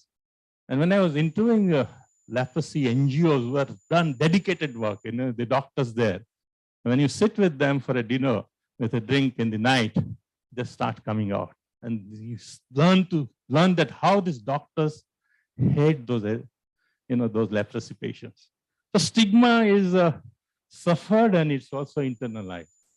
And so I don't know, when we say that we have to fight against stigma by doing a lot of mental health education of the communities, we also have to see how far, we ourselves have overcome that stigma with the mental health sufferers. So that is another part of the mental health education at both the sides I thought I will identify. And then the last one is, what we had in the morning. They said that, yes, we should care universally and treat only exceptionally. But are we as a profession? Actually, what we are doing is that we treat and the care later on. And without treatment, there is no psychiatry. Psychology is from social sciences. And to what extent medicine is open to social sciences is doubtful. So that's another area that I would like you to look at, because we are talking about not just mental health as a disease, but looking at the determinants of mental health, that what causes the disease and how do we intervene there so that, this does not really create. There may be biological issues also, but the huge bulk is non-biological, which has a lot of other factors which are there. And also the determinants of the determinants. It's not just saying that, well, poverty does it, but what causes the poverty? I think that's also we need to look at. And that may bring us, that make mental health as political as public health is. Or public health is called physical public health, and this is mental public health. But both of them are like some virtuous, slogan that medicine is a politics at the grand scale. So I think the politics is the one that you will have to grapple with when we talk about this. So we have 6 panelists and perhaps 5 to 7 minutes to each one. And I will just go by the sequence that is given to me. So my old friend, I know him since 2006-07 when we organized National BIOETHICS Conference in Nimhan. That was the second National BIOETHICS Conference where he helped us quite a lot. Dr. Sanjeev Jain, who has done, this is from psychiatry, he has done also a lot of work in behavioral science, and his work is focused on genetic mechanism and the risk psychology. So it's the thing that we are talking about, biomedical model. That's where he is expert, and I hope he will tell you about it as well as reflect on it. Thank you, Dr. Jasani, for this introduction and for chairing the session. Now, medicine is the cornerstone of human civilization. As many of you would be aware, there was a skeleton discovered a few years ago of a person with dwarfism, with severe joint defects, except that it was 100,000 years old. And there was no possibility that a physically defective person of any other species would have survived unless there was a social mechanism to keep him alive. So the fact that people with disabilities and with illnesses would be cared for in an animal species arose in Homo sapiens about 100,000 years ago. And since then, medicine has been the cornerstone of defining what being human is. Because unless we care for those who are ill, who are disabled, and as Margaret Mead pointed out, the only way to define human civilization is when the ill are looked after. And that is the basic premise. Now, for hundreds and thousands of years of known human history, we have lived with that. But somewhere around 1500, modern medicine or secularization of the body and the mind happened, modern science happened, and the rules of the biology of the body, of heart and bones and circulation became known. And in that era, so-called contemporary medicine started. Around 250 years ago, we finally decided just like you're understanding the natural world, leading to spacecraft and satellites in the sky, that will also look at matters of the consciousness and the soul. And psychiatry became born around 200 years ago when the asylums began. So asylums by themselves were a completely radical issue in the history of human being, that you are now taking on the role of understanding what made people mad. Earlier, it was just gods and demons which did that. But now you were going to understand on a one-to-one human basis what had caused the madness. And asylums were critical for that.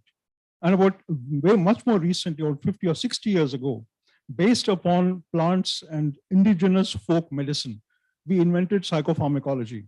Psychopharmacology is not a Western concept. The first drugs to be used in psychiatry were in Calcutta and Madras and Ranchi in 1930. And all the drugs that we use in psychiatry are based on plant products which were known to folk medicine in Africa and India for at least 500 to 800 years. So there's nothing modern or Western about notions of the mind in that sense. The fact that human beings are thought to have a mind of their own is a very recent idea after the growth of psychology in the last 300 or 400 years. Before that, you had the mind of your tribe, of your caste, it belonged to your lord, it belonged to your king. You were not supposed to have a mind of your own. And it's only in the contemporary modern period that we have a mind and we have notions of ethics. And even as somebody pointed out in the morning, many of these issues of human rights came up after the world wars, when the Nuremberg trials and the Bill of Human Rights were drawn up. But what we don't realize is that those were drawn up by the rules of the victors. The Allied powers drew those rules of ethics, and they retreated from the colonized countries without leaving the infrastructure of healthcare, which they appropriated entirely to themselves. So USA, Canada, Australia, New Zealand, UK, Germany, France, all devoted all their assets of the colonial enrichment to providing better healthcare. And the poor, the colonized, were left to wallow in their own misery of constant austerity, no money, poor funds, 1% allowed to be spent on healthcare, or 0.7%. USA can spend 13%, UK can spend 10%. India cannot raise its health spending to more than 1%. So this financial asymmetry then latches on to academic asymmetry. The new tools of psychiatry, from genomics to MRI to epidemiology to the numbers games, the WHO will give you figures and what it should be done. But the WHO Europe will have different standards of care from WHO Asia. I have different standards for WHO Africa. One rule does not apply to all. So all the notion of universal healthcare, universal access gets locked up into this kind of political machination. This knowledge asymmetry has huge impacts on the teaching and the practice of psychiatry. Earlier in the morning, we heard the role of outsiders from whatever in that play. But everybody who's in this room, because of the fact that I don't think you would have read any textbook which is not Western. So all of us are outsiders to our so-called native realm. I don't know what my native realm is anymore, but I am reasonably comfortable in English and English textbooks. So that is my realm. And if that makes me an outsider for the whole of the world, of my professional world, I really don't know what to do. But this asymmetry is really troublesome, because unless we participate in the science and the technology of psychiatry and science and social science, we won't be able to develop services in the way that they should be. So knowledge asymmetry and financial asymmetry lie at the root of it. And although we are urged to follow the sustainable development goals, because we are third world after all, we never apply ourselves to the aspirational development goals. Why can't India participate in the new technologies of psychiatry, in developing new methods? Why must we be given targets to meet by the global burden of disease or global mental health challenge? Why can't we lead instead of being the followers? So those aspirational models are lacking. Now, so therefore pedagogy, I think, and it was pointed out, I think by one of my lecturers, probably quoting from another book, that psychiatry is the only branch of medicine without an organ, which is not a disorder of the brain. It's a disorder of so-called consciousness, and consciousness goes back in time for as long as human history goes, and in the future for as long as human minds will exist. So you really have to put pedagogy into a 10,000-year perspective, backwards and forwards, to really understand psychiatry. And that involves a very deep engagement with science and society and technology. None of us will be happy to be driven around in a car which is more than 10 years old. The government will not allow you. But the drugs that we use in psychiatry are 60 years old. And there's been no new drug ever since. So that's a fact of life. So unless you keep pace of modified technologies, you will be perpetually chasing your own tail. And social transformation, because of technology and science, will outpace all your sustainable efforts. So since it's Christmas season, one is tempted to end with something from the Bible, that the poor will always be with you. And therefore the mad will always be with you. There is no running away from that fact. Nothing that you do or can do or should even imagine to do can eradicate mental illness. As the minister pointed out, to be human is to have the propensity to go mad, because you cannot separate the two. So as long as there are human beings, there will be madness, there will be psychological health. There should not be any effort to eradicate mental illness. That is what the Nazis did when they killed all the mentally ill. That is what a Superman ideology does, that we shall never have any distress, and that is not the correct way. So mental illness is a fact of life. We have to live with it. We have to accept it. We have to train and understand the pedagogy of it, why it arises, how it arises, what we can do to help.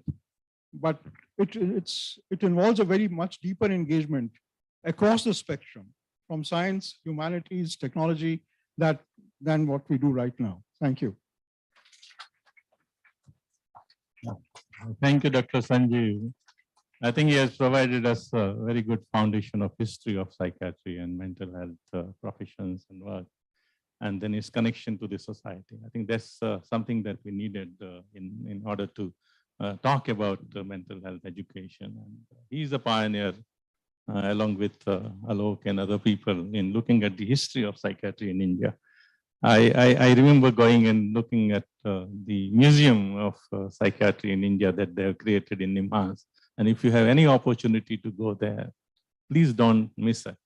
So with that, we go to the next speaker, who comes from Bangladesh. That is Tabassum Amina. You are the one.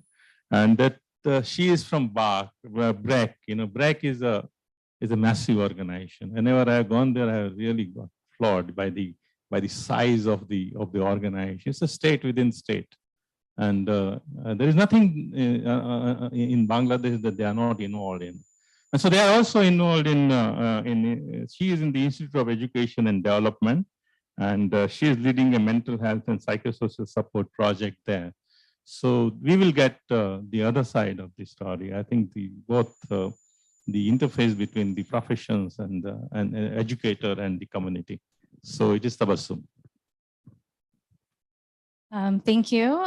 Good afternoon, everyone. And thank you to BAUM for inviting BRAC Institute of Education Development from BRAC University to join this conference. And just a clarification, we actually are representing the Institute. BRAC itself is an NGO. We are with the University of BRAC University. And today I'm going to be talking a little bit about play and how well-being is integrated into play for the mental health of children. The next slide, please. I'll be using some slides just to go through through my presentation.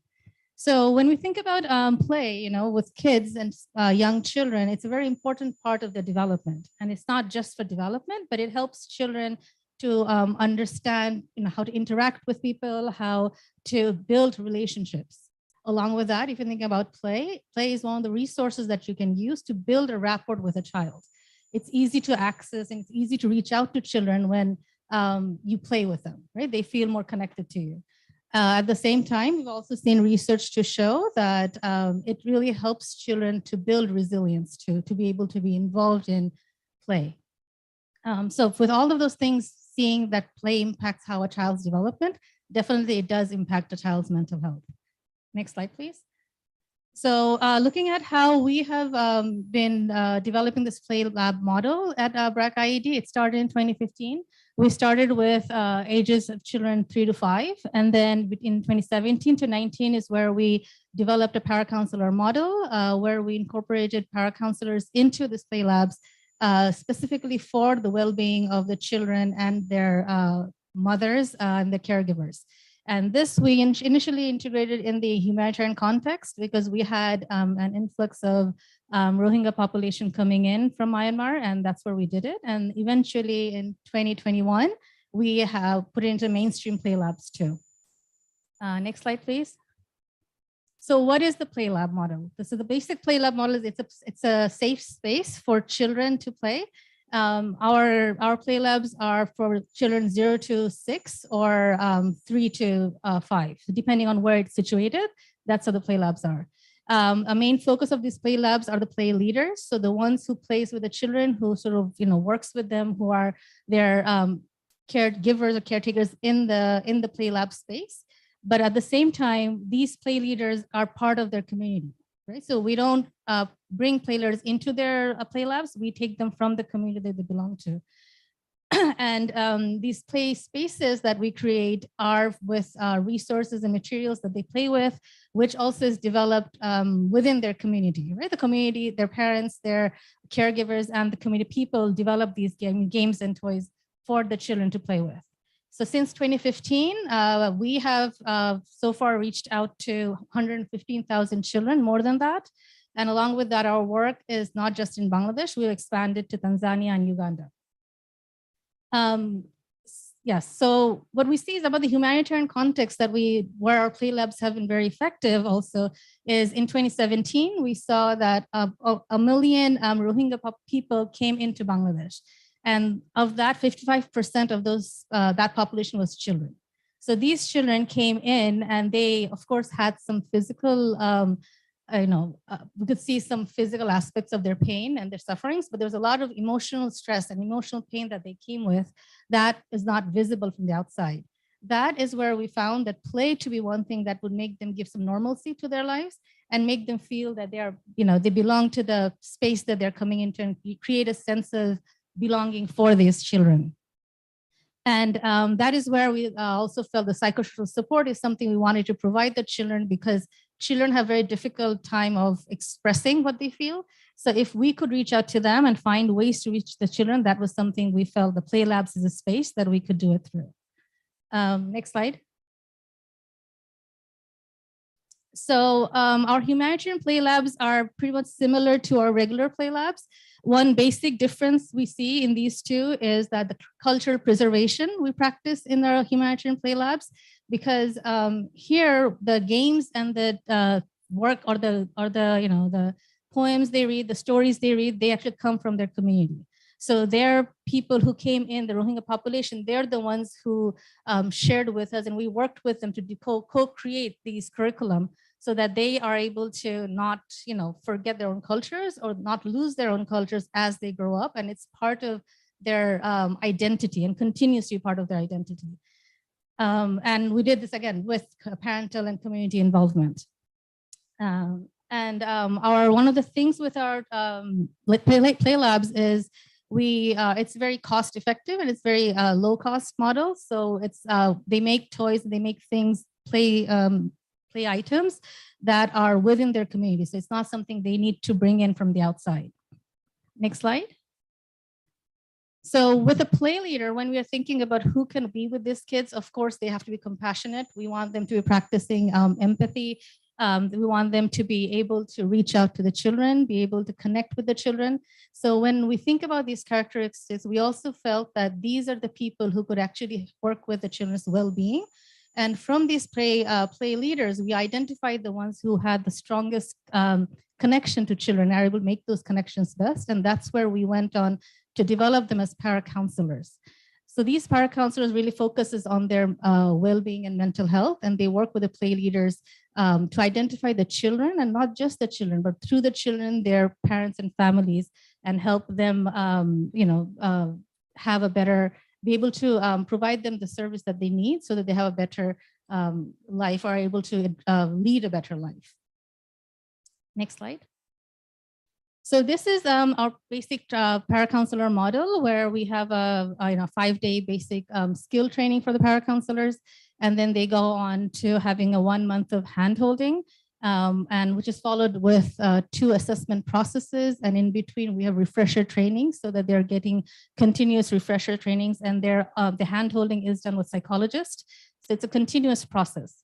And in this process, what we've seen is this to be very effective in the field. And they have been able to work with the play leaders in the play labs very effectively. I won't go details into the training because I have a quick short video that I'm going to show at the end. It's about 2.5-minute video, so I won't go too much in details into explaining the process of the training. Next slide. Okay, so this is the model of the 4th tier of the intervention model. So where the play labs are the ones who help us identify the children who are in their play labs, the play leaders. And they reach out to the paracounselors who are also in the play labs a lot of times and observing the children. And then the paracounselors, work with the children. And if they see that this is something that's not within their realm of expertise, or they're not able to reach out or address the issue, then they're the ones who refer them to the psychologist. At BRAC IED, we have a good number of psychologists who are able to provide that support. If psychologists are not able to address it, that's when we go on to the psychiatrists and then mental health experts. Next slide. So with the integration of well-being in play spaces, what we see, as I was saying, that the paracounselors observe the children. They identify children who need that support. So what happens is, of course, I think you may be wondering, why would a child say how they're feeling? So this is where the paracounselor plays a very important role, that they're the observant ones. They're the ones who watch to see which children are not participating. Are there certain children who seems to be a loner? Is there certain symptoms that children are portraying? So then they reach out to the children, and not just the children, but then they reach out to the families, so that it's a more of a holistic approach that we work with, not just the child itself, but the context that the child is spending the rest of their day with.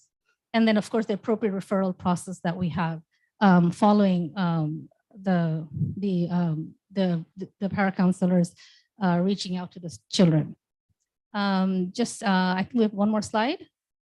Yes, so just some generic overall changes that we feel that BRAC IED has been able to achieve with mental health and play labs is we have been able to integrate mental health and psychosocial support in the play-based interventions. It's been accepted, and we've been able to do the psychosocial support in 396 government schools in Bangladesh, which has been very effective, and it's piloting, and we think that's a great way to really incorporate on a mass scaling level. We have been developing capacity of government personals with paracounselor and first aid. We have been incorporating play and mental health in our national curriculum for the early years. We have launched the BRAC mental strategy, as well as the ECD strategy. And then, of course, we've been piloting BRAC paracounselor with another health program at BRAC. So that's the BRAC separate entity. And finally, we've been in the integration of paracounselor model in the ECD interventions that we've done in Uganda and Tanzania. So this has been also, we've been seen to be successful so far. So we are very happy to see that it's expanding beyond Bangladesh, and we're excited to see how far we can go with it. I'll end my talk here, but I just have a 2.5-minute video that I would like to show you. So if you could please play the video.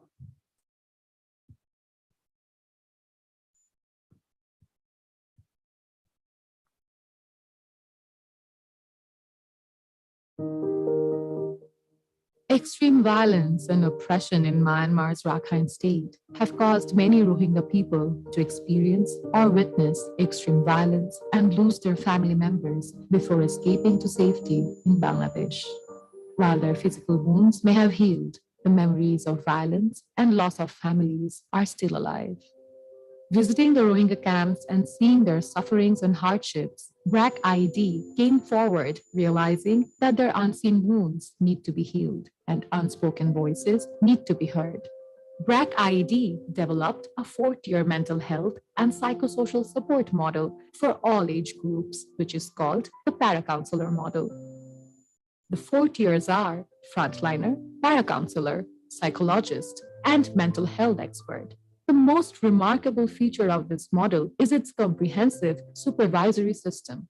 The play leaders, mother volunteers, or community psychosocial volunteers working at the humanitarian play lab act as frontliners, forming the first layer of the paracounselor model. As the second tier of the model, the paracounselors are the key service providers who build rapport and identify cases through home visits, provide in-person psychosocial support, and psychosocial education in groups. The first two tiers are the frontline psychosocial supporters who are recruited for the community and receive 3 to 5 days training on psychosocial skills and support. Serious cases requiring advanced mental health support are referred to psychologists of the third tier. They supervise all the paracounselors and provide therapeutic support for more complex cases. They also deliver training to frontliners and paracounselors. Psychologists receive regular supervision from both national and international mental health experts who form the fourth tier of the model. They are also responsible for advanced assessment and providing psychotherapy in critical cases as needed. Paracounselors are working for the community so that the people can manage their day-to-day distress and reestablish their daily functioning. Mental health and psychosocial support are key to helping survivors cope with the trauma of suffering extreme violence.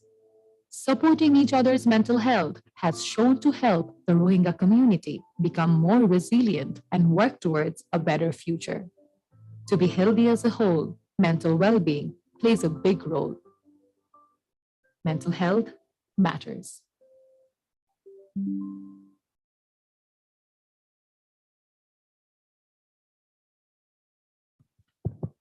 Okay, thank you, Dr. Tabasum. I think she has, she just reminded me of what I had seen in my young days in late 60s and 70s, when the community orientation started and all the NGOs did the task shifting in the same manner, training community health workers and all, and the Alma-Ata Declaration that you must remember of 1977, and where they did talk about mental health, but they never paid attention to it. So now we have to reinvent them. And I was very happy to see that you are using art forms of different kinds, theater and music and other art forms. And also you are saying that you are not going to remain separate from the main system, but you are going to integrate in it. Because there is always a possibility of, a physical public health as versus the mental public health. We don't want that kind of dichotomy. We want both of them together. So thank you very much by sharing your BRAC experiences. So from Bangladesh, we go to Amsterdam, Netherlands, and we have Professor Baba Regis, right? I don't know how to pronounce, but Regis, right? Yeah, okay. She is from Transdisciplinary Strategies for the Sustainable Development in Athena Institute in Amsterdam. And I can tell you that she has a very wide scale, experience of both research and teaching.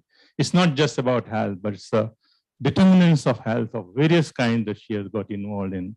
So sustainable development indicators, not just medical, but also social indicators and economic indicators that she has worked on. So we listen to her experiences here. Thank you very much. And thank you for inviting me here. So when I thought about the topic for this afternoon, I'll just also want to see my own slides. I thought about how do we learn and how do we reflect, and can we somehow offer some tools to make that happen? So I think we're all here with the idea that our current situation, whatever it is that we engage in, is not what we like it to be, and we have aspirations for the future, whether it's as individuals or as communities or organizations or even as nations. And somehow the road to that desirable situation, that aspired future, is really not very easy. There's lots and lots of challenges ahead. So how do we prepare our students for these transformation processes? Next slide, please. So we can teach all kinds of things in classroom, but then when we go out into the real world, we think, ooh, It's really different. How can I actually use what I learned in class? I mean, the forum theater we saw before lunch, of course, it's the opposite. There you bring the reality of real life into the teaching. But often this is what happens. Not only because, it's not because teachers don't want to do it better, but because we all like clarity and simplicity and linearity. It's just an easier way of thinking. And then real world comes. So then, of course, there's all kinds of people who think about what kinds of competences do you actually need and what do we need to teach our students if we are to embark on this journey of transformation. And then it's very complex. You need to be able to anticipate, reflect, include, be responsive. And then there are all kinds of things, self-awareness, future-oriented, ethical abilities, adaptability, participatory abilities. I think if you think about it as a mental health professional, these are important. As a policymaker, these are important. In all walks of future professional life, you need all these skills. But how to actually do this? So, yeah, let's bring it down to we're all human beings. Now it's kind of clicking slowly whilst I speak. And so there's the iceberg metaphor. No. Where some things are, we see, we do things, we act, we think, but many things are invisible, and they are to do with who we are, the identity we bring to spaces. We saw that really clearly in the theater also. We bring our social identities, our professional identities, our academic identities, and we somehow need to be aware of what that means in terms of power dynamics, in terms of blind spots. But we also have our feelings and our needs, and things might be triggered. So there's so much happening beneath the surface. Some things we are aware of, some things we're unaware of. So how do we bring this whole complete picture of us as human beings into change and also understand all other people? And we all have our hidden stuff that we don't talk about, and that actually plays such a big role in our collaborations. So the nice thing about this model is there's this spiral in the middle. So my thought is, let's just focus on the spiral and forget about all the other difficult words. Next. And just kind of see if we can engage with this attitude of trying stuff out, seeing what happens, reflecting, trying new stuff out. And maybe that's all that we need to learn and we need to teach. So we have a tool for this, which is called the Dynamic Learning Agenda, which you see on the next slide. And basically, it's an agenda with learning questions, and it evolves over time. So when you think about whatever the aspired future is, and you think about all kinds of things that might be difficult, for each of these things, you can actually formulate a learning question. Over time, some questions will go because they're quite easy to resolve. Other questions might stay, or they change because you get more insight by doing things. So basically, yeah, it might start with a remark, like if we take the example from before lunch, the remark might be, why won't the community let us help this person? And then you need to think about your own agency. So then the question might become, how can I take care of this person that is on the street while the community is actually not wanting me to do that because they don't trust me? And so it evolves over time, and you try new things. Well, lots of trying happened today. And then other people also have similar questions. And then there's a whole community with the similar questions. And then together we develop our insights and our practices. So yeah, so I just already gave this example. Yeah, but please go. Next. Yeah, so how can I engage with the person on the street while the community does not trust me? But there's of course much more. There's the question also, what are our own beliefs? Why should they actually trust me? This all came to the fore. Why is it the case that I actually think I know better than they do? So all these things come when you actually start to work with a learning question. Next. So learning questions, there's a really easy trick. You just formulate them like this. How can I achieve something that I want to achieve? Wow. And then the obstacle comes. And obstacles come in two shapes. Either they're external to us, but often also they're inside of us. And so both of these come in this methodology. Next. So for instance, I teach transdisciplinary research to students. And basically I tell them, life is a mess. So don't stick to your own disciplines. Try to really start with what is going on in the situation you're engaging with and kind of work from there.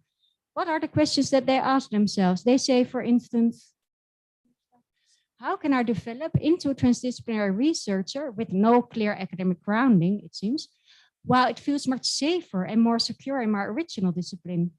Or we tell them, in order to do this, you need to kind of create a shared understanding and get everybody to participate. And then they say, how can I develop a shared understanding and direction while participants all will have different interests, different views, different perspectives, different priorities? These are really, really excellent questions. Next. They also say, they also recognize sometimes it's to do with my own judgment. So they say, how can I truly listen to people with entirely different backgrounds while my ideas are quite set and I have certain judgments? Or other people might say, how can I take this leadership in transformation while I'm actually quite a shy person? These are all real questions that our students ask. Next. Then when we move to mental health professionals or community mental health workers, I've seen these questions come. For instance, they say, how can I be compassionate and create clarity and keep boundaries? While I kind of feel these contradict. So some people really feel like, it's all about being compassionate. Others really feel that they should set boundaries, and they recognize that both need to happen, but how to actually make that happen in yourself. Or we've seen also with NALAM workers, how can I help the other person grow while I really like to take care of others? It really gives me a deep sense of meaning. So let me pour the tea for you. And, like, how can you prevent that? How can you, make that happen? For managers, how can we create a set of impact indicators that are helpful in transformation, while our funders, commissioners, politicians actually require all other kinds of not very useful means of showing progress? It's the same. It's always the same thing. And at each level, we can ask these questions. Next. We did a study with people with bipolar disorder in the Netherlands, where we really tried to expose their experiential knowledge and bring that to the fore in the clinics. So we spoke a lot about their learning trajectories. And so, for instance, this was one. How can I prevent myself from moving from a hypomanic to a manic episode while I myself don't actually notice my hypomanic symptoms and I actually enjoy them? Then we speak about, so how was your learning trajectory? People say, well, I need to counterbalance this. So when I do start to notice, then I don't go out, but I actually stay in. Then new questions come, like, how can I lead such a structured life while I actually really, really want to go out and I just feel it's so unfair? So it always evolves and evolves. Next. Then if you are together embarking on a transition together, like, how can we change mental health education, or how can we develop inclusive development? You can start learning together. So this was a project where in different countries, Ethiopia, India, and the Netherlands, different organizations were working on including people with a disability in mainstream NGO work. And so they would be sharing their learning trajectories. Here is, this is what we then also like a little bit as researchers. One of our PhD students made this. About a learning trajectory on food system transformation. So the blue are the learning question, time goes like that, and the greens are all the actions by all the people. Next. So then people come together, they reflect on these learning questions, they look at each other's actions. So it can also be a tool for collective learning. Next.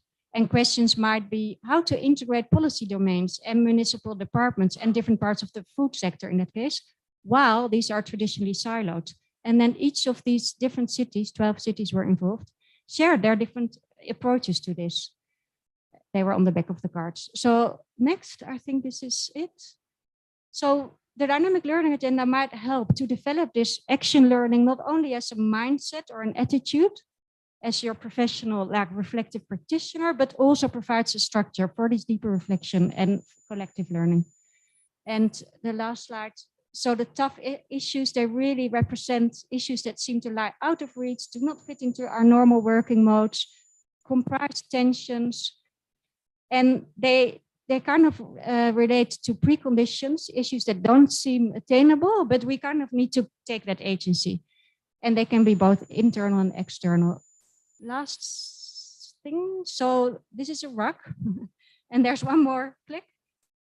And the whole idea is that tough issues are often swept under the rug. So the invitation is to let's all clear that rug. Thank you very much. That was a good learning about the mutual learning. You know, it's how the learner and the person who is doing education, both of them have to gain something out of it. And it reminded me of, as a researcher, the action research methods that we use, where action, reflection, action is the cyclical thing, and then we go one step forward and say it's a participatory action, where those who are being acted upon, they themselves become researchers. So it's a very, very exciting concept, and I hope that will be used more and more. We got from here back to Bangladesh. Yeah, Bangladesh is highly represented here, very well, and that's very, very good. This is from Sajida Foundation. We have 2 representatives from there, and there is Dr. Asif Salim. I like your name. He is a psychiatrist, and he has experience in UK, New Zealand, and Bangladesh. So 2 universal access systems, and one which is highly dominated by NGO, not NGOs, right? Some of the massive way of really, and they have really achieved quite some good, health indicators. So he's from there, and he's a consultant psychologist for the health and well-being clinics of Sajida Foundation. And then his colleague is there, is Dr. Rubina Jahan. She is a clinical psychologist, right? And she's in the mental health program of Sajida Foundation, and she comes with more than 9 years of managerial experience in the non-profit sector of mental health of Bangladesh. So it's quite a good combinations, and this is a Sajida Foundation. I was trying to understand what it is. I'm sure you are going to tell us about it, but I was quite intrigued by the fact that it is established and having a major stake of the pharmaceutical company in it. So let's hear from them, because traditionally in ethics we consider it's a big conflict of interest. So let us have your perspective here. Thank you very much. We have some slides. Are they coming? No. Okay, while the slides are getting sorted out, let me just start. So my name is Ashik Salim. Like Sir mentioned, I'm a consultant psychiatrist. I've worked as a consultant in 3 different countries, and I've now been in Bangladesh for 6 years. Been with Sajida Foundation for 5 of those years. I think that's enough about me. I'll talk about Sajida Foundation. We're an NGO, and we're quite unique in the sense that we are actually, so Sajida Foundation as an NGO owns 51% of one of the largest pharmaceutical companies in Bangladesh. So the pharmaceutical company gets the revenue, and they give us the revenue, which we spend for social causes as the board chooses. So the pharmacy itself has no say on what we do, but we have a say in how the pharmacy runs. So it's the other way around. We focus on poverty elevation. So we have programs working for urban ultra poor. We have health programs, and we have microfinance. The last 2 years, Rubina and I, we started the mental health program, and it kind of coincided with the COVID pandemic. And a lot of our programs we started from day one, it was all remote. So most of our team actually started working remotely. So we kind of struggled with that, tried to get through lockdown and then training, and then we went on. So a lot of our growth has been organic. And we started, our first intervention was a telecounseling hotline in collaboration with BRAC and another organization called Kanpetiroi, which is a suicide support hotline, because overnight, all our clinicians got grounded. We're all at home, there's nothing to do. So then I met with the lady who heads the BRAC BIED, and we said, well, what are we going to do? So we said, why don't we open a hotline? And we provided free counseling for 8 months initially while we were all at home.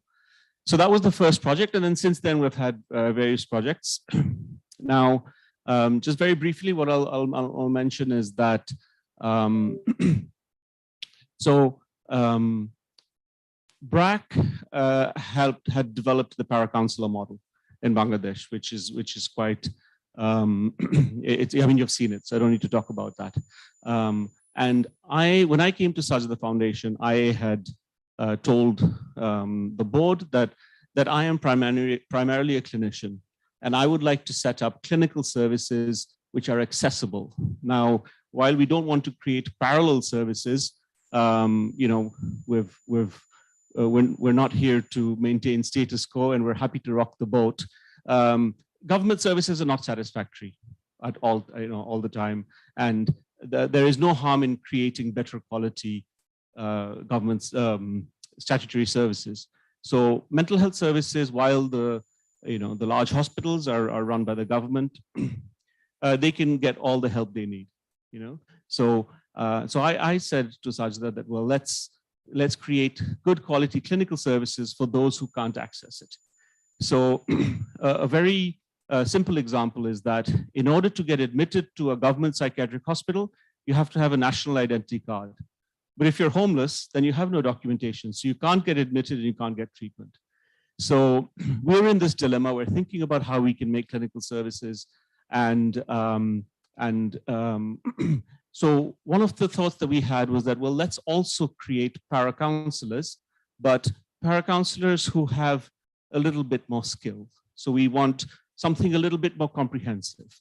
And so then Webinar-5th did a desk review across the region. So we looked at 3 to 6 month courses across, so we looked at South Africa, we looked at Africa, the rest of Africa, we looked even Singapore, Malaysia, and that's where we came across the BAM diploma in community mental health. So we did this, we spoke to Nepal as well. There's a very good program in Nepal. And eventually, I think it was one conversation or two conversations in with BAM, and we decided to go with that. So, so since then, we have trained 13 TOT, so local trainers who can help deliver the diploma. And just end of this month, we will have finished delivering the first set. So we have 18 diploma holders coming out. I'll give it to Webinar-5th to talk about how she did that. I'll hopefully give her a couple of minutes. So that's that. I was asked today to talk about mental health pedagogy, and I think that's really boring. And I'm not really sure whether you want to hear this, but I'll just say it very briefly. And what I'm saying is, it's my opinion and my kind of the way I classify it. It's not based on any educational research. So the way I see it is that when someone comes to me, either as somebody who wants to work in mental health or as a patient, if they say, listen, I'm really passionate about mental health, I would like to study some more and do something. So then what I tell them is that, well, actually you have a few options. So one option is that you can go get a bachelor's, you can go get a master's, you can get a clinical degree, and you can become a counselor. Or if you want to go back to medical school, you can become a doctor, become a psychiatrist, and you can work. So, and within this, of course, there's social worker, there's occupational therapist, and so on and so forth.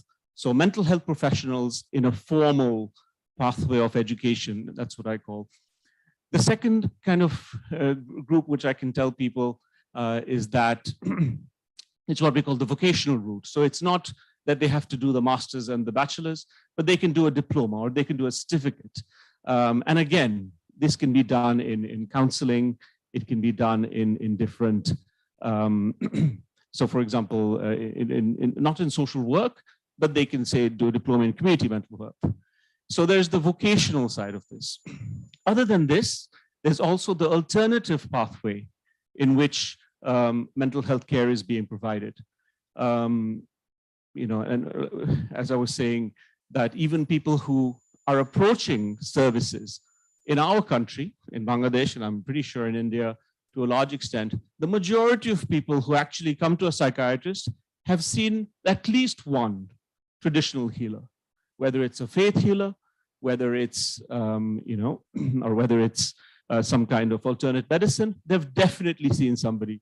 I was telling Sanjeev ji just during lunch today.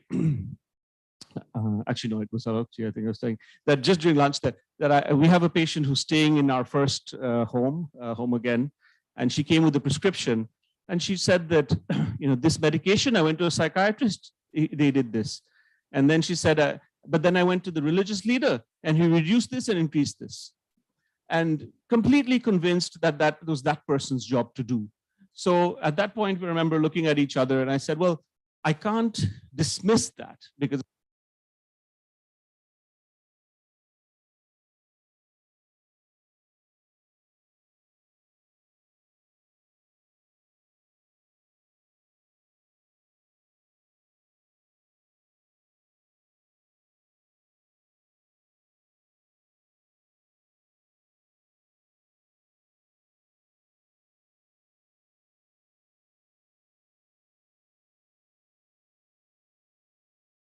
so there's various different ways in which people get some kind of solace for their distress, and that is a form. I think it falls within pedagogy because a lot of these methods are actually being called clinical, right? So my sister went and did a certificate in clinical hypnotherapy. So she comes and she says, I'm a clinician. And so many a dinner time conversation about how that's not true. But anyway, it's the reality because she has lots of people who pay her money to be hypnotized.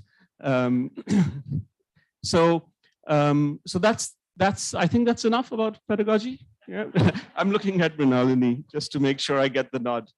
I'm going.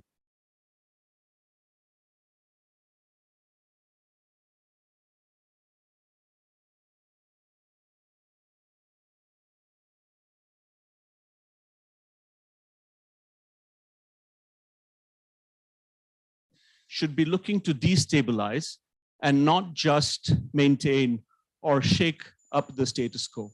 So we need to look to destabilize. So on the first day, so our colleague had mentioned that psychiatry, right? So I think it was quite eloquently put, a scam, a sham, and a shame. And as soon as that was said, I felt very defensive. And I said, that's my core. How can you say this about me?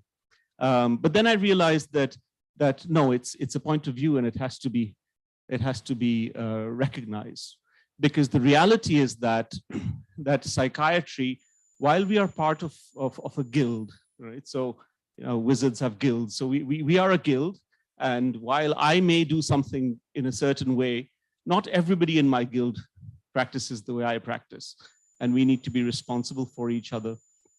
There's a lot of change that needs to be done, and the reality is that doctors spend, like in the previous panel today, doctors spend a lot of time in medical college learning about things that human beings experience, which aren't part of the human experience. We learn about cells and bones and tendons, which have nothing to do who we are. It's more about how we function.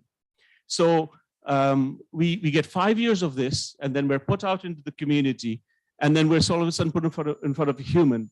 And we have to all of a sudden try and figure out from within them, through conversation, what's wrong with those cells or bloods or bone. It's impossible. But those 5 years we're not spending learning how to communicate. So doctors by nature are actually terrible communicators. But here we are telling them to communicate, figure out illness and treat it. I personally believe that this probably doesn't need to be done. We have other people who communicate much better.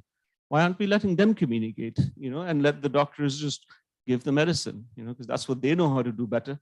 But we have to be open to talking to them, which is the shift that needs to happen.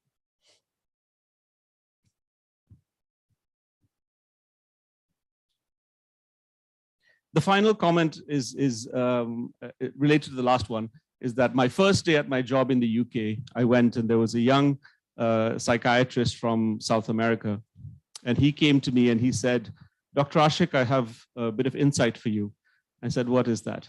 And he said, you're starting your career in psychiatry. I'm going to come across two types of psychiatrists.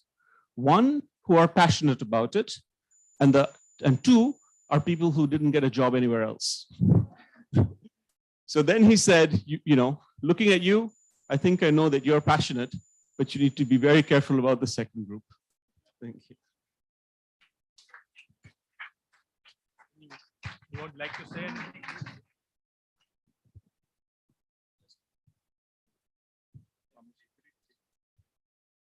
Yes, sure.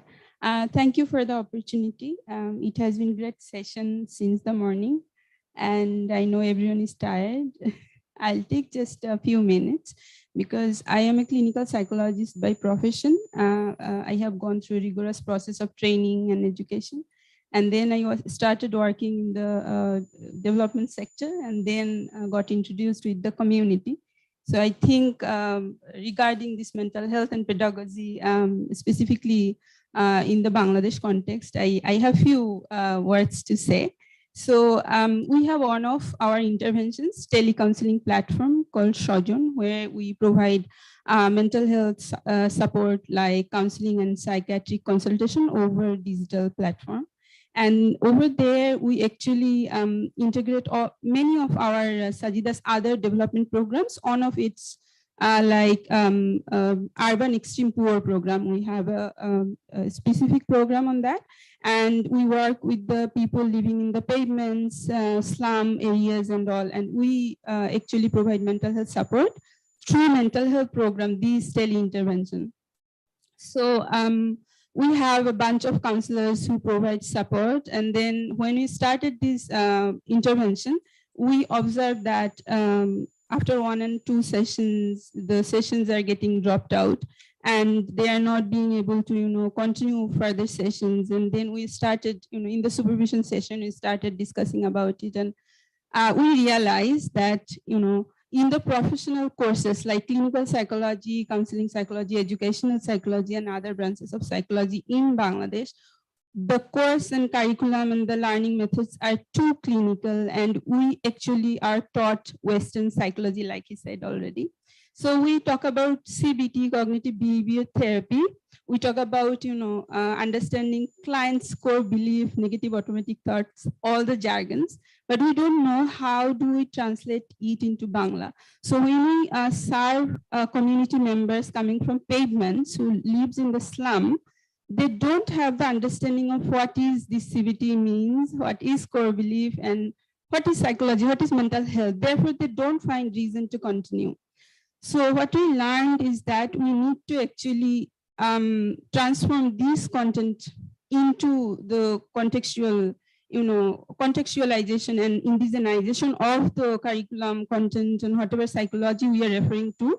We do need to have our own mental health definition of own mental health and psychology and all, but we don't get this taught that kind of understanding knowledge in the institutions. So there is a huge disconnect when we talk about professional courses and relate it to the community. So I'll say that is one of our biggest observation, that we have gap in that side, and we have to work in a great extent in the future.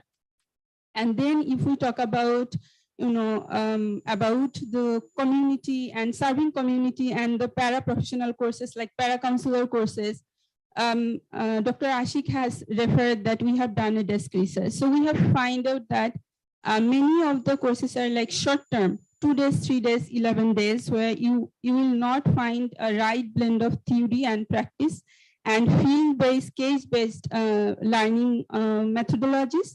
There will be lack of supervision and ethical practice. So they will be taught on time basis, and they'll live in the, they'll be left in the community to serve. And then after, 1 month and 2 months, they'll forget their learning, what approach they do have to, take, and there will be a room for malpractice and violation of human rights and opportunities of doing harm in the intention of doing good. So in that end, there is a huge gap between, when we talk about professional courses and when we talk about the para-professional courses, be it short-term or 3 months, doesn't matter, because we don't develop these resources in a way where they can actually learn to intervene and gain those competency-based, approaches, and it doesn't last longer. So in developing countries like Bangladesh, where resources are very limited and needs are huge, and we see a lot of unofficially practiced manpower and also unethical practices around, and you won't have the opportunities to make it right. So when we talk about mental health pedagogy, methodologies, learning opportunities, these are the things I think we have to look into next few years. We have to address this disconnect while the professional courses are being too clinical, too focusing on the medical and psychological factors only, and ignoring the social aspect, social and environmental determinants of mental health. And when we are living for the community, then we cannot connect. So we always miss the perspective. So we cannot serve in a systemic way, and it's always become the part. So in general, mental health being perceived as the individual factor, while we know it is a systemic factor, and we don't get that opportunity to learn in our grad or post-grad or professional courses that we have in our country right now. So coming back to the professional and how do we address the needs? So there we actually introduced this 6-month diploma course after a desk research. We have collaborated with BAM. And currently our first batch is under development, but we are doing a huge adaptation and contextualization of content, concept, and the process. We want to know if these content are right for our population, if the approaches are right, and if we can actually call it a community mental health care program. So in that end, we are developing our first batches where we actually adopted few new approaches as well. For example, while implementing, we have seen that there is a greater need of mentorship that we haven't initially. Then we introduced this mentor-mentee approach as well, case-based learning, field-based learning. And going forward, we are going to test the feasibility and effectiveness of the course as well. Once we get the first batch of graduates in our hand, then we'll go through all the content, all the pedagogy, and the course as a whole from national mental health, body of national mental health experts. We'll onboard them and to really see that if it is appropriate for our context. And then we have bigger plan to take it to the national level to, make it open for the greater population in our country. So that's how we are doing it. Thank you for kind listening. Thank you very much. We have, I think, got a much larger perspective from what you talked about, both of you. I could see that because I also come from NGOs, and I have done most of my research in civil society organizations, and I find that many times we are very self-congratulatory, and we forget about the larger profession. Our calling is there, and there are a lot of people working in NGO with commitment. But their own profession, when you look at it, they're doing a lot of malpractice that you were talking about, and a lot of violation of human rights that goes on. So it's not just a living profession, doing something you're on, but also trying to fight within your own discipline is very, very important. Yeah. So we come to the last speaker, and then we'll have time for questions. And that is Dr. Purva Chandrika. She is a psychiatrist, and she's from this town. And she's at Vathiraja Specialty Hospital and Research Center. It's a government, and she is government. Yeah, right. So we miss zero, right? So only NGO is not sufficient. Yeah. Good afternoon. Good afternoon to one and all. Nice being here after a long, long, long time. And in the journey, we are together. That's a nice beginning. So post-lunch, we started it, and pre-tea, we are there. So I won't take much of your time. So at times, my friends remark me as someone from the government who wears an NGO tag. So and also as Sir was talking about the asylum. So we are one of the oldest query asylum, now a mental health establishment. And the Rovolfia alkaloids, which he was talking about, which was in Calcutta, Madras, And so the Madras, it was an Institute of Mental Health, but it was later, the credit was given to someone else. So it was like that. And also the credit being in Madras School of Social Work, Dr. Sharda Menon Madam, who headed Institute of Mental Health, knew the importance of social workers, and she started and initiated the social work courses and the social worker posting in Institute of Mental Health. And she kept saying the importance of social workers in the field of mental health. She said there is enough of psychiatrists. So it belongs to you that we need more of it. And as for the mental health, I won't be boring you more with the slides and all here. I'll just talk from what all the other speakers have told. So hearing about Bangladesh and other countries about, we can very proudly say from government side, and Sheila also will agree, that Tamil Nadu has the highest number of psychiatrists or mental health professionals, along with all the mental health professionals from social welfare officers and psychologists. So we have got an entire pool of, to the extent that every district has a medical college. So every district, and in soon some more time that every district will be having, and it is like we are going to be like engineers. So that is what is the tagline going on. So that's going to be the future of it. And we see both undergraduate and postgraduate, since the topic was on mental health teaching and where we stand right now.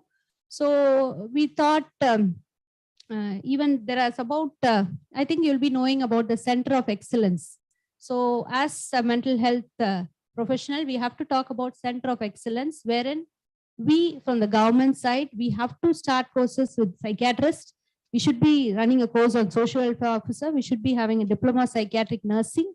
And we also have clinical psychologist course. So each of this is there in the Institute of Mental Health. So, and apart from that, the social welfare course alone has to be started. It's due to some procedural issues we are there.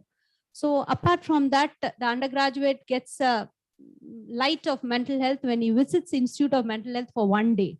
It's a huge 1 day. That is in the 3rd year or so. And pre-final, now we are having around 50 of them posted to Institute of Mental Health for a period of 15 days. But now the syllabus has changed. So as per NMC norms, we have to test them on the competency and the other objectives of it. So when we do that, but the one thing that it is, we have to bring them to the college. Most of them, of the 50 posted, 3 or 4 will turn up.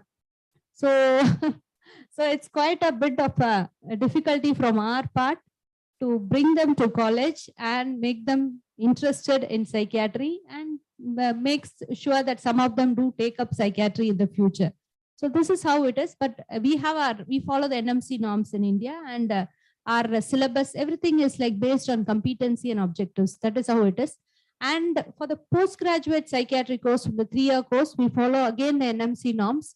And again, here in postgraduate course, coming from a mental health establishment, we no longer believe, after I took over, we don't no longer believe in staying inside the institute and observing anything like World Mental Health Day or anything of it. So to know more about the community aspect of it, we do go to the community, and we have all our social welfare worker interns here sitting here as viewers, who took quite an active part in the various programs, right from the World Mental Health Day, right from the Suicide Prevention Day. We have them there, and more than our psychiatry postgraduate, I think the social welfare students get more of an internship training, which is excellent compared to all the other colleges. I think you agree to it.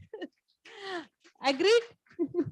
Yes, because the patients there get a national UDID card, so they help in it, and they go for house visits to their houses, and they find out the situation. And we also collaborate with all the other departments, right from social welfare department, where they have a one-stop center. So in case a woman comes alone with physical abuse or when mental health issues, when we have to rehabilitate them, they are there. So they do come and step in, and they get a ringside view of how to reintegrate. And as I was listening to Devi, she said, I missed yesterday, our HS sir was saying about a patient which had his name, had a similar name to him, was still staying in the institute when he visited. That was like, I was there with the HS sir on that day he made the visit to Institute of Mental Health, where I was an assistant then. that patient had been rehabilitated. That patient per client had been rehabilitated. He is no more in Institute of Mental Health as an update. And now it is more, no more of an asylum. It's more of a mental health establishment. And as Vandana ma'am will agree, like we are the biggest ECRC in Tamil Nadu. So it is the same way.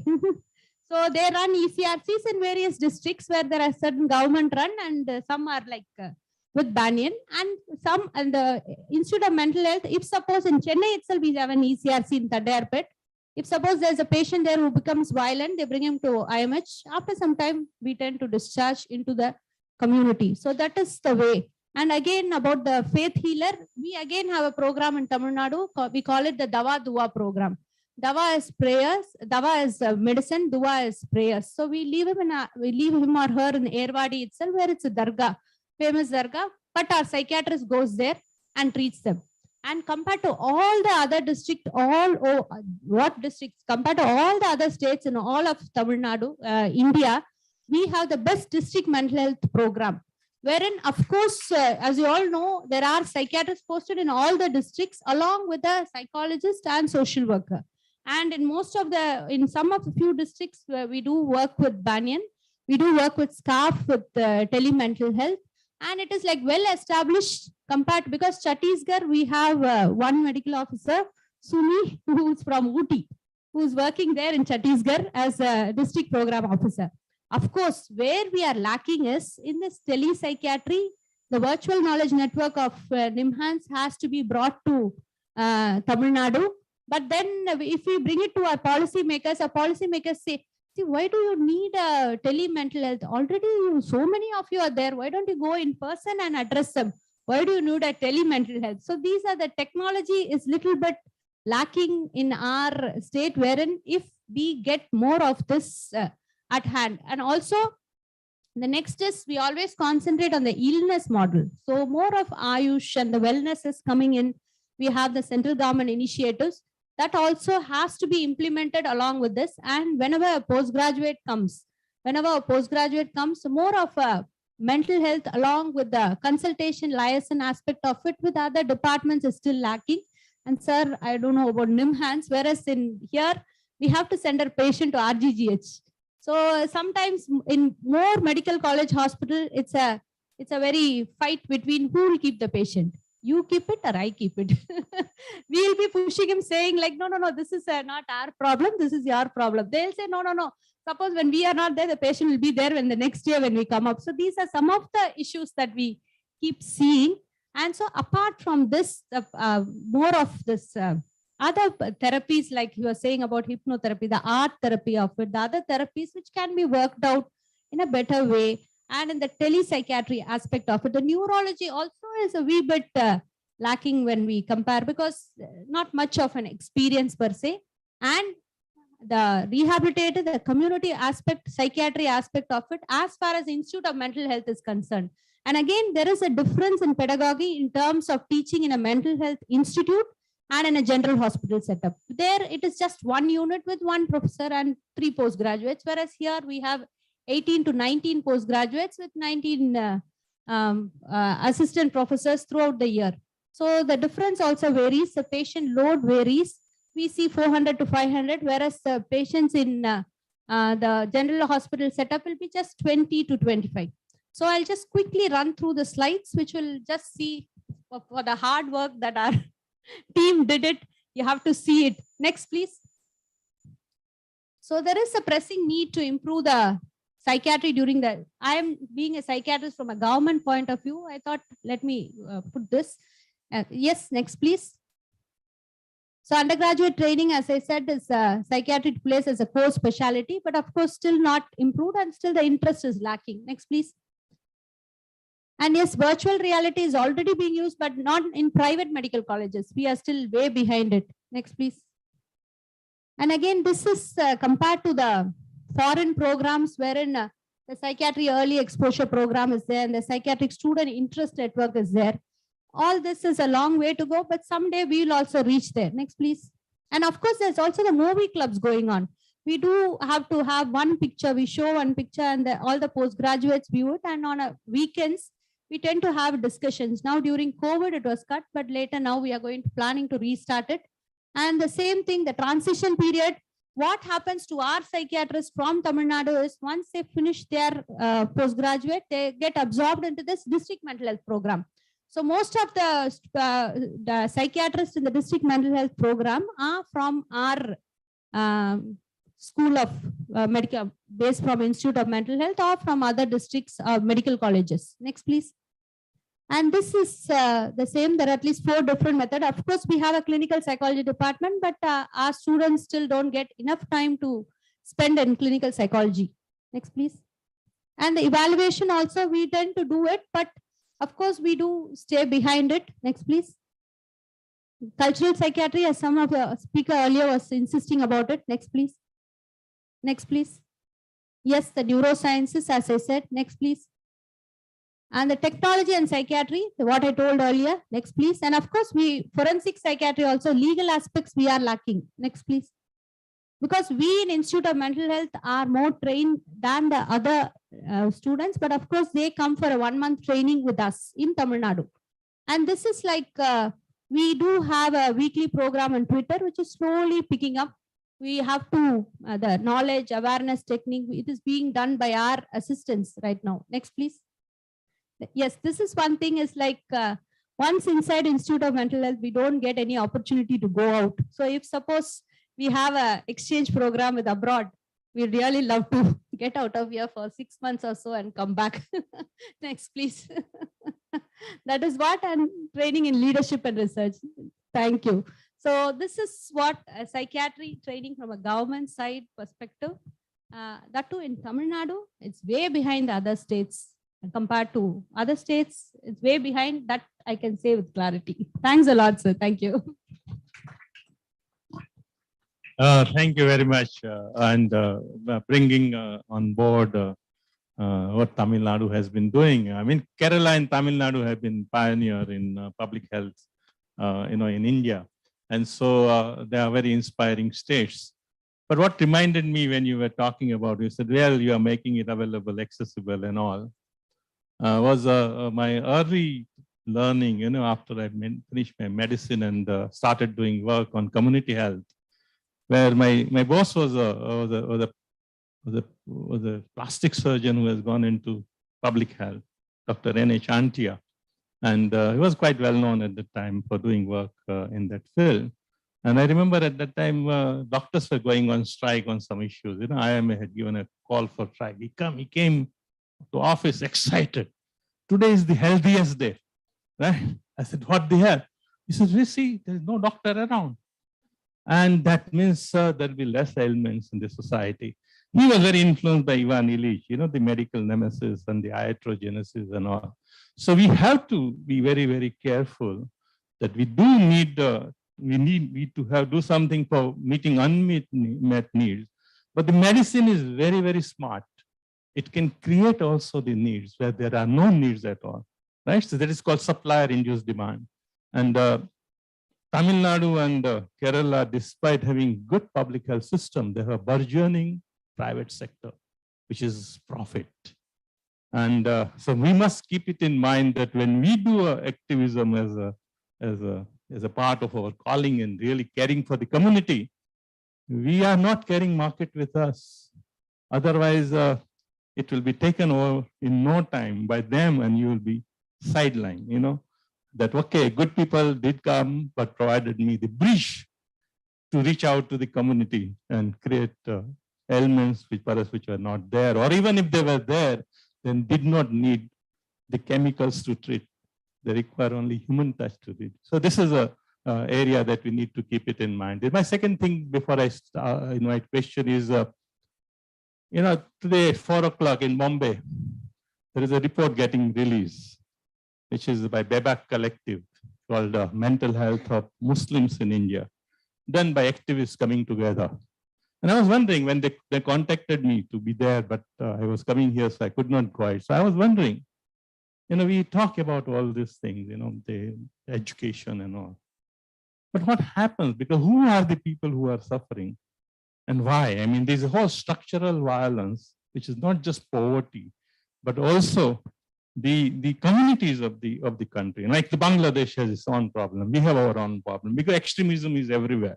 Extremism is not only in the conflict area, but it is also in the so-called non-conflict area where we perhaps don't see easily, right? So one of the things that I have found missing is that, and also to look at the caste issue in India. Who are the providers? And we all are educators, who come from very elite upper caste background, and those who are real sufferers are largely, masses, which are from those lower caste. I think that informing us as educator and keeping that in mind and how to connect with that, I think is very, very important.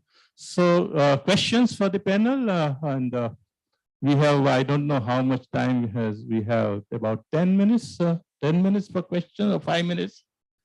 Couple of questions for us.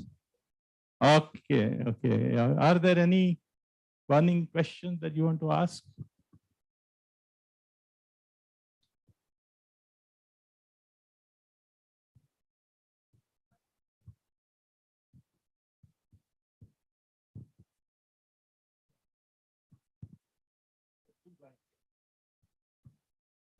To whom you are addressing? Good. We all talking about mental health and different perspectives from different world and different groups. But we see in India and in the poorest of the poorest places that the financial systems are the poverty. When well-being is taken, when we want to improve the people, when we want to develop the people, it takes a different perspective. And when a person nearby developing, the other person getting irritated, and he has mental stress. When government is looking about the people, and gives them what you call some prize or something like that, and he can't achieve whatever he wants it, then he really gets stress. We see in our people, we have been living very quietly and silently and with all health. Can you formulate a question and so that we can question? So what is happening, how the prevention side, we are talking about the mental health development and psychiatric perspective. What is the prevention you all can suggest?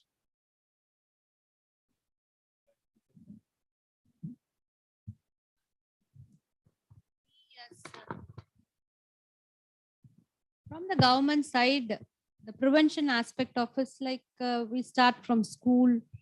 The wellness model is being told by rest of it. As a mental health professional, we do tend to talk to them. We have this life skill educations in school in adolescence because there's quite a lot of, we tell them to identify the problems wherein they are taught about communication, empathy, the various aspects of it. And we tell them also, we tell the teachers how to identify, because sometimes we tend to go in for the learning disability and everything to identify. The prevention aspect of it from the government side has to be from we are coordinating with the Directorate of Public Health side. So it starts from PHC, wherein we are conducting camps and wherein this knowledge and awareness programs are being told. But of course, there's a huge gap. We have to go a long way. Any question there? In counselors in schools right now, we don't have. We have this RBSK. So they are being renamed as counselors, and they are working when they visit the schools. They are working along with the district mental health program team. Question from up there.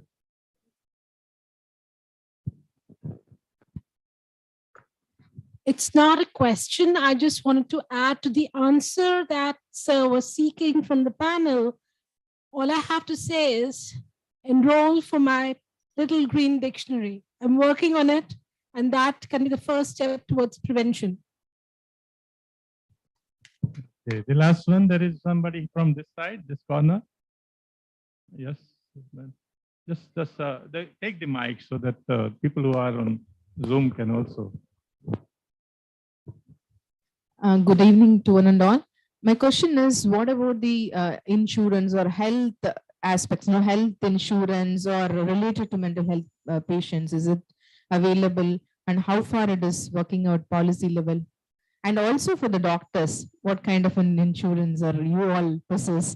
That is very important for, as soon as we get an APA membership, we get a lot of, subsidiary and other aspects. But I don't think so that is available in India, and just throw light on that aspect. Tamil Nadu is a role model. It's not I'm being this thing, but you should have heard that I would have seen our health minister releasing the insurance card for our patients who are in the initial phase. Once the address gets known, their address will be changed over to their residential address and they'll get discharged. But as of now, their address is kept at Institute of Mental Health and the guardian name is me. And when they get admitted for comorbid medical conditions, they are covered under insurance. So that is one program that we did. So you're absolutely right. There is no public health insurance for mental health disorders in India. All private health insurances can refuse insurance if there is even the slightest hint of psychological diagnosis. Even depression is not insured. The law is there to prevent this kind of discrimination, but in reality, insurance companies have not complied with the law. So, and as far as malpractice insurance is concerned, we have thankfully not gone to the American route, and we are still an amalgamation of old British law. So doctors, I don't think pay much insurance, malpractice insurance. Malpractice insurance. Patients are getting insured, not us. Sir, good evening, sir. Yeah. I'm also, I think, raised a question. This is to ma'am. Yeah, ma'am, from government side.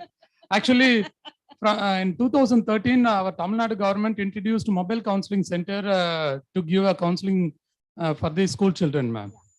It is a pioneering scheme compared with all other states, but now it is not running. Instead of that only, you are introducing that RBSK team now going.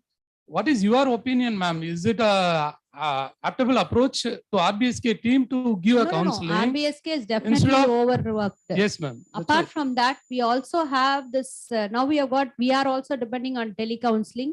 We have got 104 and there's the central government scheme. And again, we have this Manavar Nalladharvu Mantram. So that is being extended to schools. Right now, we wanted it to only function in colleges. It is functioning in colleges. It is being extended to schools. And in the schools, of course, we are not going to appoint counselors as of now due to human resources. My humble request is this. If we are the mental health professionals here, please suggest our government, because already so many directions given by our honorable court. But insist government, like you people only can able to do this. Okay. Suggest government to incorporate this court order. At least then only we will Please don't put contempt against me. I already have 3-4 contempt cases in High Court. Sorry, thank you. Okay. You want just one, last one. Okay, fine. So my question is actually to any of the panelists here. And I think it's an extension of what Mr. Alva said. He works with tribal persons and he's been doing this for the past 30 years. And it's a lot of incredible work. Now, while we speak about pedagogy, obviously there's a lot of focus that one needs to place on social determinants. And we've been talking about it for the longest time ever. And we've also been talking about social injustices and the intersection and impact in terms of predisposing and precipitating factors for mental ill health. So I think his question was, considering the environment, the ecosystem that they are in, and the extent of scarcity that they're exposed to, and the huge treatment gap, right? It's not about the government, or it's not about pedagogy, or it's not about the civil society. It's about us collectively. How are we responding to this distress in terms of actually moving beyond rhetoric and addressing the social determinants, not just clustering all of them under multidimensional poverty or ABCD or whatever. So public mental health, very limited focus. So that's been a big problem in India, because although we recognize from the textbooks that social factors are important, there is very little data on how the social realities of the subcontinent reflect on psychiatric illness, whether it's the violence of the partition or communal violence or poverty or systemic issues in our societies. We have no literature in the mental health field per se generated from India looking at these needs in India. So therefore the learning and the practice of it gets compromised. So unless there is a greater engagement by students and by researchers into understanding the interface of society and mental health in our own situation, we will be reduced to parroting information. Now, I'm not saying the information is likely to be different. And the fact also remains that we all talk about community-specific things, but 25,000 mental health professionals from South Asia work in Europe without any consideration of being community-specific. So why is it that a Bangladeshi psychiatrist can understand the community needs of Edinburgh, but not of Chennai? And it's incomprehensible to me.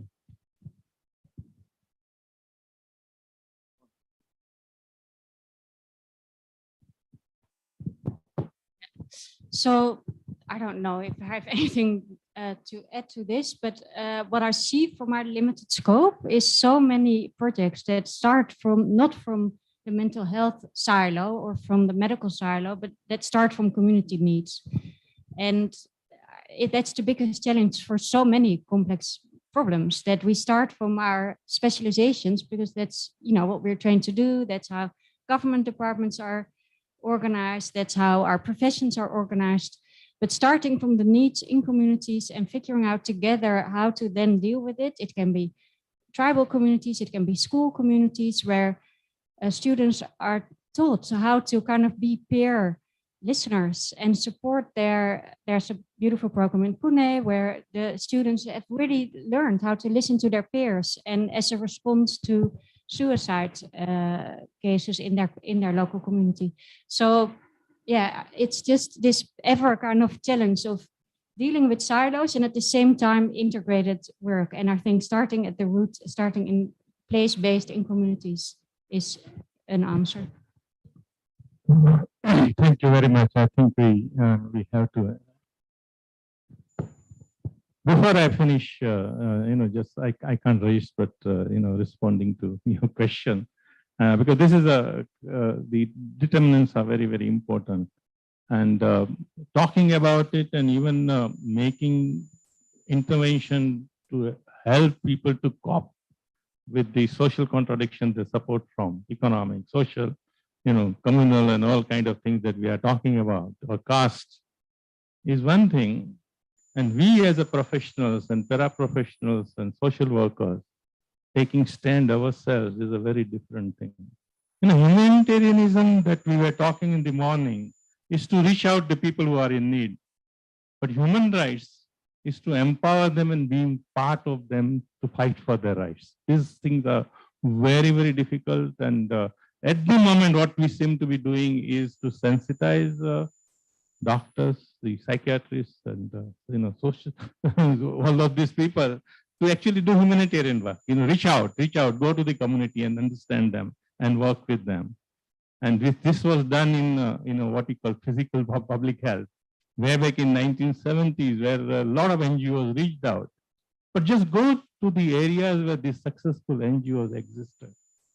Go there. They're ramshackle now. Half of them are, reduced to small size, and all the townships and villages are taken over by the private practitioners. They paved a way for the market. Right? So it's a very, very, very difficult, because you do humanitarianism, but you don't combine it with the human rights work. And that's where we have to take position, which is not easy. That is taking position vis-a-vis your own professional colleagues who may not like you, who may say that you are a dushman of or enemy of the profession. That's what I was described by my classmate when they saw me working on the issue of medical ethics and criticizing the profession. I said, are you a doctor or anti-doctor? This is the situation there. And then you are also taking a lot of personal risk to be with them, because those people suffer from their risk. It's a civil society organization with no psychiatrists or psychologists in it, comes together to find out what is happening to the Muslim mind. But we ourselves who are from the mental health profession have not done any rigorous study. Riots after riots have taken place and people have suffered from trauma. Who has counseled them? They have been counseled by their own community, and that every riot has created more conservatism than progressive. Because unless we go with our secular message and that we also stand by you, you will not be able to bring the community out, and it becomes a vicious circle. They suffer, they become more conservative. That's why, because they are again attacked, simply because they have become more conservative. This is the problem that we have to come out. I think that's where we have to take position, which is way beyond at the moment from what we can do, because we are running institutions, organizations, which are very vulnerable to very, very strong government which are around. So thank you very much. We had enjoyed having this this session. Yeah. And sorry for overstaying.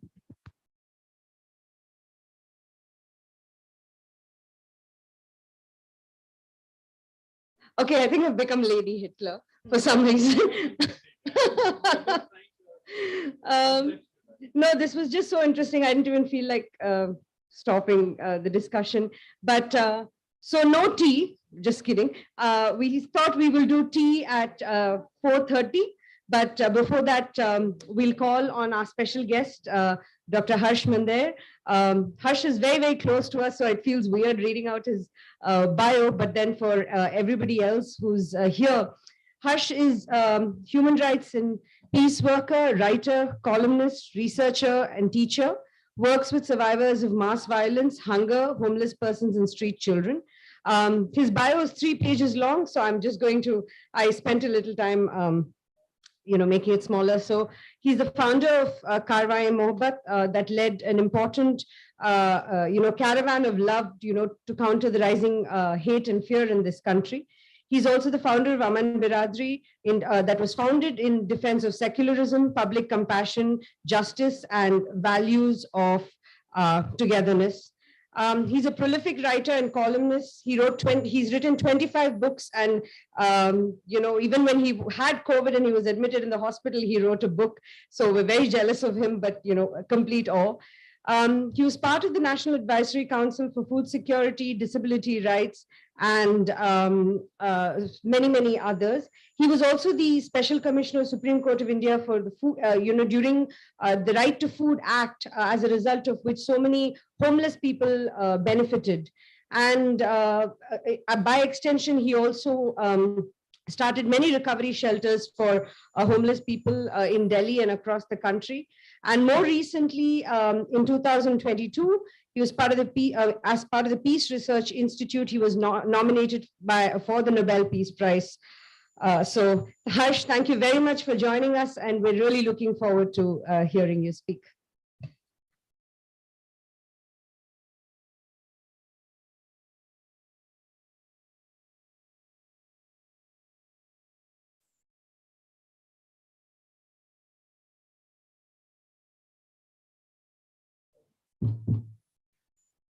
Thank you, Vandana and Milani, for giving me this moment with all of you.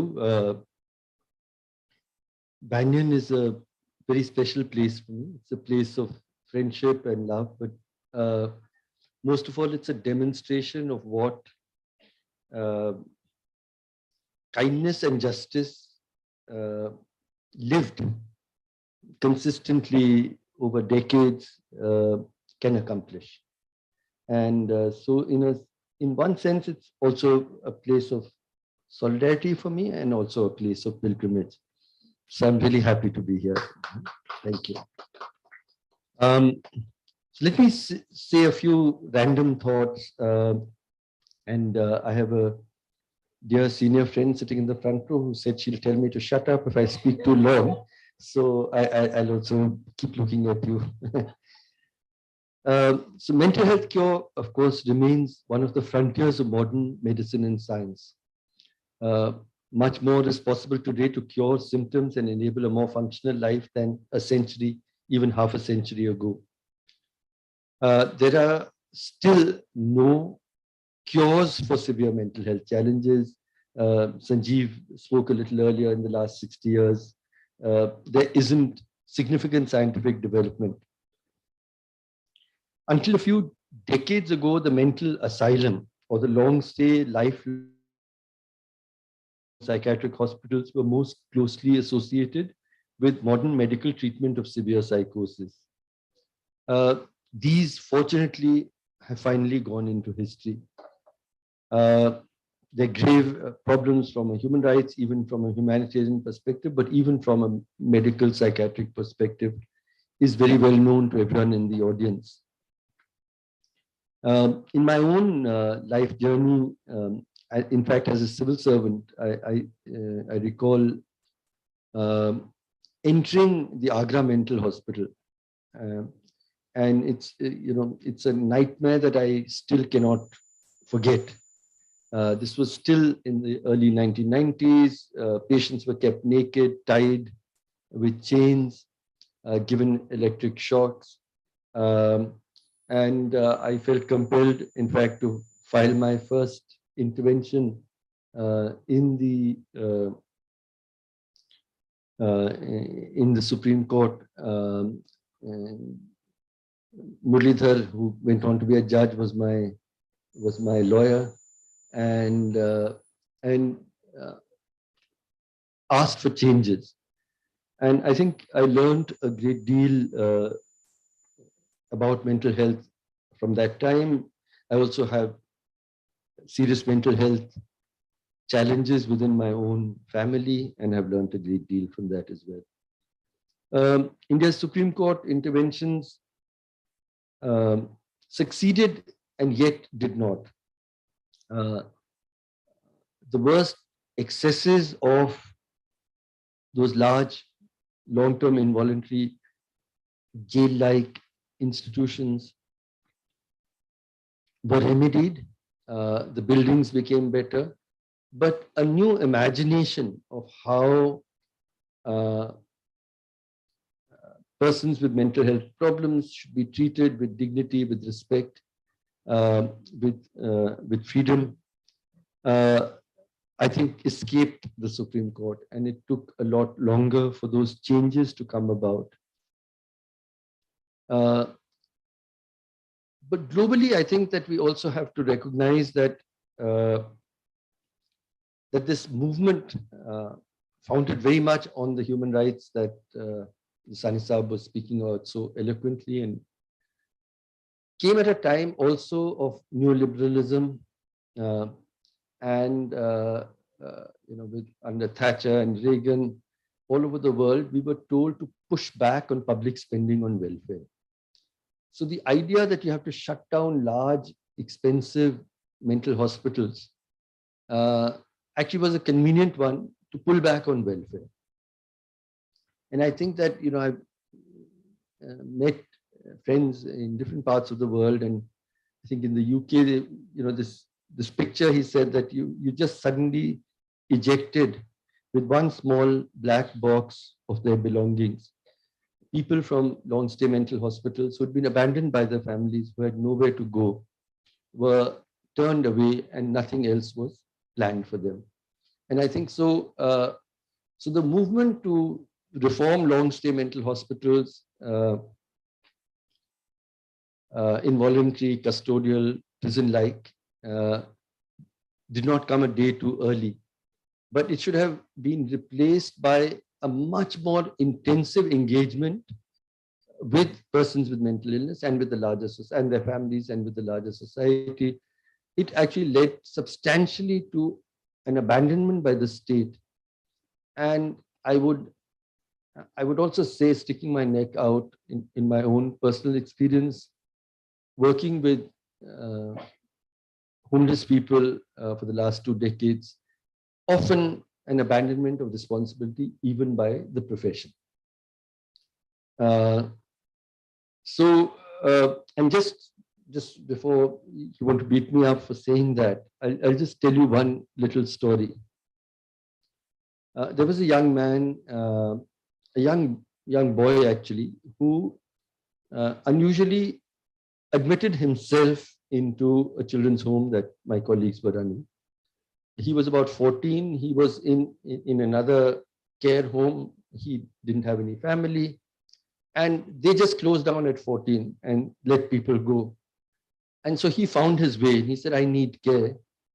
And he came in, and he was actually a really lovely young man. He grew up. He loved cricket. He was kind. and had many qualities. But as he grew into an adult, he developed very clear signs of schizophrenia. And having seen it closely and over the years, I understand. And he refused treatment. So, I mean, it's a long story, but briefly, I took him to so many psychiatrists saying, in this case, he would need a period of involuntary care. Otherwise, because the greatest human right of all, as far as I can see, of a patient has to be the right to care. And this is just not going to, I mean, he'll destroy his life, but nobody agreed to do this. And we could not, and my own counseling, there were many times we got him admitted somewhere with his consent, and he would leave after a little while. He'd always write his name, it is Mamul, and he'd say, Mamul, son of Harsh Manda, and he'd get admitted somewhere, and he gets admitted somewhere. And I would see him. As he grew older, he had no capacities because he would not take treatment. And so we had a shelter for adult homeless people. And he started living there. And at some point he got TB. Now, he refused to take treatment for TB, and he refused to take treatment for his mental health problem. And whatever we did, he refused both treatments. He stayed in our care. He became thinner and thinner. I remember he went down to about 35 kilos, and then he died.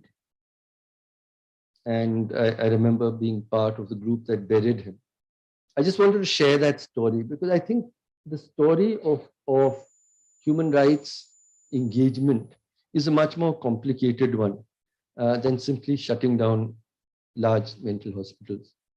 The ideal scenario for severe mental health problems is, of course, of voluntary, dignified, open psychiatric hospitals, preferably integrated with other hospital wards for other physical health problems.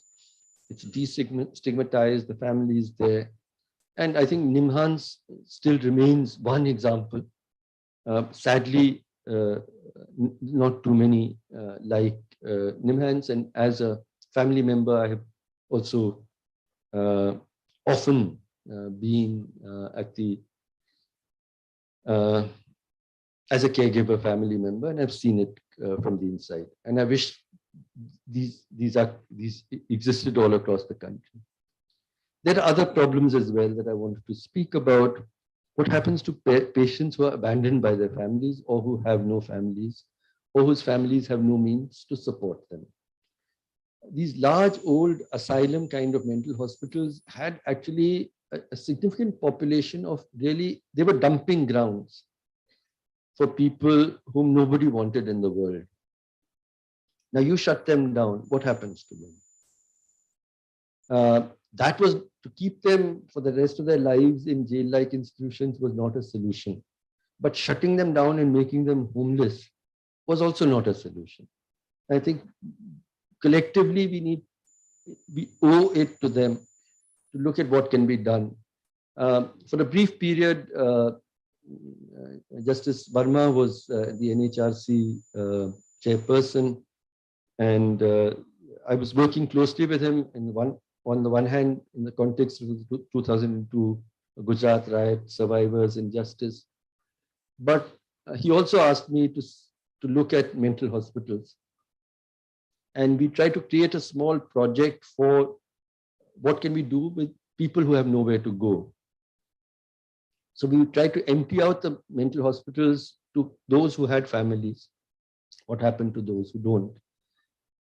And I had proposed the idea of a protected community at that stage, something that actually Vandana picked up and Banyan picked up much later, which was actually creating a kind of a village where, which had the protection of a care institution, but the freedom of an ordinary village, where you live, 4 or 5 people live in a house, there's a caregiver, they lead as normal lives, they participate in the community, they go out and work, they cook their food, etc.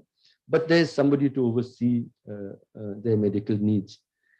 It wasn't so complicated. I'm sure we could have perfected it better, but it was really one idea, and that's something I deeply owe to Banyan, is that they really operationalized this idea and demonstrated how feasible it was. Then they took it to the next level. Why do you create a separate village? Why not integrate them in just a flat in the middle of a, is occupied by them? And they've shown how you can take responsibility well beyond just shutting down an institution.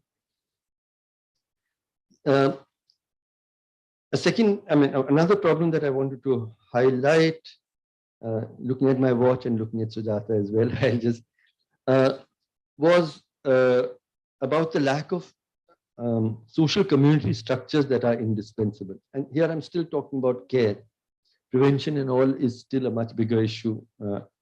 But again, with my own family experience and with other people, I mean, if a family is looking after a person, one or more persons with severe mental illness, it should be, I mean, it's a responsibility that they're taking, but society and professionals need to provide them institutions of support, of complementary care, if you like, beginning with daycare centers, protected workspaces, family counseling groups, mutual support groups, drug de-addiction services, suicide prevention services, short stay homes, longer stay homes, and the protected communities for those who have no one in the world.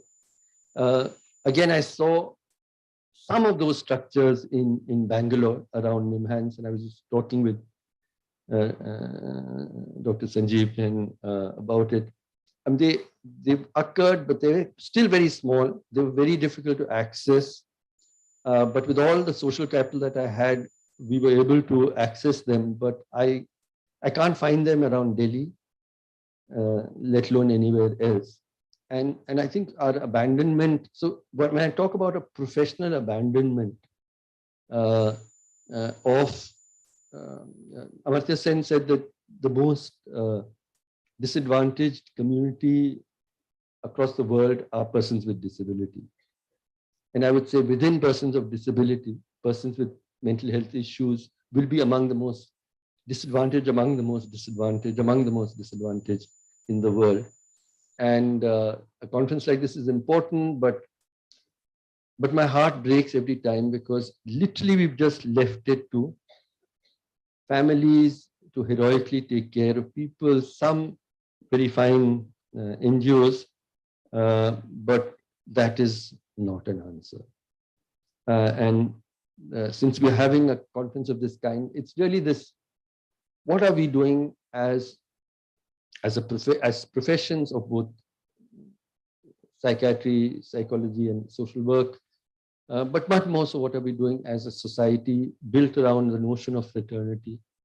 Noam Chomsky actually said, what is social protection?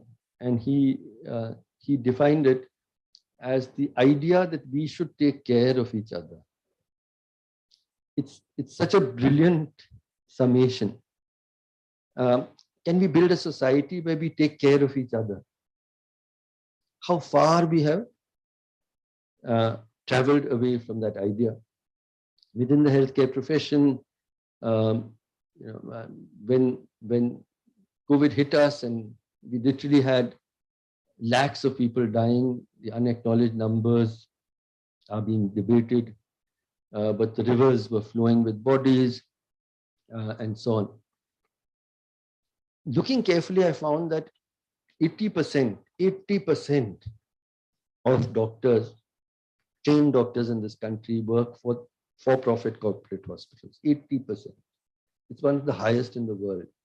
And please remember that that is after a large number of them have anyway gone off to North America and Europe. I have a dear friend who teaches in All India Institute, and I was saying, how is it to teach? He said, it's all right, except that even from the first year, only the bodies of my students are in the classroom. Their souls have already migrated to the United States.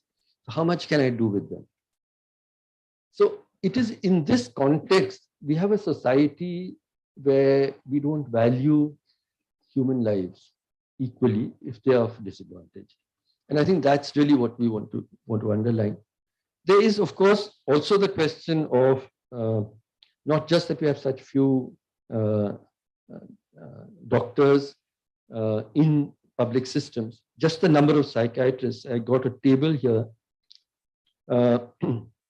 Psychiatrists per capita for every 100,000 people, 1 lakh people. Strangely, Monaco of all countries has the highest number. I don't know why. It has 41.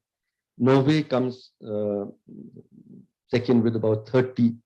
But you go down, the United Kingdom has about 15, France is about 14, and so on. Russia has 11, Brazil has 4.5, India has 0.03, 0.3. So, so there isn't, the hands are not available. The hands that are available don't stay in this country. If they stay in this country, they mostly work for corporate systems. Even within the public system, this idea of responsibility. My Mamul, who used to write Son of Harshmanda, would have been alive if we had collectively just taken responsibility.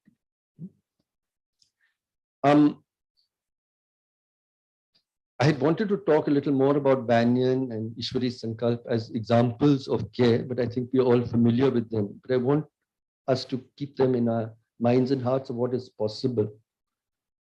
But I wanted to end with one of the questions about medical education. What do we teach doctors?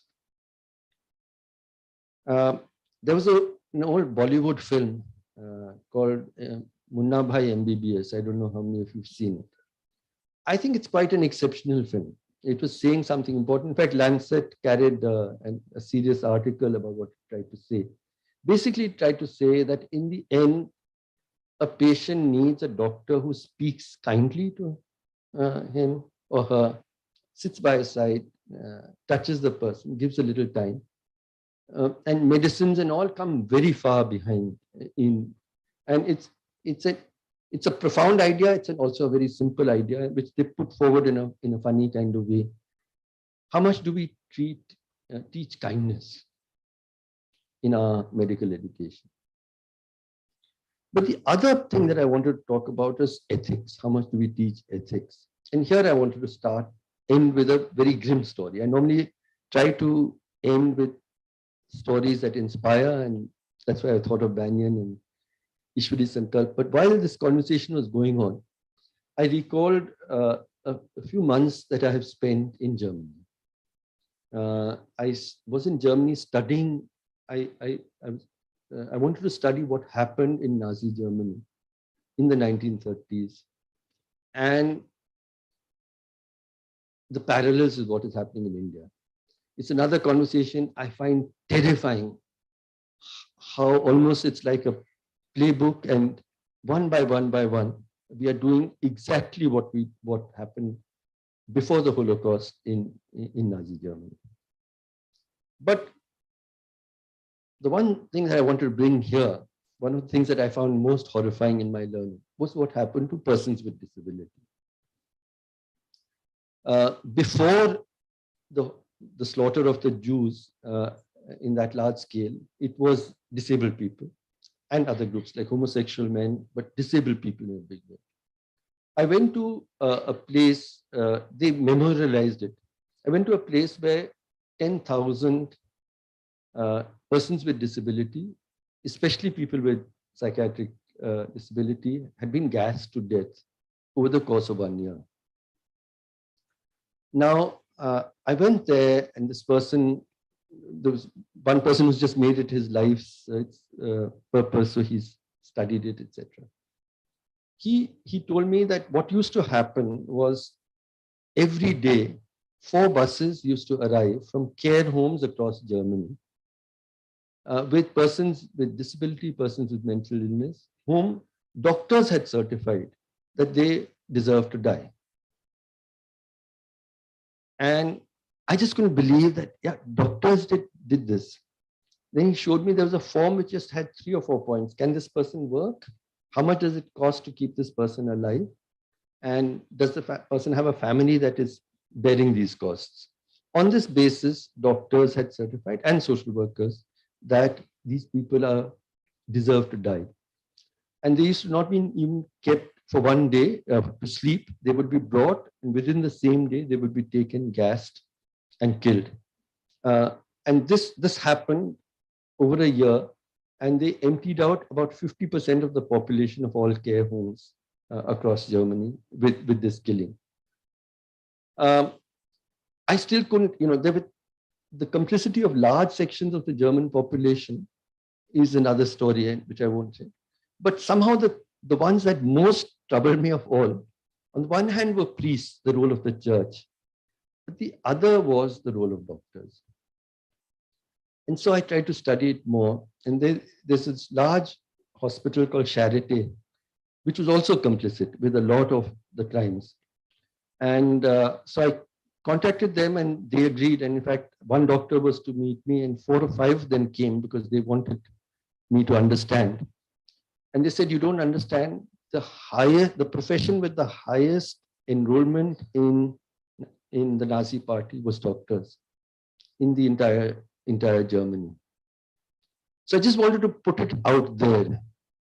And if you again think it's very remote, let me say one more thing that will provoke you all, and I hope I get my tea after this. Just look at communal riots and how doctors behave in public systems. Right into 2020 in Delhi, the Jan Swasthya Abhiyan and so on, we got together, a group of doctors have actually recorded how openly with terrible bias, patients of Muslim identity were treated after the riots.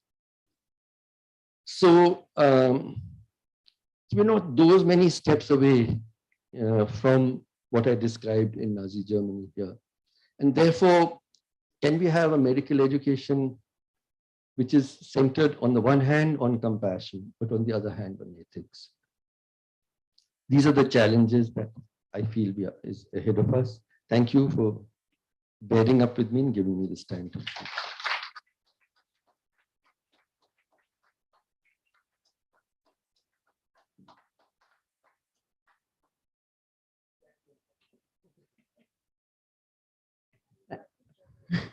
Thank you, Harsh. We've missed you a lot. So we will break for tea now for 15 minutes, 4:50. If we can be back, then the rapporteurs of FMES will give us a debrief of what happened at the Global Mental Health Summit when our friends at Sangat and CMHLP were hosting it. Then from 5 to 5:30, we will request Ms. Sujata Rao to give the valedictory speech. So tea is available downstairs.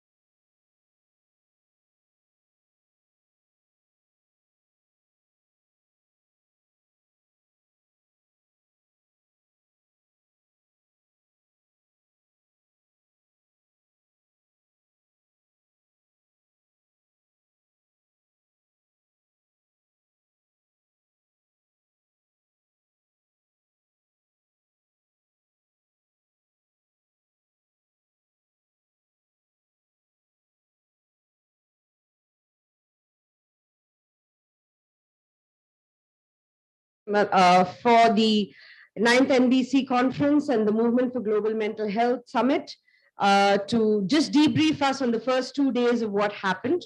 So without further ado, I'll just ask them to get started. Thank you very much.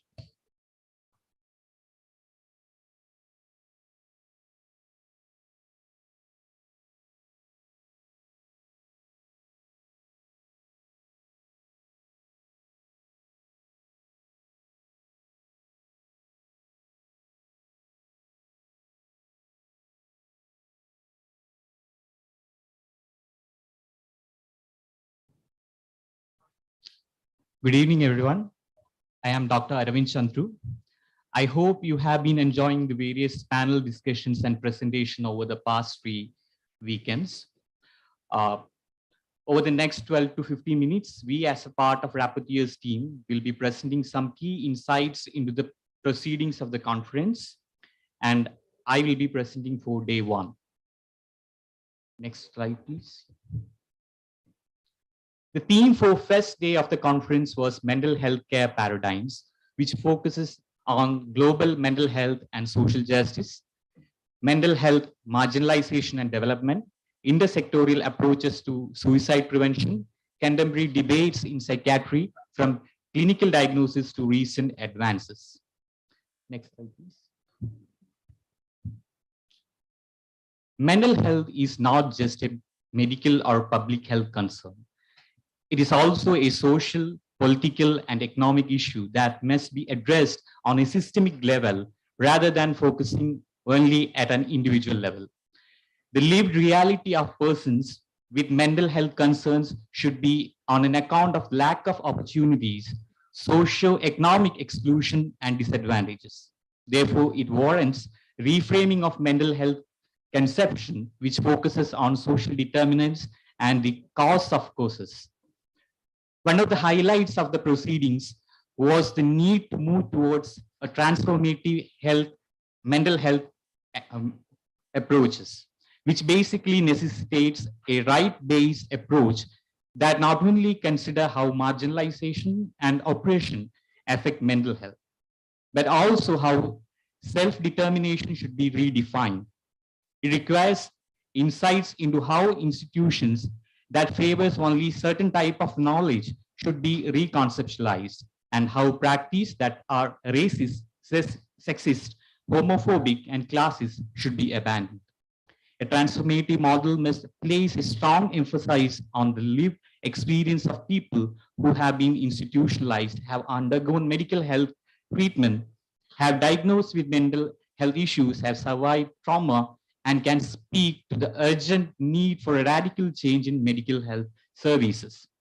The necessity for transformative approaches in addressing mental health challenges was underlined in order to enhance communities' awareness of mental health. This is expected to enhance them to deal with the experience of stigma and discrimination. Next slide, please.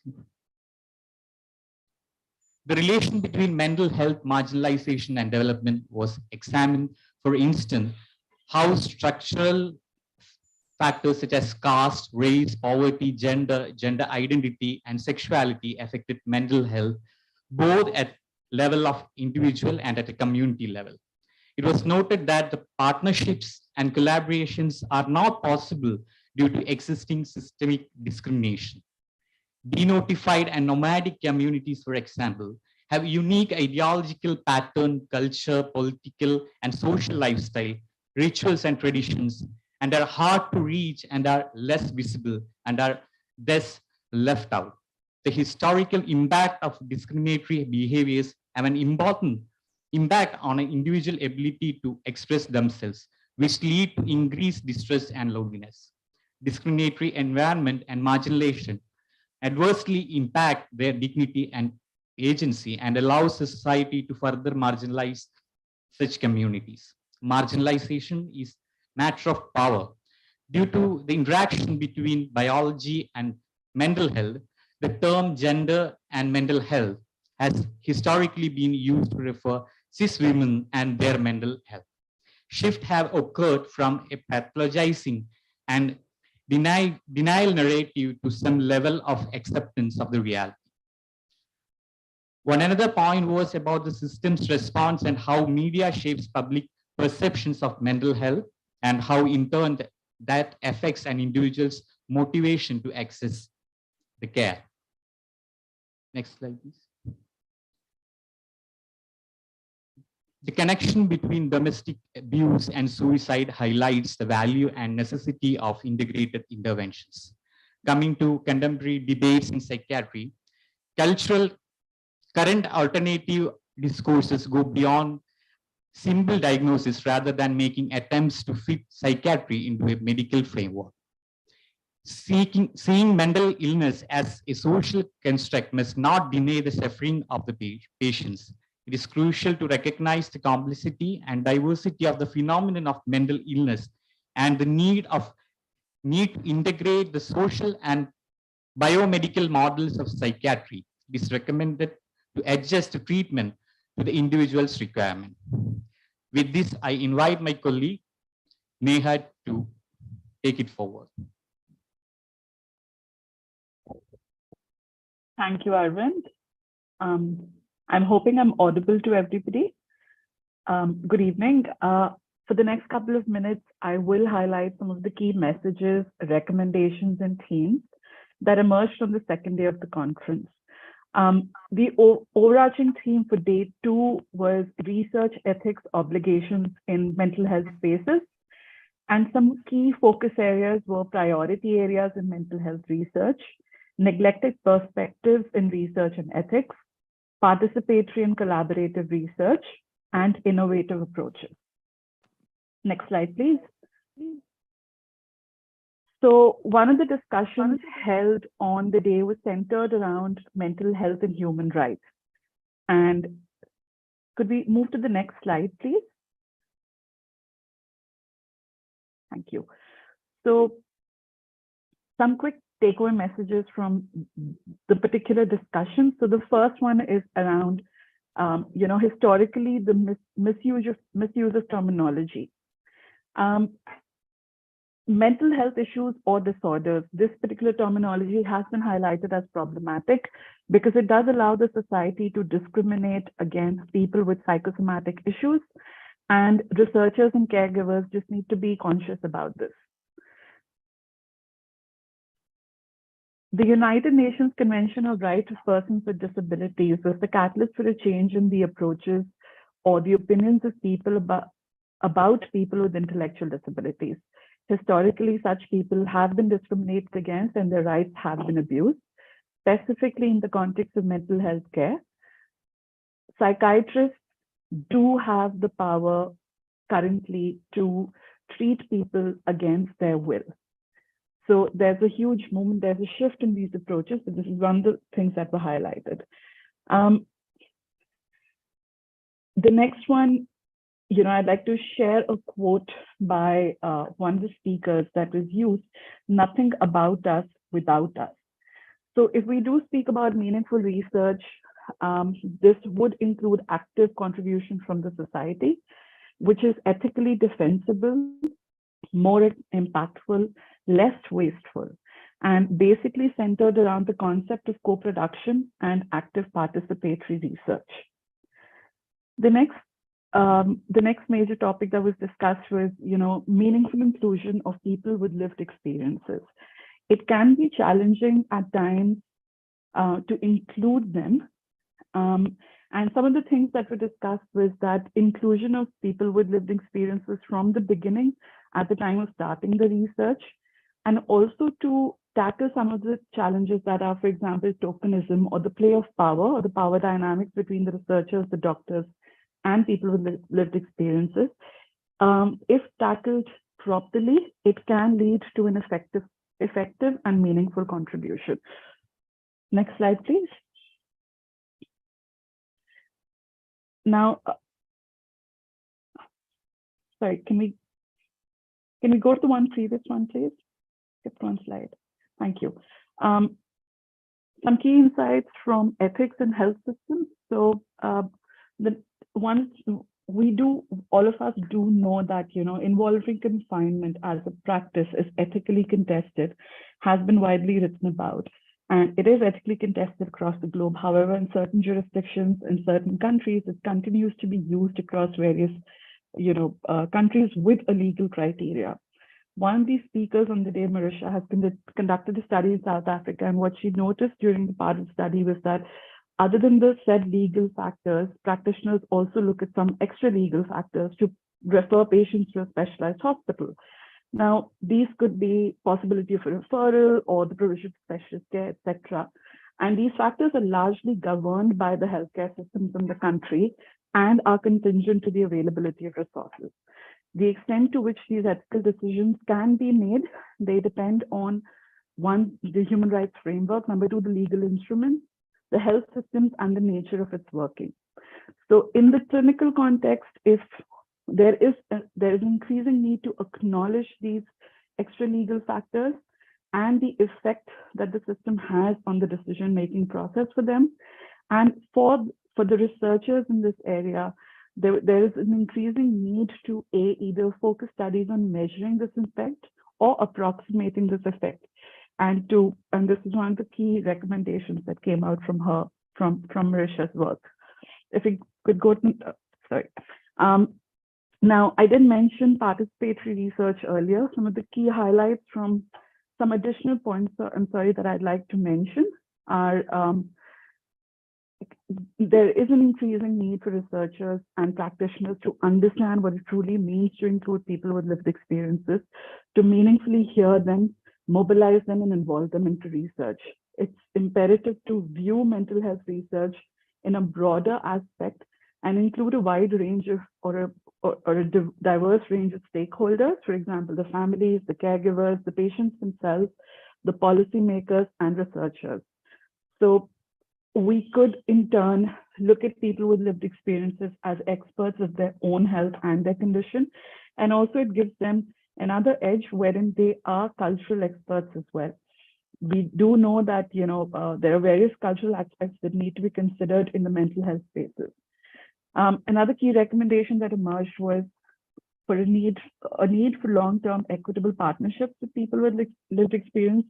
And an example could be building these long-term partnerships with organizations that are led by people with lived experiences.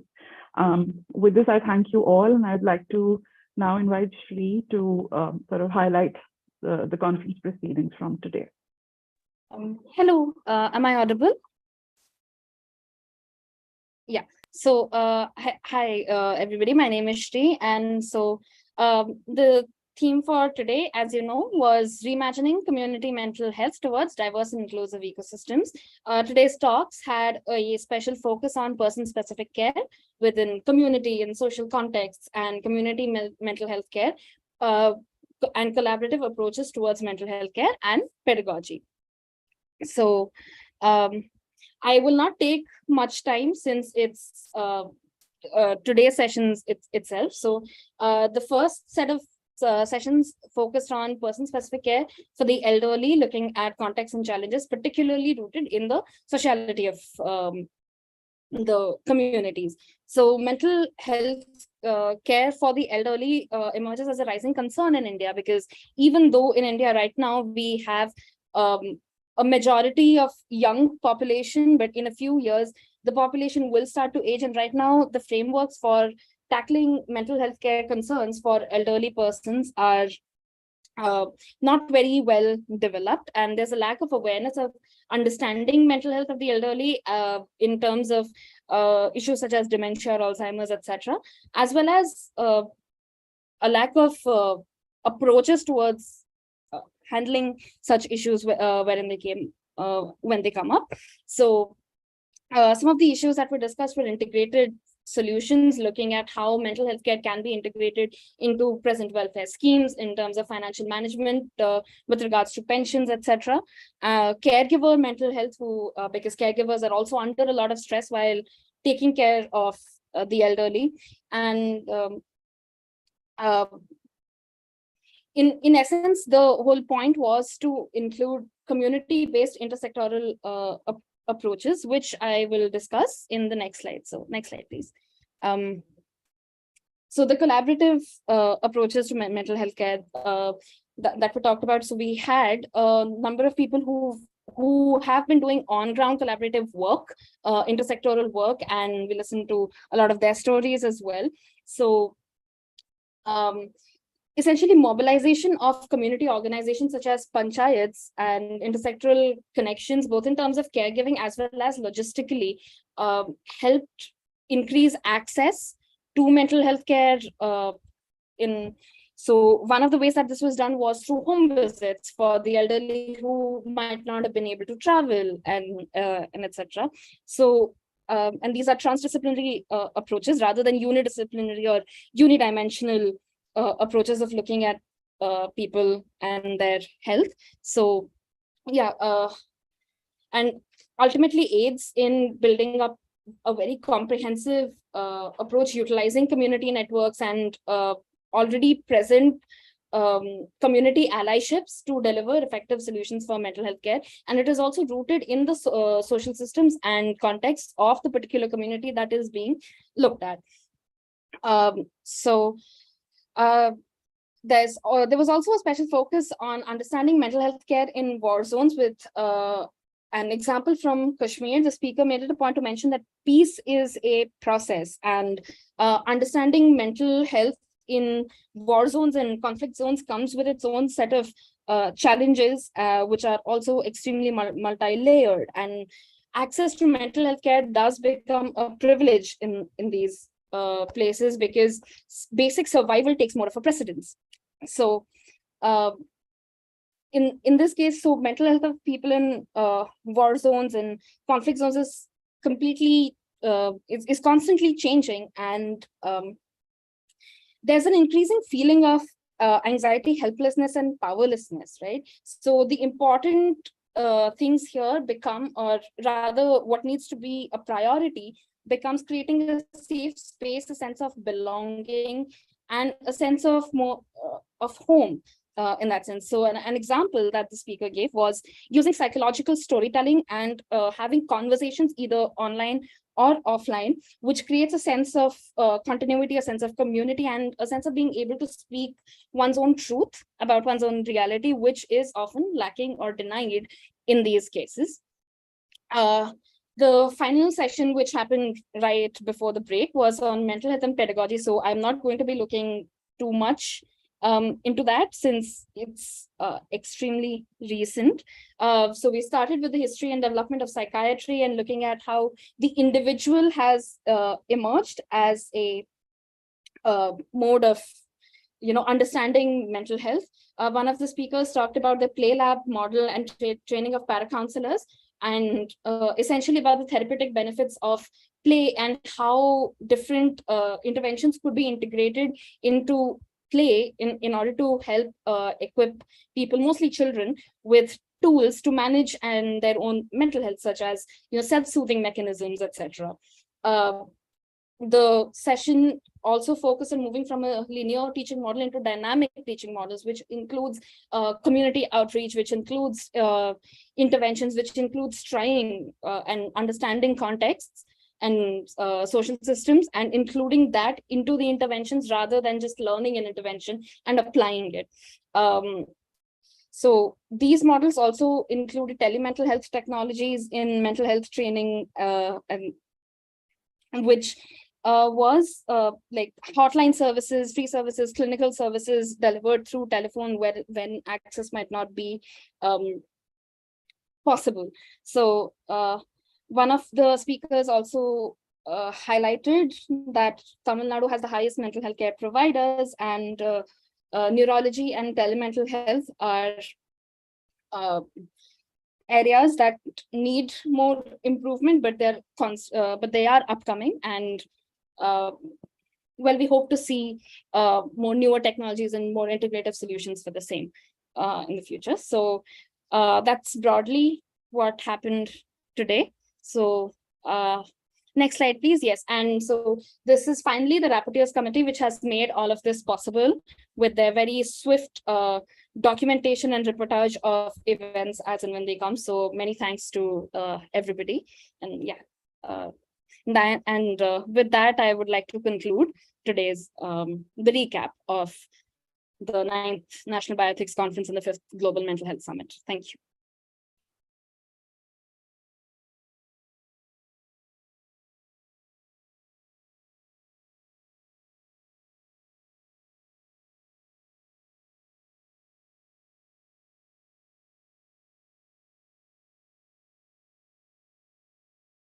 Government of India.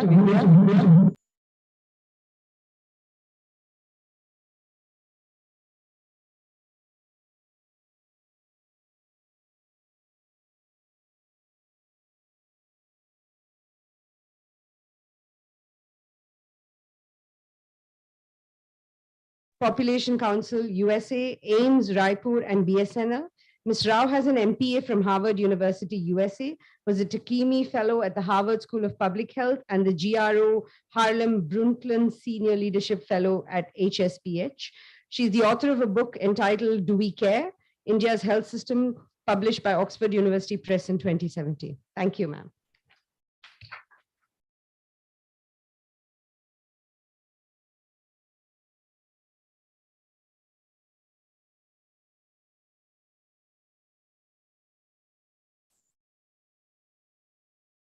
I really admire your energy that you're still here. I'm falling asleep, not asleep, but tired. So, 2 days has been very intense. I mean, mental health is not an easy topic to be talking for so long without a break. Not a joke is allowed. Not a thing is said. It's all serious. No, tea break was enough, I say. I had tea and 2 vadas also. But I'm just saying, so, anyway, it's a great pleasure to be here today. And I'm glad I came because honestly, my understanding and knowledge of mental health, despite my engagement with the health sector in the formal, when I was in government for 2 decades, and I still plead guilty that I don't know enough about mental health. I mean, it was almost every desk in the ministry I occupied, but mental health is something that eluded us. So now, but then clearly over the years, we have come a long, long way. I entered Nirman Bhavan in 1988, so I can compare the health scene for the last 30 years or more. And mental health is certainly much more visible today. The barriers of stigma are slowly but surely tearing down. And there's a much better understanding and awareness of the need to provide focus to mental well-being alongside physical. And this is best demonstrated by the fact that mental health is now one of the 12 guaranteed services in the primary health care program of the government of India. Till now, it was not so. So that gives us a small window of opening for getting mental health out there in the community and in policy dialogue. But then there is also seems to be a collective failure in policy making in formulating strategies for scaling up the necessary interventions aimed towards alleviating the loss, the pain, and daily suffering of almost 10% of the population that required that kind of support. It is very easy to dismiss this as a bureaucratic and a political indifference. But reality is that there is a substantial no-do and how-to gap in mental health that is responsible for the weak policy that we have today. For the record, we do have the 1982 and 2014 mental health policy. We do have the 1986 Act replaced by the 2017. These are well-written policies saying all that needs to be said. The vision has clarity and we seem to know what we should aim and want, but there is no clarity on how, by when, and how much. A good policy has 4 components: a clear vision with aims, objectives, and goals. That's what we have today. The design that spells out how to achieve the vision. The quantum of resources, financial, human, and infrastructure resources required to implement that design. And finally, the surveillance, monitoring of targets, data, and evaluation of outcomes on a concurrent and periodical intervals for course correction. Today, we've done, as I said, the first part. We have an articulated vision, but we've yet to specify on how to achieve that vision. Designing the architecture of a policy is the most challenging piece of policy making. A common critique of India's policy making system is that the substantial hiatus between the desire of what needs to be done and what is actually feasible, possible, or doable. Formulating strategic interventions requires a very nuanced understanding of the challenges and constraints within which a system works. While so, the health field is intensely complex with multiple stakeholders and actors jostling for getting their concerns prioritized. And in this melee, the voices of those working in mental health spaces are lost. I spent 2 decades in the Union Health Ministry. There is a tradition that where every Monday the health secretary takes a meeting with all the senior officers. That is when the real agenda is fixed, action is taken and monitored week on week. And in all those years and scores of meetings that I might have attended, I cannot recall even one serious discussion on mental health care. Not one. In fact, I became aware of mental health only when I happened to go to NIMHANS for a meeting. I was in the finance committee for approval or something like that. And later went on working on the chapter on mental health for the Commission on Macroeconomics and Health. That was in 2005. The chapter on mental health was prepared by NIMHANS. For the first time, sought to quantify the disease burden and based on that provided an estimation of funds required for treatment, besides listing the HR challenges. It blew us over because quantified and put together, none of us realized mental health drugs are so expensive. Mental health required so many specialists, so much of HR. So it did make policymakers sit up, but beyond that, not very much.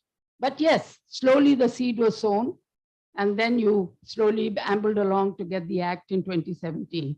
And this was because there was not then, not even today, any constituency pushing and lobbying for mental health.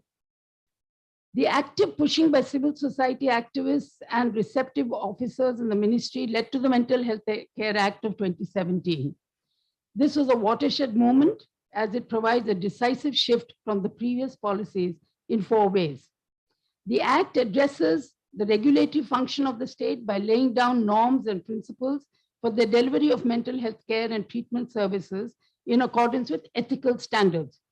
2, it recognizes the rights of mentally ill to access mental health care services in confidentiality and dignity to their being, and provides protection from degrading in treatment, access to medical records and systems to make complaints about deficiencies in services. 3, it provides for the registration of a variety of mental health establishments other than institutionalized care, such as halfway homes and supported accommodation, and the full integration of mental health services into general health services at the primary, secondary, and tertiary levels. Most importantly, the Act ensures the enforcement of these frameworks through action by establishing an institutional architecture at the central, state, and district levels. 5 years on, 8 states have so far set up the state mental health authorities and mental health review boards. 5 years on, 8 states.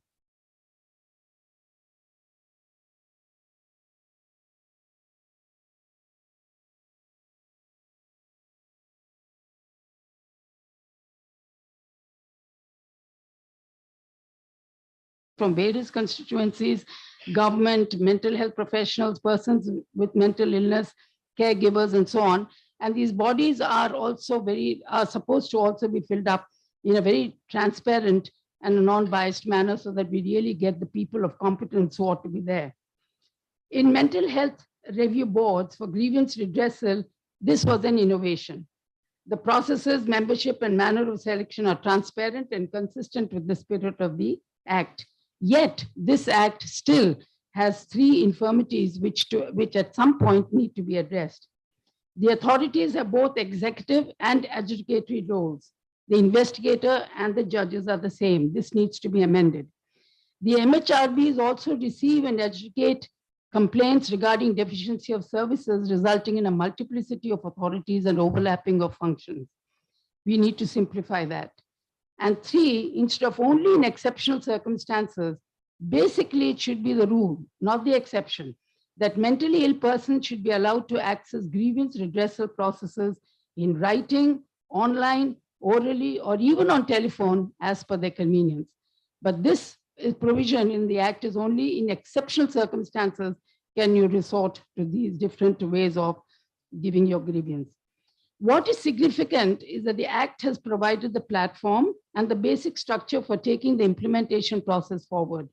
What is urgently required is leadership that is woefully lacking, and the capacity to design strategies to implement the vision as laid down in the Act as well as in the National Mental Health Policy of 2014. Tardy implementation is said to be due to lack of political will. That is true, but only partly. More importantly, it is the absence of clarity about an implementable design of interventions. For want of a solid evidence base and costed designs, budget allocations have been erratic. Of the 600 crores provided every year for mental health, over 95% goes to the 2 mental health institutions of excellence, and only about 40 crores is available for the community-led interventions, which are rights-based and service delivery approaches to be implemented. In the absence of a trained workforce, the tendency is to focus on biomedical approaches that are easier to enforce, but so contrary to the spirit of the 2014 policy guideline. The major shift in policy thinking is the acceptance of the centrality of the community. In fact, the 2017 Act provides a legal basis for such community participation, a basis not available for many disease control programs, such as, for example, HIV/AIDS. But then in HIV/AIDS, though dealing with criminalized groups, there was a broad social consensus because of the fear of the middle and rich sections of society of getting the infection. In mental health, though influential social groups who impact on policy agenda making also face mental disability, they do not exert the pressure for a coherent policy due to stigma and admission of the existence of several societal fault lines and fissures that may then come out into the open. In other words, mental health is not a behavioral issue like HIV. It is far more complex. To some extent, the coming out of Deepika Padukone may have had some impact. More, but much, much more is needed, and more conversations required to normalize the issue. Awareness needs to be spread for building a social consensus that it is a public health problem that government has to address without any further delay. Let me amplify this issue by giving an example. HIV/AIDS has a lot in common with mental health as a programmatic intervention. Stigma, exclusion, marginalization, gender discrimination, a chronic ailment that is dependent on the availability of continuous technical expertise and drugs, and denial of access to basic services that every citizen is normally entitled to, like such as food rations, housing, jobs, pensions, and so on. In all these aspects, HIV/AIDS is a direct parallel to mental health. But then the policy effort is not comparable. The prevalence of HIV is barely 0.2%, while mental disability is 10%, affecting all age groups and income strategies and strata. While so, HIV/AIDS has an annual budget of 2,500 crores per year, whereas mental health has barely 40 crores, of which barely 5 crores is being spent by the union government. Now, 5 crores and all these issues that you raised, what is 5 crores to buy you anything? Part of the reason why HIV got so much policy attention is because it is an infectious disease and that needs to be arrested. But the disparity is also because of the global attention that HIV/AIDS got, the political and the international pressure for action, and the collective demand for respecting the human rights of HIV patients and their access to preventive and curative services. When I joined NACO in 2006 as Director General, the budget was $500 million for 5 years.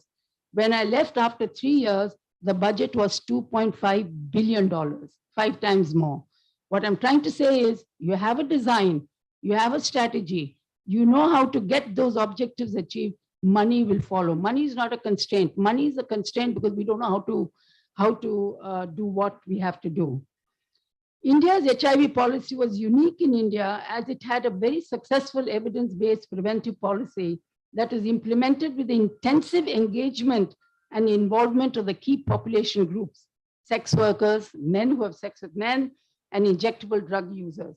All are criminalized groups, but they were collectivized or mediated by a very competent civil society organizations.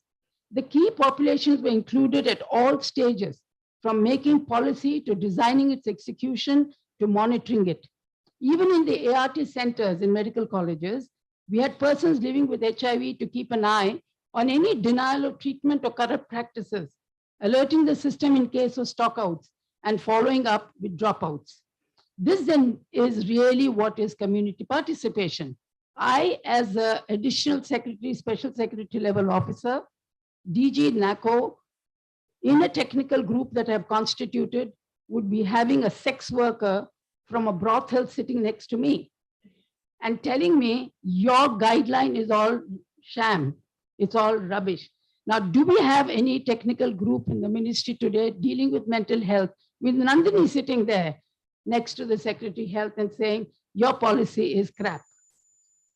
So you see, this is what is political, this is what is community engagement, and this is what HIV achieved. No other scheme has, not even TB, where we had actual people. I would at 12 o'clock in the night get a phone call from a sex worker in Coorg saying, I was denied condoms or something like that, some story. But you have to respond. You can't say, how dare you talk to me and don't you know who I am and all that kind of stuff. So this community participation where the people who are supposed to be served should be at every level. Policy, they have to critique the National AIDS Control Policy Program. They were in all the technical groups, which meant with defining guidelines. Guidelines are the ones that say how to do what and how much budget to be put in what and where, and monitoring the data. And they would say, no, this data is not right, or whatever it is. Now, so therefore, such active engagement and involvement is the only way policies that impact lives of the poorest and the most marginalized can be implemented and results achieved. Our experience shows that when the affected people are consulted as equal partners, there is compliance. Look at TB, how difficult it has been in implementing the program, only because we never engaged with people living with and suffering from TB for policy formulation or designing its implementation. TB patients were not very happy with the DOTS program, by the way. It was a very difficult program to implement, but that's another story. A related issue that makes intervening in mental health problematic is that unlike other health and medical issues where the causes and symptoms can be addressed somewhat, in mental health, the linkage of the symptom with the causal factors is much more complex and more expansive. Causal factors for disease and illness are all in all cases linked to factors beyond doctors and drugs, genetic, behavioral, environmental, and so on. But then in a majority of cases, addressing them can be insulated from having to address societal and cultural patterns. For example, much of the diarrheal morbidity and mortality can be reduced by improving sanitation, or cancers and cardiac ailments can be reduced by reducing tobacco intake and promoting lifestyle changes. Even incidence of HIV was reduced by promoting the use of condoms. But addressing the causal factors for mental health is not so linear. Homelessness, unemployment and poverty, low self-esteem due to family conditions or poor grades in school, no access to financial protection, lack of understanding and empathy, and so on, are rooted in social determinants and the wider issue of the sort of society that we are living in. A society that discriminates, hurts, humiliates on account of caste or gender that one has no control on.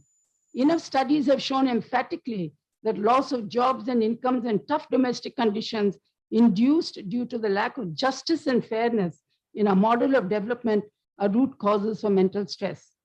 There is little sharing, empathy, and compassion, and more of othering and judging.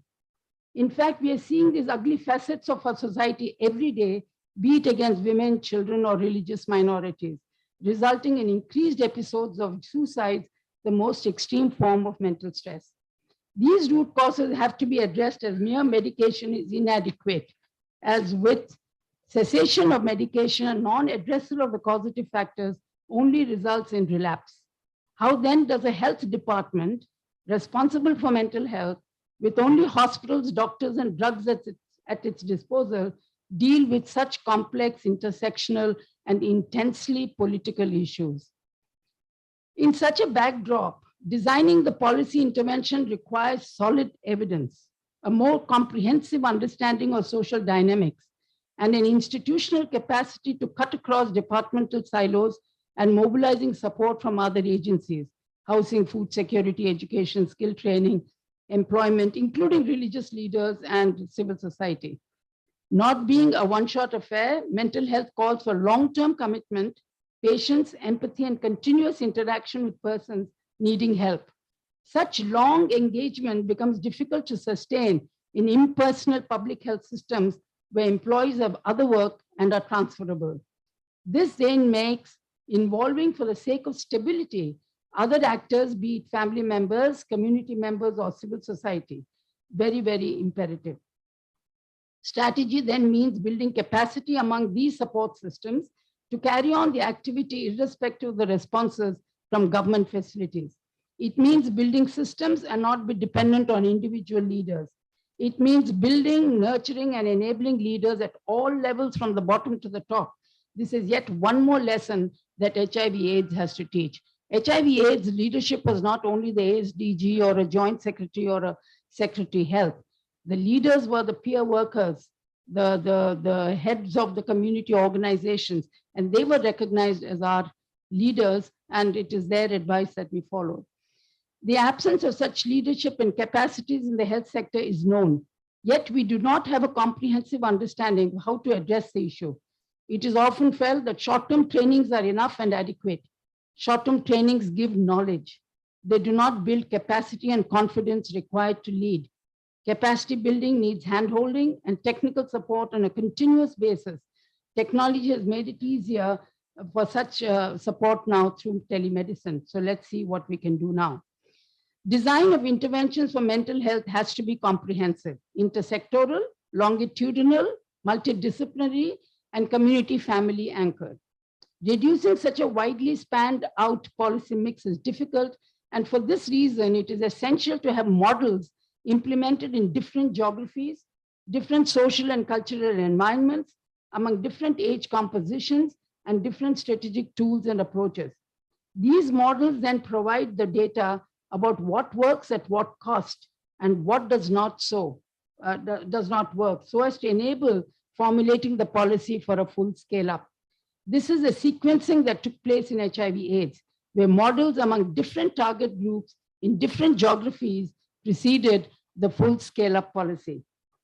In the field of mental health, there are organizations that have been engaged in doing exactly this. Models to then enable governments to take to scale. Banyan has used evidence and over years of implementing interventions arrived at, say, home again strategy for the effective rehabilitation and consequent socialization of the mentally ill. This strategy is being implemented in different geographies, and its success in Chennai has enabled the TN government to take it to scale. Likewise, a peer-led strategy has been tried out in one district in Gujarat. We need to see what possibilities and outcomes it has, since the 2014 policy fell short in outlining such potential of using peers. HIV was completely a peer-based strategy, for example. With the concept of trained peer educators as the last mile outreach to the most marginalized, NACO had one time over 50,000 persons on roll working on HIV/AIDS in different capacities at different levels. And HIV was essentially in some pockets among some sections of population groups. Similar approach adopted in mental health would and could imply over 100,000 people networked and working with people having psychosocial problems. They are not a substitute for clinical psychologists or the psychiatrists, but are invaluable in providing the emotional support and information to those in need. The last 2 days, much has been spoken about mental health to be juxtaposed with a human rights framework. There is another term that seems to be gaining ground, not human rights and equity. Equity, Margaret Whitehead, 1988, mentioned equity, but now it's running out of steam. Today's current government, for example, no tears will be shed if you went with a powerful argument of saying poor and equity. Doesn't matter. We don't believe in equity anymore. So that's not what's going to really matter. But what could be is justice. Justice is something that, nyaya is something that even current conservative governments world over would respond to, perhaps. Amartya Sen has spoken a great deal about the concept of justice as being the foundation for social action. Justice not centered around ideal conditions, but within the context of prevailing conditions, since there is no absolute right and absolute justice. It is giving the individual his due, and people needing mental health services are entitled to get their due, be it social empathy, be it drugs, or be it dignity. These elements then need to be basic frameworks upon which the policy needs to be designed around, and this is done, and this, once it is done, all the policy elements will follow, meaning the community and family support, lay or professional counselors, drugs and treatment and technical oversight, and access to all those services entitlements that enable the person to live and be treated in dignity. So the first concept is to get the word across that justice is what means getting your due, and this is what it implies. These are important concepts and ideas, and our health bureaucracies at all levels need to understand and internalize. Unfortunately, this is not so. It is not enough to just sensitize IAS officers, policy makers, or people in charge of mental health in the secretariats, but more the health bureaucracies at the district level and in primary health centers, starting from the CMO to the health worker in the sub-center. These range of functionaries need to be sensitized through a process of conscientization, constant monitoring, and exposure to best practices. Training and sensitization are then key to success. Once this gets embedded within the human resources available to support mental health, will just multiply 100-fold. Extrapolating and estimating the need for human resources becomes relatively easy once the design of the approach is worked out based on models and evidence. What then follows and becomes a major barrier for expansion is the training infrastructure. India's health sector's greatest weakness is and has been the poor training infrastructure. We felt this handicap most when we appointed 1 million ASHAs. The strategy of a cascading system of training is administratively convenient, but not easy to implement due to the systematic dilution in quality. So I would like to conclude today's talk with a message to you all. Assess your strengths and expand so that the policy can also expand. For example, even if budget is enhanced 4 times and states are asked to say replicate the Banyan's homelessness model, home again model, where are the trained human resources to implement it? Where is that understanding? Where is that imagination? It is just like in medical education. We do need more doctors. The easy solution is to provide a budget, lay foundation stones for opening medical colleges in every district. But where is the faculty? There is no getting away from the fact that central government has to step in for the full-blown scale-up of mental health that mental health requires. It has to be prioritized, and there is need for an element of activism by working with media, with influencers, with politicians, with the judiciary, in order to create the environment where government is compelled to act. You know, 377 didn't just come because some gays went to the Supreme Court and filed PIL. There's a huge amount of years, a decade or more of work done. I remember sitting in a meeting where we had a workshop of gay judges who came from South Africa and Australia, and our own Supreme Court judges. And they saw face to face that this guy is a judge of the Supreme Court in Australia and he's gay and nothing is wrong with him. So, you know, this kind of conscientization of these different influences. Every AIDS conference, we used to take the entire media abroad. I mean, of course, we had the money, but I'm just saying, approach was to see that every influencer was tapped to spread the word on HIV/AIDS, on non-discrimination, on gay rights, or whatever the issues of the day may be. So there's no getting away from the fact that the central government has to step in and it has to be prioritized. So governments are so overwhelmed by the ever-growing health agenda that there is no ask, there is no action. And such commitments come with the strategic approach. All agencies, bodies engaged with mental health need to come together to work at it. Advocacy is the mantra, and getting a powerful partner to focus on using mass media channels to highlight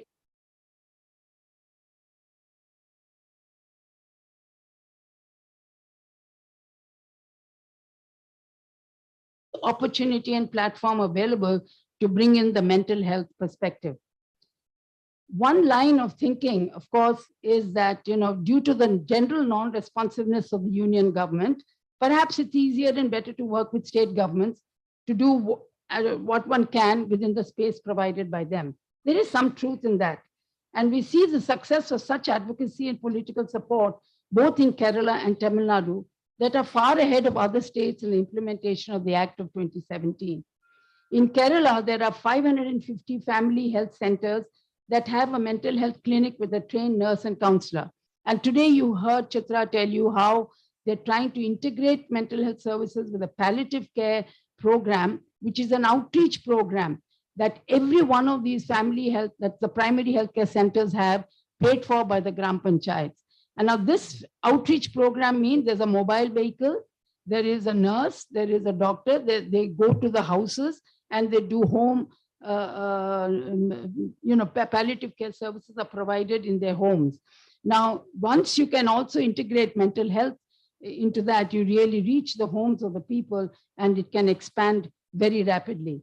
And of course, in Tamil Nadu, I need to say very little. You have already got a very inspiring set of political and administrative leaders who are supporting you greatly. Also inspiring is the work being done by the civil society organizations like Banyan, Sangat, and others. Several organizations of late have sprung up to work on mental health. This augurs well for the policy scale up, but then worrying and of some concern is the increasing aversion to civil society by governments at the central and state levels. Even as we need and depend upon civil society to really implement the mental health agenda, there is an increasing aversion. I mean, governments, both at the state and the central level, are not so receptive anymore to NGOs and civil society participation as partners. The several barriers and processes, complicated rules, exhaustive scrutiny that the government is doing of NGOs and civil society is deterring, demotivating, and more importantly, choking their ability to mobilize funding. In areas like health in general and mental health in particular, civil society is of foundational importance to ensure reaching the unreached and the most marginalized. So in conclusion, I would like to say that insofar as the law is concerned, it is well grounded in both ethics and rights of the mentally ill. There is today a huge scope available to take the agenda forward. The COVID pandemic has worsened the situation.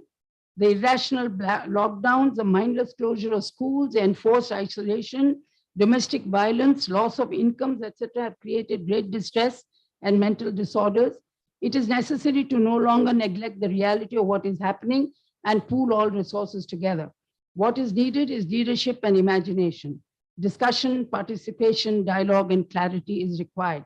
There is enough knowledge and fortunately good set of human resources in the community that can partner with government. Once the strategy is ready, money will follow. I have no doubt of that. I do not think money is a constraint. We need to know what we want, why, and how to achieve it. Now is the time for building and forging partnerships, alliances, and collaborations with diverse players. I mean, for example, when I was doing NACO and we got a request from Tamil Nadu to have the, what you call the testing, ICTC it's called, community testing and centers opened up in all the PHCs, something like, I don't know how many, 500 or so in one go. But then you could not test anyone and say you're HIV positive unless and until it is preceded with a counseling session and followed by a counseling session. And we had no counselors. And that was a time when we went around market, looking at all the counseling, all those institutions that produce social counselors. And finally, we got a $30 million grant from Global Fund to network all the 42 schools of social work because we found that the students were not really, didn't have enough practical knowledge to be able to deal with an HIV patient in actual counseling session. So, there were some curriculum changes that were required, and the Tata Institute of Social Work was made the nodal agency to spend that money. Now, I don't know what really happened, but what I'm trying to say is manpower issues are something very critically required. While we do want to demedicalize mental health, we have to very quickly get para professionals, and we need to get counselors and lay people trained to look after the community readiness has to be prepared. And for all this, schools of social work are an immense source of supply of human resources and training because they really are into it. I mean, HIV program would have been a complete failure but for the counselors. They were the bedrock of the whole program.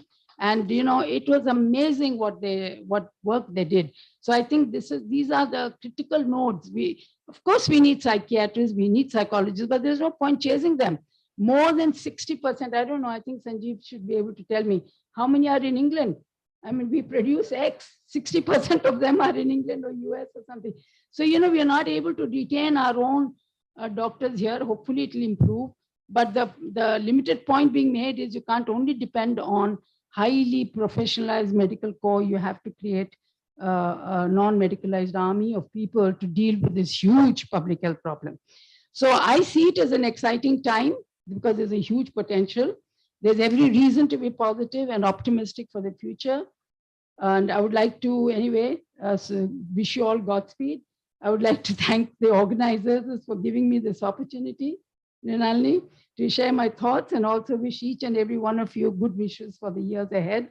My hearty congratulations for your dedication and your tireless efforts in mental health space. Thank you so much for having me. And I don't know how much of value I could share with you, but I certainly learned a lot. And so I need to really clap for your contribution to my knowledge. Thank you.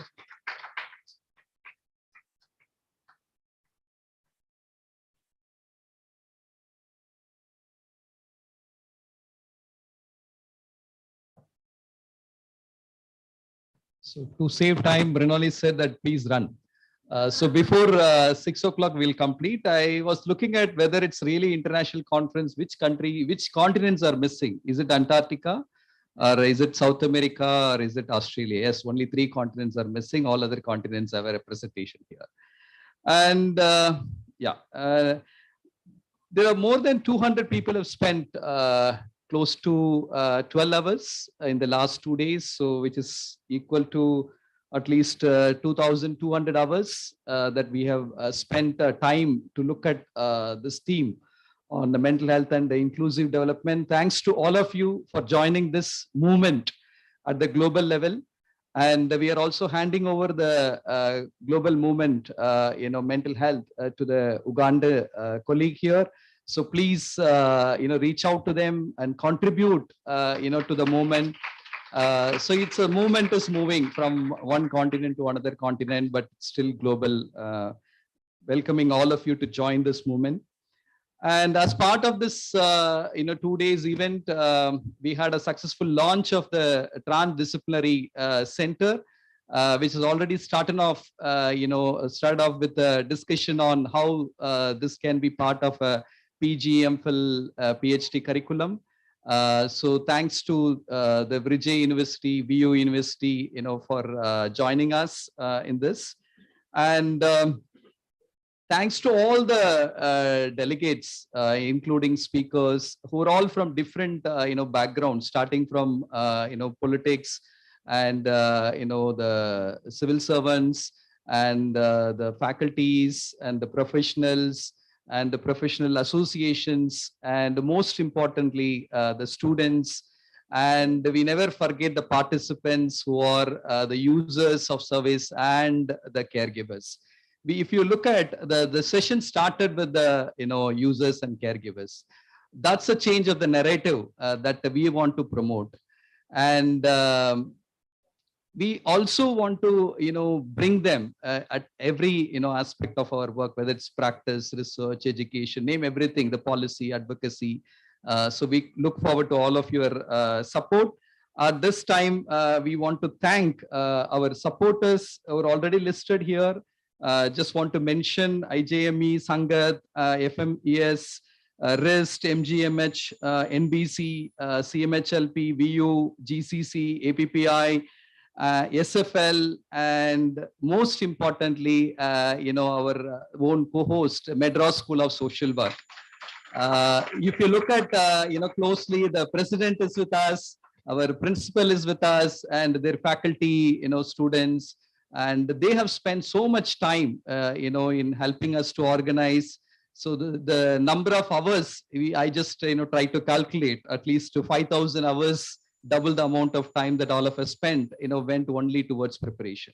And if you look at the delegates or the speakers, they've spent so much time in preparation, traveling, staying, if you look at that number, is again a huge number. And the media, which has talked about our event, at least if you look at least 100,000 people would have spent at least 10 minutes. So much hour has gone in, to talk about this particular area. So we thank every one of them, to join this moment. And in our team, there is a huge team working on this, in this event. Just want to mention very few people. Ms. Vijay Lakshmi, our admin manager. You may not be able to see her because she's always downstairs and, she's behind the scenes. Same Ashok sir, always 30 years of bonding with Banyan. And Nagarajan sir, who is also behind the scene. And all our admin, team and all our supporters. And just want to end with only one, the word action. So I just want to split it, I act on. So don't I act on only in forum theater, let us also act on reality. Thank you so much. Good day.